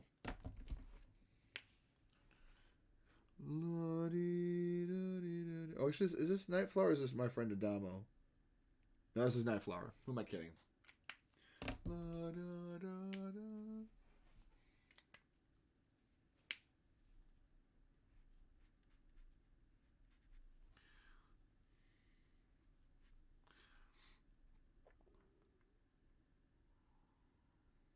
The organ can be a bit sappy in these pieces, but honestly, it's hard to fault pieces that are just calm and nice and sweet and there's nothing wrong with them. You know, it's kind of hard to fault them.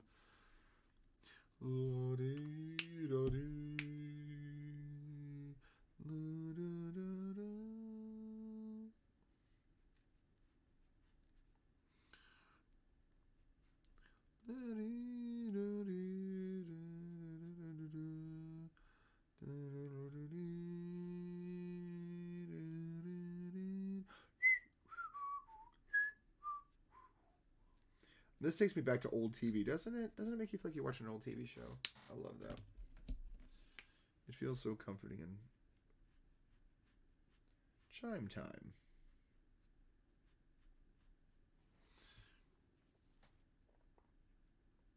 The reason I know all these pieces is because Henry Mancini wrote a book called Sounds and Scores, and he used all of these as examples of what, you know, different compositional techniques. So yeah, he used his own pieces, but it's because he's the most familiar with them. And actually, they're very brilliant illustrations of what you can do with orchestrations. So he cherry picked some of the best bits of it, but I never heard the full songs until I got the album. And I'm like, oh, so that's what that piece does. Oh, so that's what happens next, because it will fade out. You know, they don't play the whole song. They just be like, example 5. And then you have like your example, and you have the score that matched it. Which is pretty handy, because most orchestration books just go, oh, go look at this classical piece. And if it's a piece that's like never used anymore, like Adventures in a Perambulator, you have an exit. I think going to bed, have a great night. Remember, check out Shadow of the Vampire. It's right up your alley. I probably will pull up on the YouTube and fall asleep to it. Yeah, I'm not going to stay up much later than this. I'm already up too late. I've stayed too long at the fair. But I'm going to be exhausted tomorrow if I'm not careful. So, but I'm also going to be in trouble tomorrow if I don't get a huge chunk of this done tonight. You know what I mean? So I'm going to try to get a little bit more done on this shirt. I'm going to call it a night. Probably around probably in a few minutes. Probably around midnight. It already is midnight. And I'm hungry. I'm hungry and I'm wet. I'm wet and I'm in a cave. Anybody know that little reference from Fresh Prince of Bel-Air? I love that clip when he's like, I'm cold and I'm wet. I'm wet and I'm in a cave. And it's like, shut up, Carlton. All right, we need to raid out because I'm exhausted. And we've done a lot of good work tonight. This face was nothing tonight, last night, today, whatever. And now it's the face. It's the start of the face. I need to do a little bit more with it, but it's close.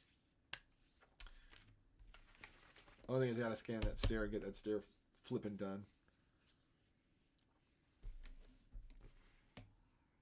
Actually, let's do this real quick before I get too ahead of myself or behind of myself.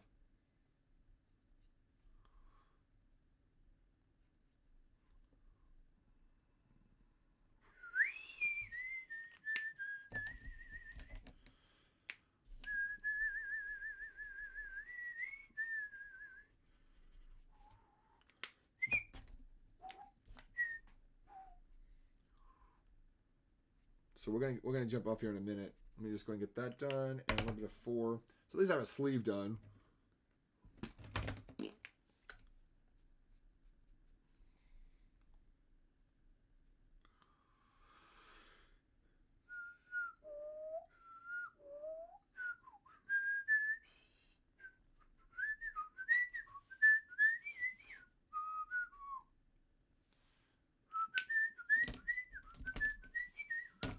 Yeah, I need to go to bed.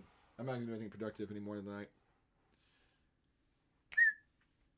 I mean, I say that and I pick up another marker and I'm like, I can do one more thing productive. I can do this.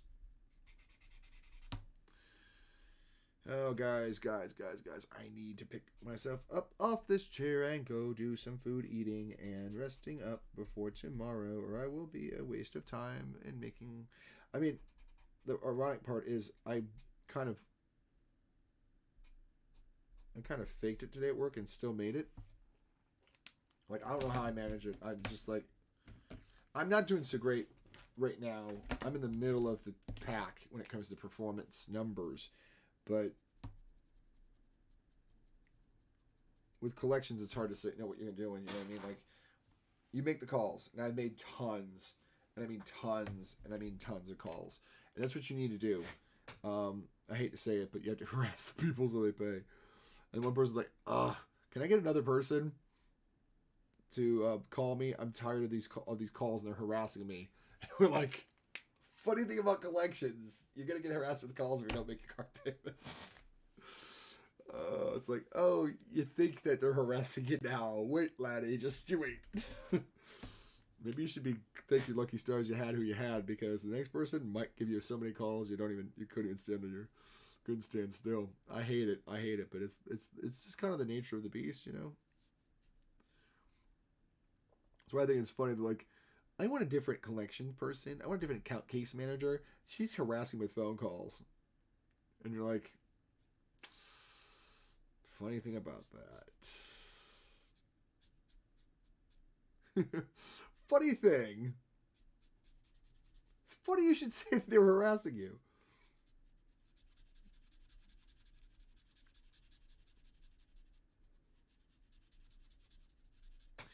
I do try to do a good job of not being too much of a... I try to understand, but sometimes there's some people you need to understand. You need to listen to them and you got to hear their story because they're trying. And then there's other people that you're like, nah, you're not trying. You're just playing the system. Usually, I hate to say it, the ones that are playing the system are the ones that are the rudest.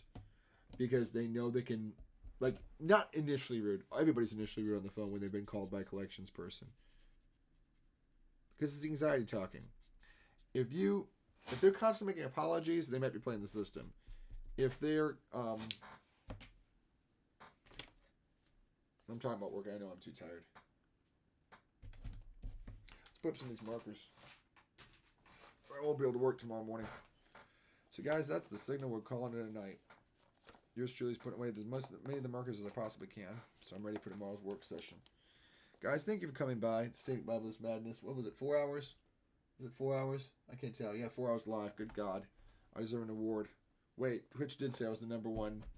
I was in the top 1% of art streamers. Don't even know what that means, guys. Whatever it is, I'm grateful, but I don't know what it means. It baffles me. And I'm putting my blues in the wrong place because I'm brilliant today. No self-deprecation.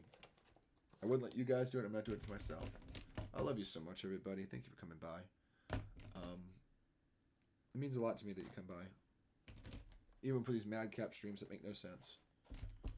It really does mean a lot to me. That's ours. I'm going to leave that out because I need to keep some... I need to keep some of the colors I need to know out. Who's on this late besides this crazy guy? Don't self-deprecate. Trying to avoid that. Well, that was a fun little thing. I really appreciate everything.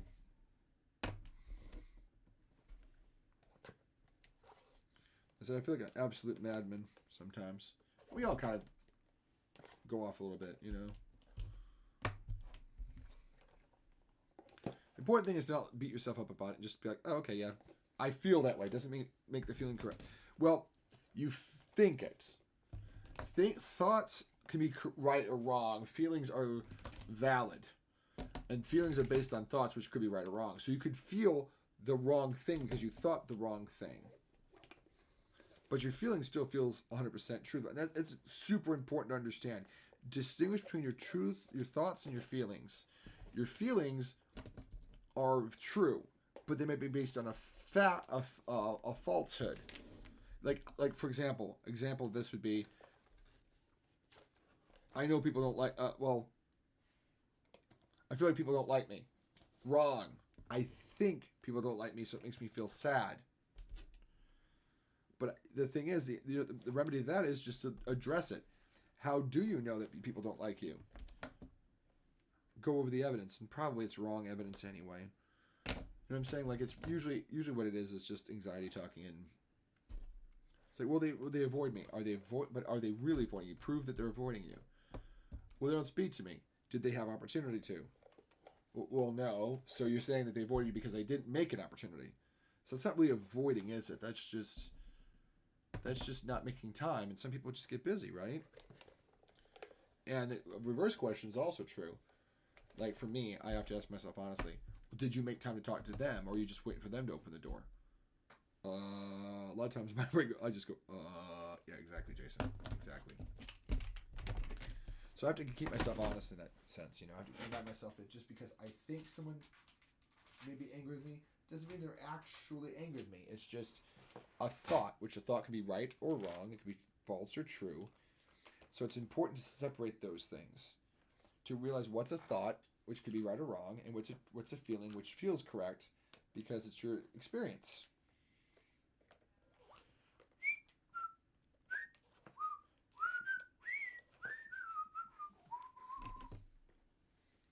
I'm missing B95 unless I put it someplace strange. No, it's right here.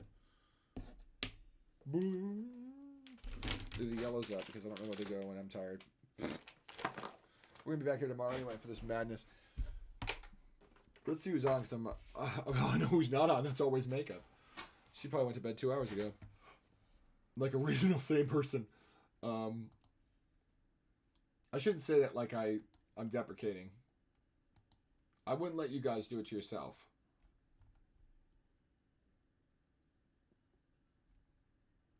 That is such a sweet little turn of phrase. Who's on at this late at night? Fingies! I should go read Markiplier. No, he's not online. I'm just saying it'd be funny if it was. No one's on that I know. Semi-Spree's on. I'll probably take the madness there. Should I read Pew Pew Pony? She's a friend of a friend. She's playing Bendy. Is there anybody that's a friend of a friend? Expo's playing that. Zilla's on doing talk shows. Poop. Patrick J. creates. Oh, you know what would wish Podunk, but Podunk's not on. Patrick J. creates is not making art. He's making the Minecrafts.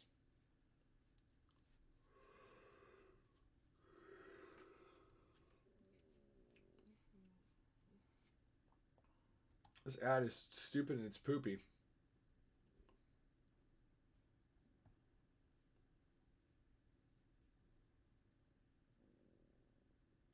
Too bad NECA wasn't on. She got on this early last time. I just want to see what this guy's doing. It looked like he was... Yeah, he's playing World of Warcraft. He just forgot to change his category. Poop! I must have said the wrong word. I must have said a bad word. I must have said a naughty word. Art of Blake, what are you doing? It might just be Semi-Spree. Oh, he's doing cool stuff. Art of Blake.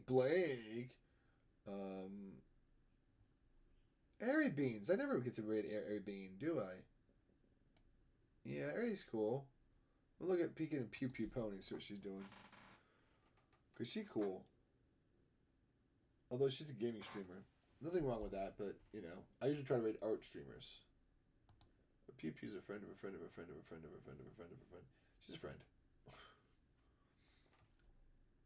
I'm big in a community that she's the team leader for, if that makes sense. Intraventus is just chatting. Good God. Hidden Rainbows. How do I know that name? Maybe I'll raid Plush. Oh, that's cute! We're raiding Hidden Rainbows. This is cute as hecky. This is the content I didn't know. Oh, no. We're not going to raid her. I see a complication. No, we'll raid her anyway. The complication matters not. Complication matters not. Raid we will. Never seen her. Oh, I think I know Hidden Rainbows. I think? Do I think I know her? I don't know. Point is, I'm exhausted. It doesn't really flippin' matter at the end of the day. I'm tired. I wouldn't know up from down at this point. Creator dashboard. There we go. Guys, I love you again. Thank you for coming on this madcap journey. I keep saying it because it's true. And because I'm exhausted. What is it? Hidden rainbows, we said? Hidden rainbows? I also was considering plush, but I don't know what plush is doing. Let me see what plush is doing. It might be plush, because plush does some beautiful stuff too.